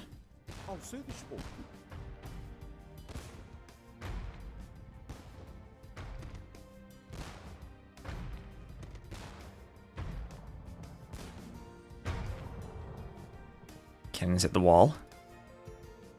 Can they go bombard tower with cannons? They can. But then you kind of get arbs and skirms against that. And now it's just pure skirm from Ganji against the arbs. This is that transition period where unless you can get great cannon shots on the skirms, it's just like the skirms kill everything. If Ganji had thought about opening arbs, but then went skirms, and he's going skirms into arbs. Which is, I think, exactly what he wanted. And pure skirm, the push he needs. He could destroy the market. That's actually kind of frustrating for Barles right now. Oh, Barles gonna lose a cannon to the skirms. He's losing more cannons to Ganji. Barles, you have Arquebus. You should have the better cannons. 3 cannons finding that castle, taking it out. Ganji dodging. Treb there. Karambit warrior going for an attack on the cannon. Favorite new castle design? Ooh, I don't know. I think the classic Teuton castle might still be my overall favorite castle, but from the new ones, I do kind of like the Celt one. I think that's really interesting.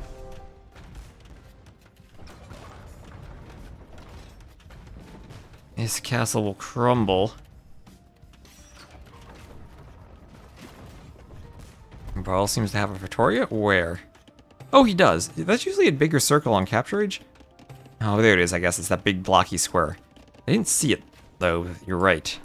Now, houses, blacksmith market. Destroying these buildings gets really annoying because then you gotta remake them and you might not notice. And there are the elite Karambit warriors. Those guys look very well armored now.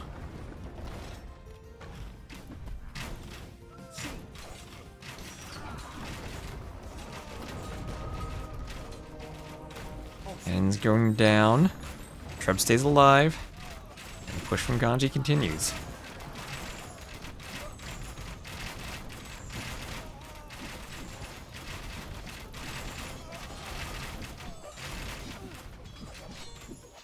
So Cavalier fighting the skirms on this side of the map.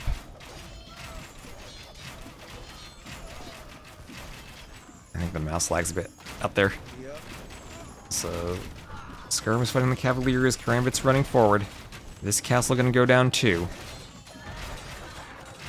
Cannon gets hit by the bombard cannons.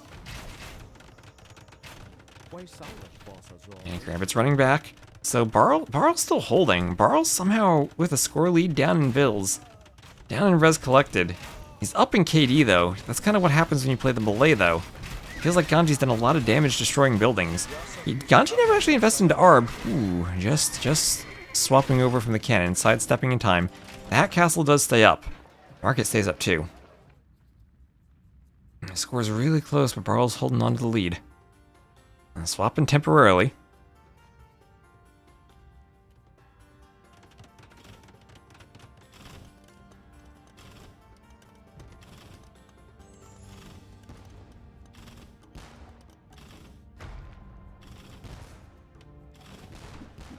And now the cannon's trying to hit the skirms. Cavalier's running in. And there's a big Cavalier charge for Barles. This could be good if he can get kills on the skirms and the Karambits. Keep his own cannons alive. Ganji trying to pull back. Belay Castle is bottled. The Belay Castle is #1 worst for me. Doesn't fit their architecture at all. Feels more like a Viking castle. Like it has horns on the top. I don't know, maybe it represents some real architecture, but then the rest of their architecture needs to match it too. Cannon's taking out the castle. How do Karambits traded with paladins? I'd imagine horribly. No, Portuguese don't have paladins, but they do at least have cavaliers. Cannon's going for the castle. More cannons up from behind. Arb's trying to win this fight. The castle goes down. The castle goes down. Skirm's still trying to push into the Arbs, trying to meat shield a bit, but still no real answer for Ganji against the Cavaliers. Karambits are dying there. Karambit numbers starting to fall. Ganji has to fall back, and Barles now is pushing. Barles looking for the 3-0. He's showing the true colors. No halbs here. And Barles has to be careful of the gold situation. 15 on gold, and he's starting to run out of Cavaliers. And Ganji with a lot more gold stockpiled. Maybe we should have been trying to mine that forward gold from Barles. These are elite Karambits. Are they Karambites now that there's a lot of them? Maybe they're Karam Nibbles.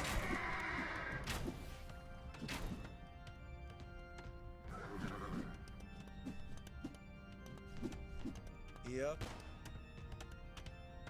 Apa syasananya baginda? Skirm's going down to cannons.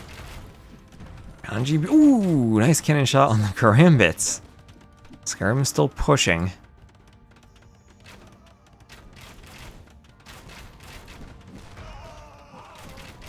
Karambit's going down.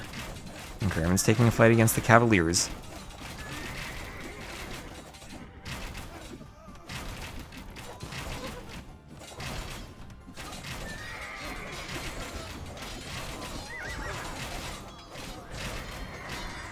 Cavalier's still running into the Arbs, but the Arbs are there. And 0 on gold now for Barles. 0 on gold. Only 8 on gold for Ganji, but Ganji controlling the map where this outside gold is. And maybe that will be the advantage for him if he can keep Barles from grabbing that last gold. If you look at Barles' base, There's no gold left for him. He just has the Vittoria. Ganji has a forward gold still. He has gold access still. Another 3k gold for him. He can keep pumping gold units for the moment. Barles completely out. If Ganji somehow could control this gold, he can do one more castle, control the forward resources. He's controlling the map, all the forward res on the wall, and now Barles will have to swap from Cavaliers into Light Cav. He'll have to do his own skirms, and suddenly that means that unit advantage he had will disappear, as the cheapness of Ganji's army will start to come in for him. Bombard tower push when? He could do Vittorias, but I think it's actually better for the most part to use the market and sell rather than do Vittorias.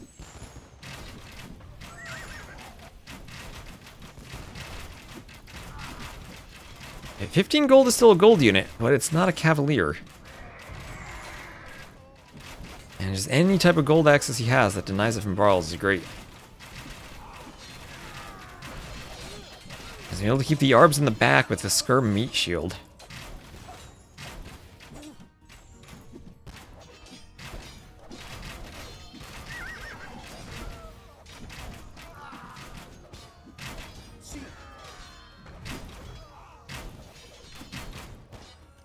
And Ganji has not been raided. I mean, still is maintaining a good res collected lead this whole game.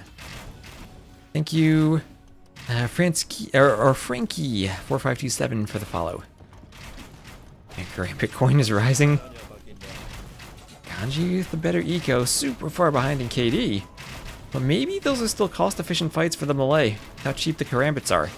And now they're getting in, and now that Barles no longer has the Cavalier numbers, he can't keep winning the fights against the Karambits. Karambits will trade decently against the Light Cav.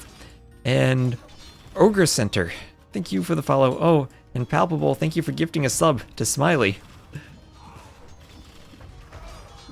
Saw Smiley was streaming earlier.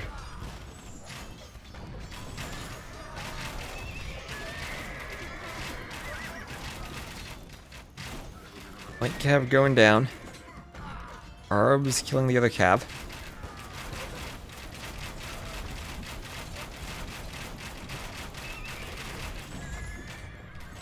Cannon's taking the stables. Arbs killing the Cavaliers and the Light Cav. Or Cannons double kill on the Cannons. Light Cav trying to dive the Bombard Cannons, but the Karambits are there to defend. Light Cav coming forward onto the Skirms. But the Cannons survive, they survive, they can be repaired. The Light Cav trying to make another big push. They're pushing to Arbs. The Karambit numbers are starting to fall slowly. That's a lot of spam. What's happening in Ganji's base? Nothing happening in Ganji's base. He is perfectly fine. He's not raided at all. Ganji just has castles. He's going to kill the Light Cav that are raiding the Cannons.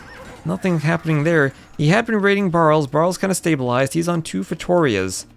Ganji's base completely safe, not raided at all. He's walled. Maybe we could use a gate. But then he's got castles up for making the Karambits. Yeah, there's no war in Ganji's base. He's mining the gold and then maybe even has stone access there. The only thing he's missing potentially could be Halbs to deal with the Light Cav raids. Has to use gold units so far, but Karambit Arb should be fine versus Light Cav.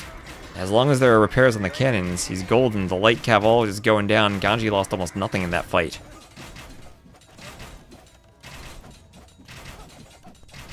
And the castle was being attacked? Maybe that was blinking. Maybe a stray unit that was there. So Skirm Arm Karambit for Ganji. He's going to do Forced Levy. Forced Levy is going to go Champion or Two-Handed Swordsman. He has all the upgrades for them.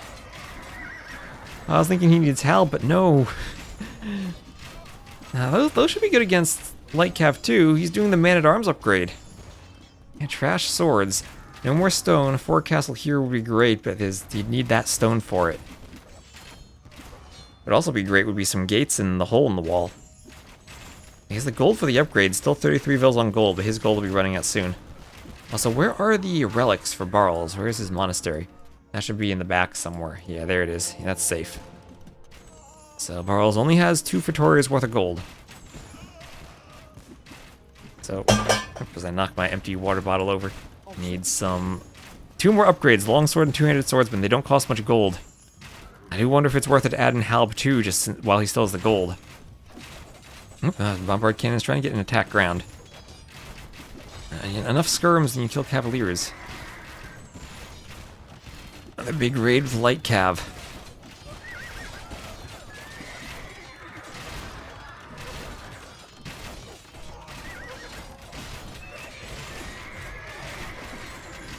The cav dying to arbs. Skirms coming forward. And there is the longsword upgrade. We're getting closer and closer to two-handed swordsman. Ganji with the score lead. Needs this game if he wants to start a reverse sweep. And Karambit's running into the base over here. Now Smiley can watch without ads on Twitch. Wonderful.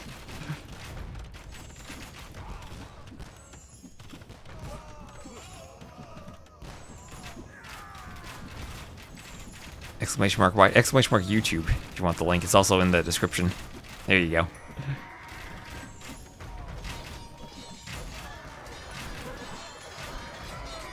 Like Kev dying to Arbs. And Ganji closing up that kill discrepancy. Forced Levy. There, Halbin two-handed swordsman. Ganji adding in the barracks. He'll have all the upgrades, and he even has 1,200 gold left. He can keep adding Arbs, Karambits behind this, whatever he wants. But it's swordsman time. Yeah, YouTube for the ad-free 4K experience.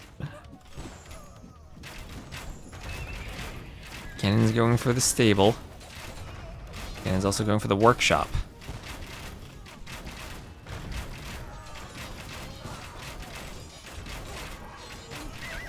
Those on the farm is going down. Skirm is fighting skirms. The TC is going to go down to cannons too.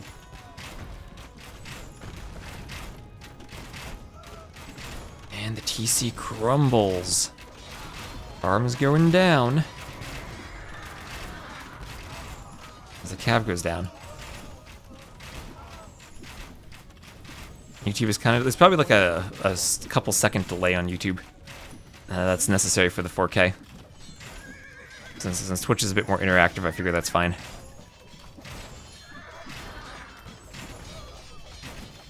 And so, Cannon's going for the castle. Light Cav still running around. Big skirm fight for Ganji. I don't really see how Barles holds this at this point. 200 KD difference, but 3k more res for Ganji. I feel like these fights still even might be cost effective. A few halbs out to protect the cannons, some house walls to protect the cannons too. Just trying to keep the light cav away.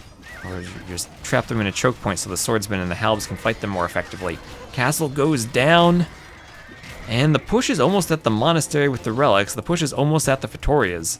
2k gold for Ganji. 2k gold still. Barles is completely out. Behold the advanced technology of holding your sword with two hands. And there's the GG from Barles, and Ganji lives to fight another day. He will win Zawal. Stats. They give us 634 kills for Barles, but not enough against Ganji and his cheap military, and the numbers, the Karambit numbers, got up to 83 military pop. Almost never dropped below Barles the entire game in population, despite taking inefficient fights in terms of KD. So Malay, look at that uptiming. Working out for Ganji. How much gold? I forget the number off the top of my head. It's been changed so many times. And look that up.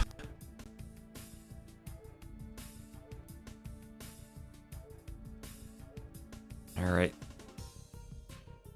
And they're gonna go right back to Socotra right away, no break. Not even giving me time to update the scoreboard. That's 2-1. Ganji starting the reverse sweep. Let's see, wins the wall. Wins with his very first pick Malay over the Portuguese. And it will be Persians versus Wu on Socotra.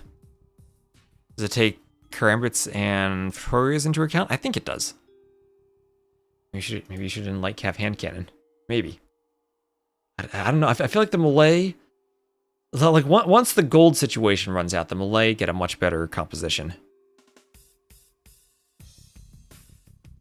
Also, shout out to John Slow for hosting the event. Go make sure you give him a follow too.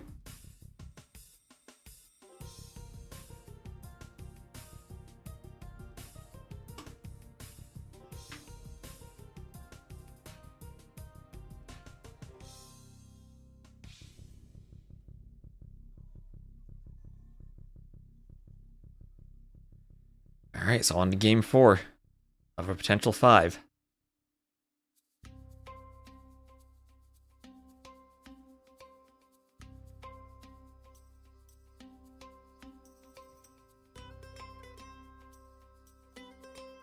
Amazing tournament, fun to watch. Fun map pool.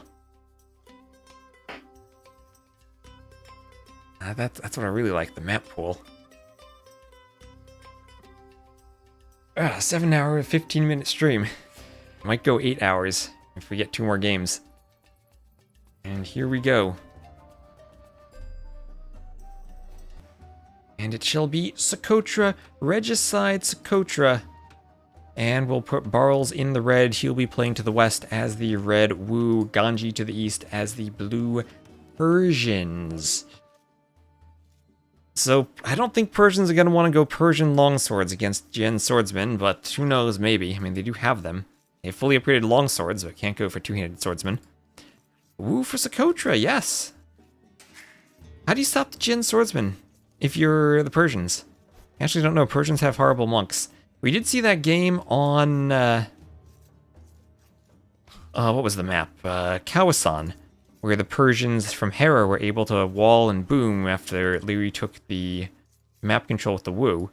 And Ganji nearing the TC. And dodge some TC arrows. Back elephant for Barles, but he has found it at least. Going to push in the ostriches. Those are Barles' ostriches, far away. Let's see, closer. Yeah, kind of far for Ganji, too. Elephant's over to the side.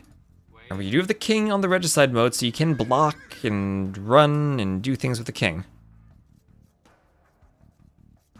If you douche, then the Jin don't factor in. Someone has... oh, I've seen douche games go to the Castle Age and beyond.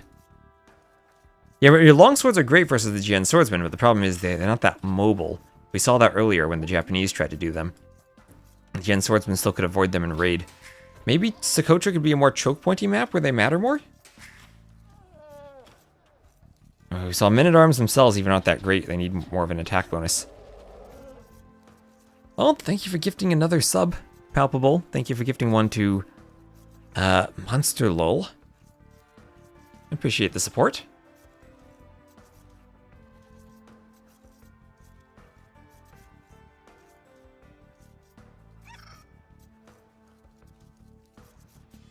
Ostrich being pushed in there. And no, what is Socotra with no laming? And where is Barles with the Wu doing the early barracks for the 65 food for some type of insta-drush? It's just a normal game. So I guess it's just building up into skirms. Do the Wu have any other bonuses? No, just Jin Swordsman. So it's going to be skirm into Jin Swordsman? Maybe. I mean, Persians will have good feudal to castle age skirms.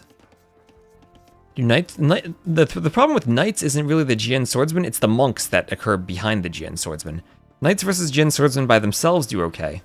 But the question then is, what do you do versus monks? As if you're the Persians, you have a horrible monk tech tree yourself, no heresy, and then no even atonement for converting monks.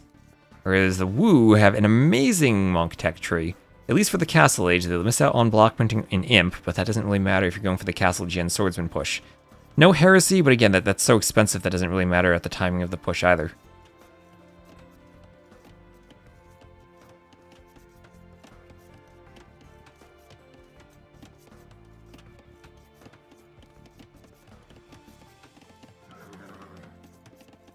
So king gonna check... Ooh, wait. The king could try to block the scout and the other scout get attacks. More HP for the scout, though. That wouldn't really work.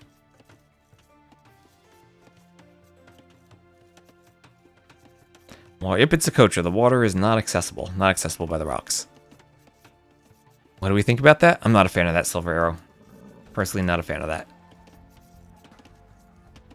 I think it makes luring the boar way too easy in the Dark Age when it's already been made easier and easier over the years. Anyway, also more effective to convert the knights than to convert the Jin swordsmen because of the extra cost of the knights.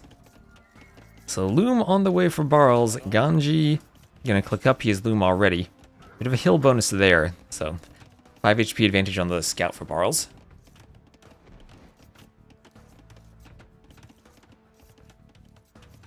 Yeah, there's a no Socotra map, I think that's called. Or is no Socotra just the one with the Oh, that's just the one with the wood on the outside and no stone. 准备就绪， But yeah, there was a dockable one with some shorefish. This is normal to Socotra.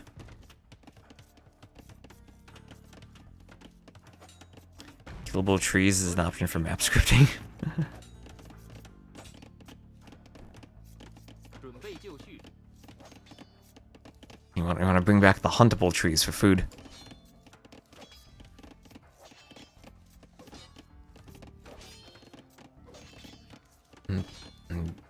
I mean, honestly, people even killed the boar or weakened it and shot it sometimes with the TC on Voobly. I don't think the lag or uncontrollable variables really is something that affects the lore.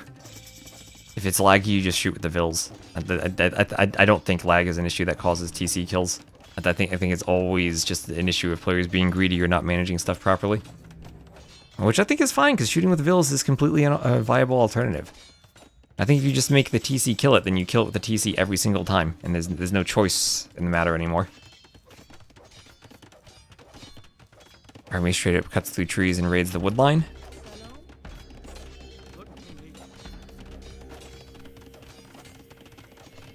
Maybe units that can walk through trees. A mode with all the historic exploits.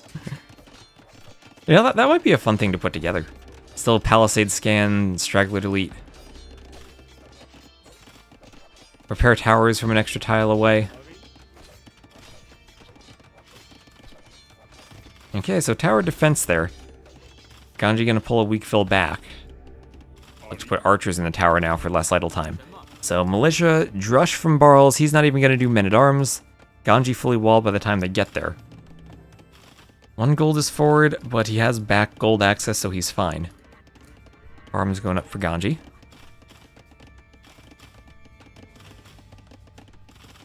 The people of Socotra fish extensively.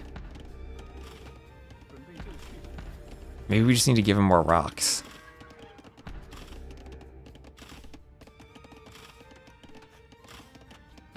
Name infinite attack Lithuanian paladins. And so Vil going up, militia hitting the wall. Archer will keep the Vil away.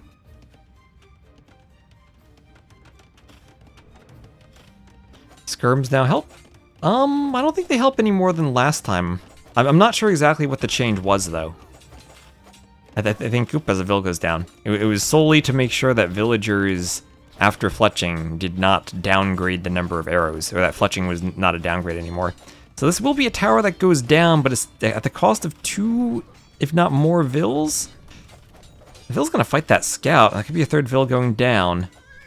Garrison's in the tower. Okay, that scout's very weak. And that should go down. You gotta keep track of the weak Vils here. Ganji clearing this army.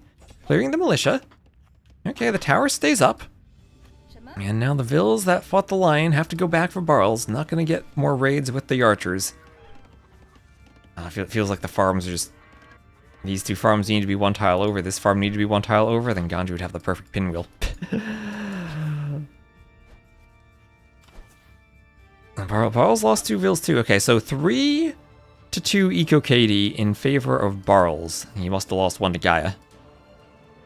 I think they have plenty of rocks. Okay, fair enough. Just not positioned on the outside.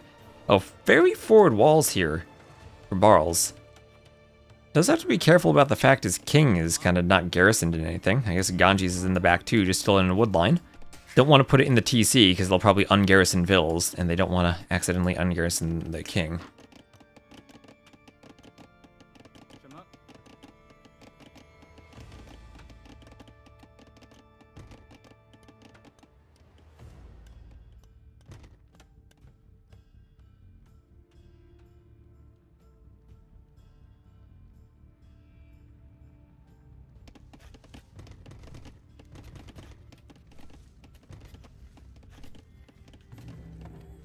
Some more skirms on the way. Barles maybe a bit more control of the hill. So 6 archers against 4 skirms. I'm honestly kind of surprised to see someone going archer on this map instead of skirm. Ganji will force the archers back as he works to push forward.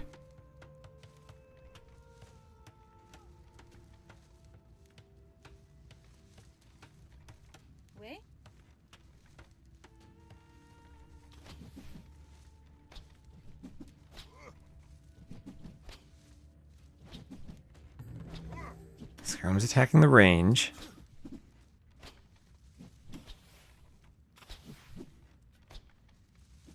Hello, Pixel. How you doing? 准备就绪， So, reveals on the berries. Skirm's archers still hoovering around the front.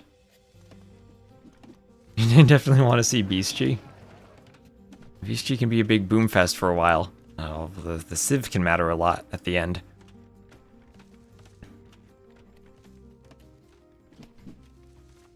So Ganji not breaking in anywhere, and this probably heads to the Castle Age. At which point I'm still wondering what the Persians do against Jin swordsmen. So market for Barles. He's going to want as much farming space in his walls as he can get, and he does have a good bit of it. What is my elo? My highest was around 1900.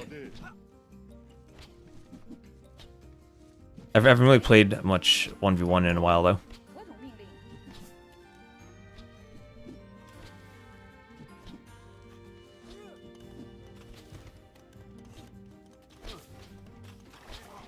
The scout goes down for Ganji. Was risky trying to run into the base. Got quick walled and shot by arrows. And that's never something you want to be perforated by arrows when you could have been less greedy and kept your scout alive. So what is the map vision? Pretty much nothing for Ganji. Doesn't have any idea what's going on inside this base, but at least he's scouted everything on the outside. Losing that scout hurts. At least Barles lost his too, and both up to the castle age just about the same time. Not even 10 seconds faster for Ganji. 准备就绪， And those vills on the berries getting hit and pushed back by skirms. 何种命令？ Glitching and castle age on the way there for Barles.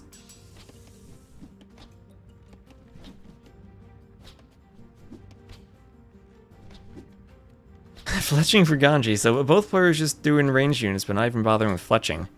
Ganji on the side is fully walled, doing a stable, so it will be Persian knights.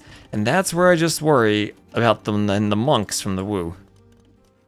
Faster TC does help a lot. Kept Ganji pretty close in eco. And United Irelander. Thank you for the follow. 准备就绪，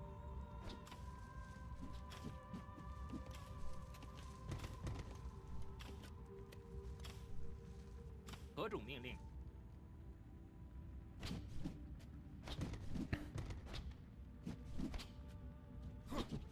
Now, Ganji trying to break in. There's a lot of archers in the range, but if they ungarrison, they will just face skirms.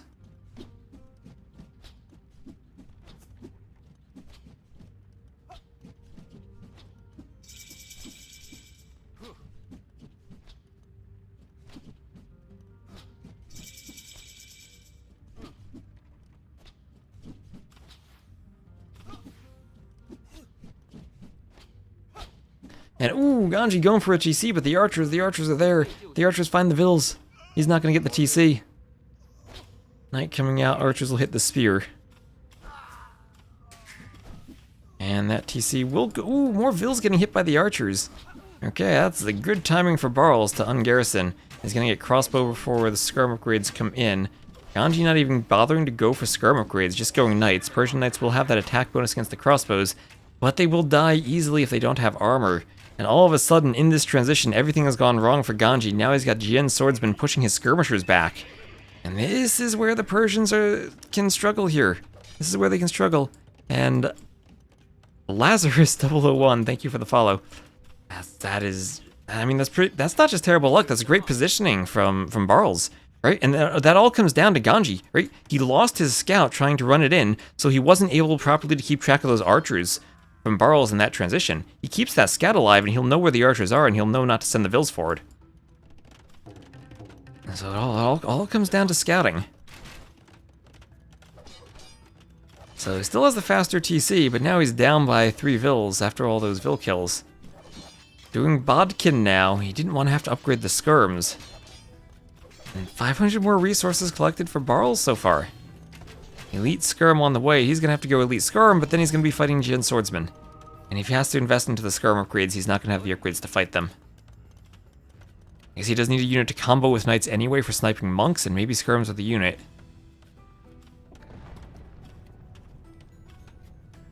There's only one knight out now, and the knight's hiding in the north. This isn't looking too good. Not even with elite skirm yet. Okay, monk at least doesn't go down. Now the Jin swordsmen are closing on the skirms. They don't care about tower fire. They don't care about TC fire. 准备就绪， And unless you get 何种命令？ like 30 to 40 skirms, they won't care about skirm fire either.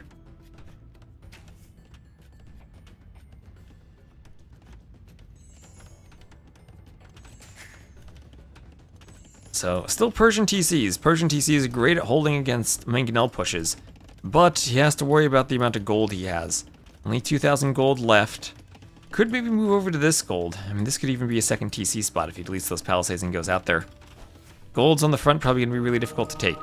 So, monks against the Jin swordsman. We all know how lovely Ganji is with his monk micro, but then has nothing to deal with Mangonels. He needs knights added in to deal with the Mangonels, or he needs his own siege. So there's a workshop and his own Mangonels on the way, but he's already behind in production. Barles is a second Mangonel on the way, and Ganji's gonna need good Mangonel micro here. He's down by around 1,000 resources now. Had to struggle abandoning the front of his base.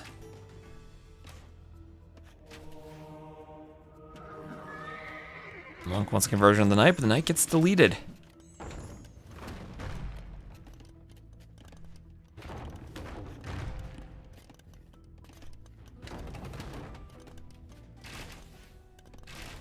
Mangonel shooting the ground.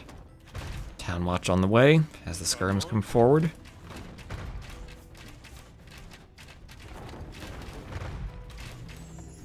Mangonel's hitting the range. Skirms killing the crossbow.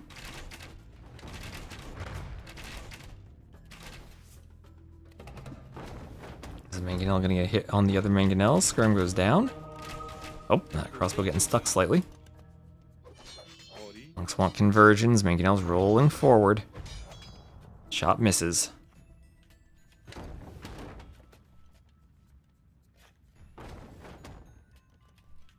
Mangonel hits behind the gold. And we'll have Sanctity on the way.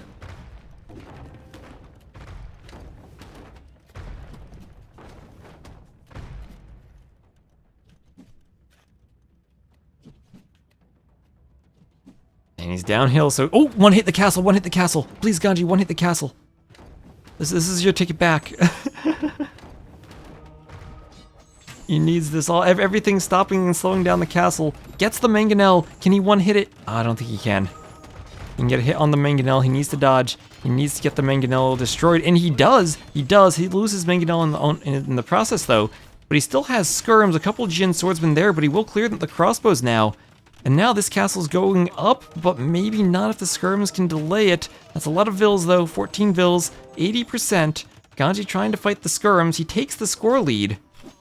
And all of a sudden, the castle's in the middle. That's great map control for Barles, but Ganji also has access to his other gold. And does the castle hit the gold on the front? It does. It fully controls that gold. So all of a sudden, Ganji took a really good fight, but not good enough to stop the castle. And he really wanted that forward map control with the TC at the start, that he's now lost those 2 golds. And behind this, Barles has 2 relics, and behind the castle, probably access to 2 more. And maybe a 3rd on the way. Where's the monk? Yep, that monk's holding the 3rd relic.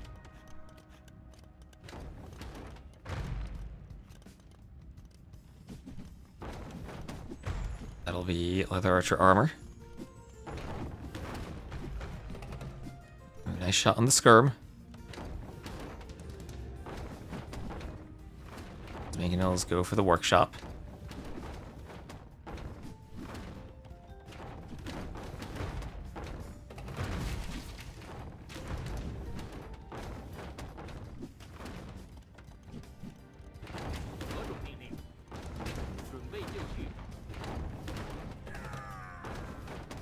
Range goes down, but this workshop will go down. That's 3 Mangonels besieging it. Couple Jin swordsmen out here.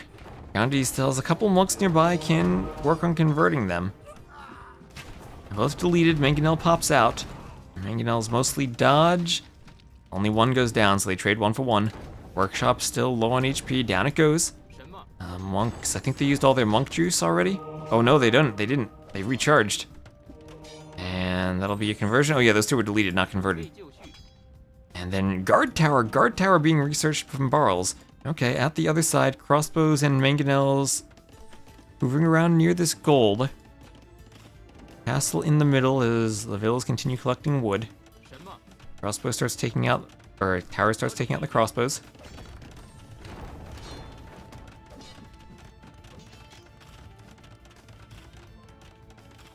Mangonel's coming forward.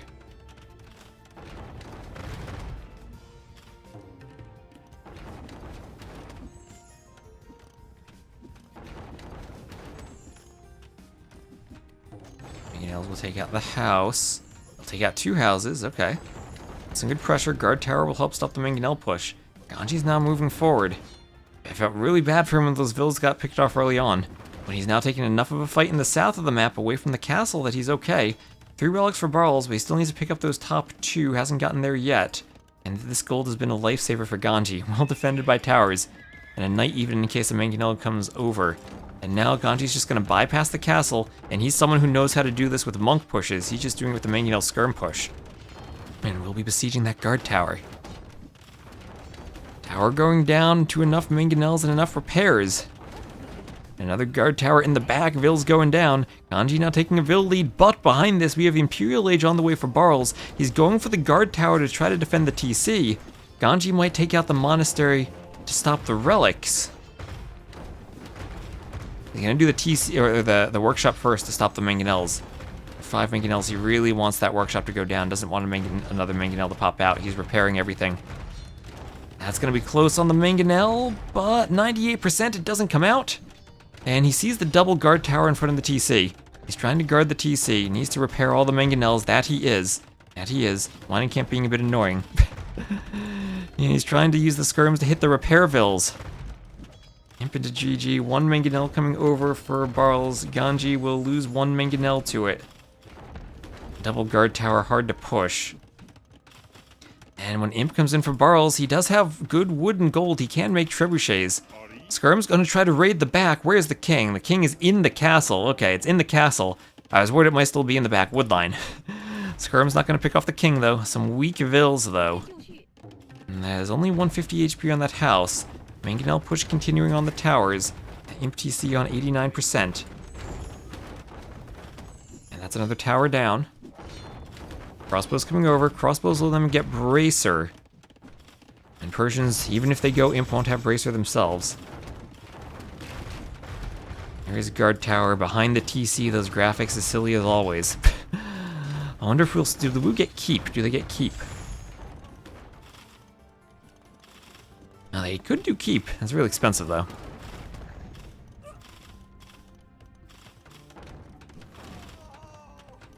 Okay.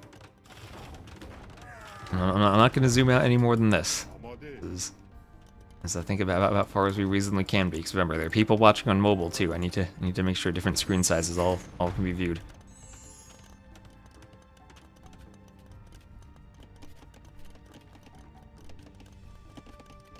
So lumber camp Ville's chopping in the back.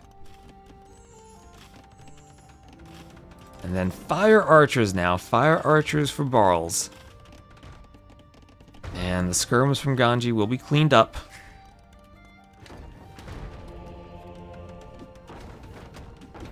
And Mangonels will go for the range. Vills will die to skirmishers. We'll zoom out. That's a traction treb deployed for Barles. 何种命令？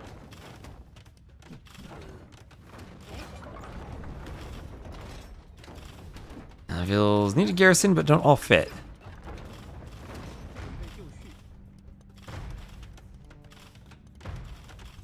And Mangonel gonna roll forward. Vills going for the barracks. Can we see the Redcliffe's tech? What does that even do? Redcliffe tactics. Fire damage to buildings? Ooh, I mean, we might. We might. Barles now with Trebs. Trebs are so difficult to deal with. Ganji had destroyed so much of Barles' eco and is up by 16 Vills. But now, kind of the opposite of last game, Barles will control the gold. Ganji won't have any more gold access. And now so many oh, I was looking for Trebs. It's traction Trebs. It's these things. I guess the good news for Ganji is these things are awful and can be converted by monks. But, and he has Persian TCs. Well, never mind, they can't be converted. You need redemption. He's Persian monks. Never mind. Ooh, he's losing mangonels to them. They have splash damage? I don't think they do. Mangonels, it says blast with. Yeah, these things don't have any splash damage.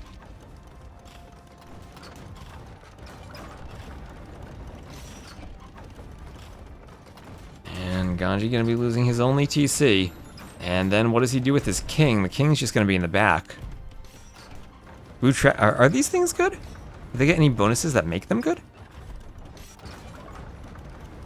Everyone I've heard talk about traction tribs says that they're not that good. Yeah, ballistics on the way for Barles. You're getting, oh, with the unique tech. Okay, with the unique tech. Okay. Fire additional projectile. Okay, with the unique tech. Okay, yeah, I have seen those be good. Without that though, then they're well, at least they're doing the job. They're good because you can spam them, right? And they're good because you can amass numbers.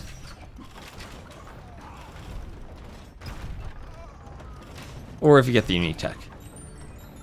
Okay, so also Jin's sword's been chasing skirms around for Ganji. And that push was so good, but the TC with the guard towers in front to defend it so we could get Imp was enough. And the middle castle will stand for Barles. Ganji has no way to push that. The model is bad looking. You don't like the graphics? Ganji's still no relics and still stuck in the castle age, trying to do bloodlines. Maybe knights are his last hope. Knights to snipe off the traction trebs, but there are enough crossbows defending that have bracer that castle age knights, especially without armor, will go down very easily. Is chemistry in yet? Or no, it's not. So 5 plus 3 crossbows, that'll still be 5 damage. Okay, age 4 looking. Yeah, I can kind of understand that and see the complaint there.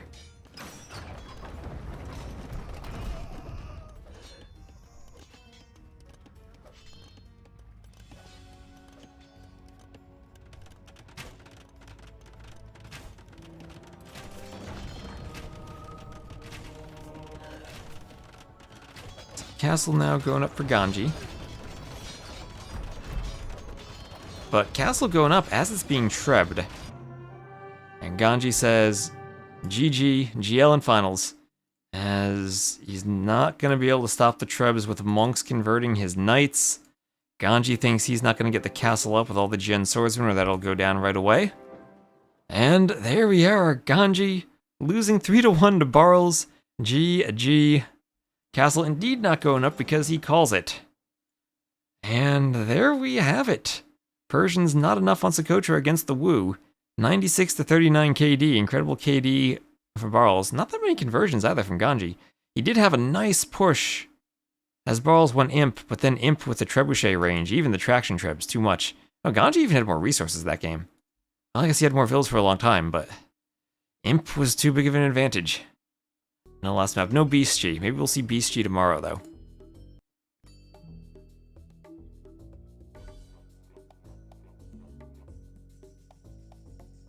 Ooh, so let's see what we got here. That is then 3-1 in favor of Barles. Thank you everyone who followed or subbed today. Barles won Socotra. Halfway between bombard cannons and trebs. If everyone I've heard has complained about them. Definitely better at killing siege. I've also heard people say they're bad while also complaining that they're too accurate against siege. And that they destroy trebs. Maybe that's their role, they destroy trebs. Ooh, anyway, let me just see. I don't see if this is on the schedule. It's not on the schedule yet for tomorrow. But tomorrow at 12 GMT, I will start streaming the same time as today. We'll start the LingHe Cup. That'll be Daniel versus I Buy Power at 12 GMT. And the finals for Heaven and Hell will indeed be tomorrow. That'll, as we saw, will be Barles versus Lewis. So thank you everyone for watching. Again, go check out John Slow. He is the host, and thanks to him for hosting. And we'll go find someone whom we can raid now. Who can we raid? We can send a raid. Oh, hello, Anthony. All right, let me stop the YouTube stream before we raid someone. So goodbye on YouTube. See you all later. And then we'll raid on Twitch. And again, that's 12 GMT tomorrow.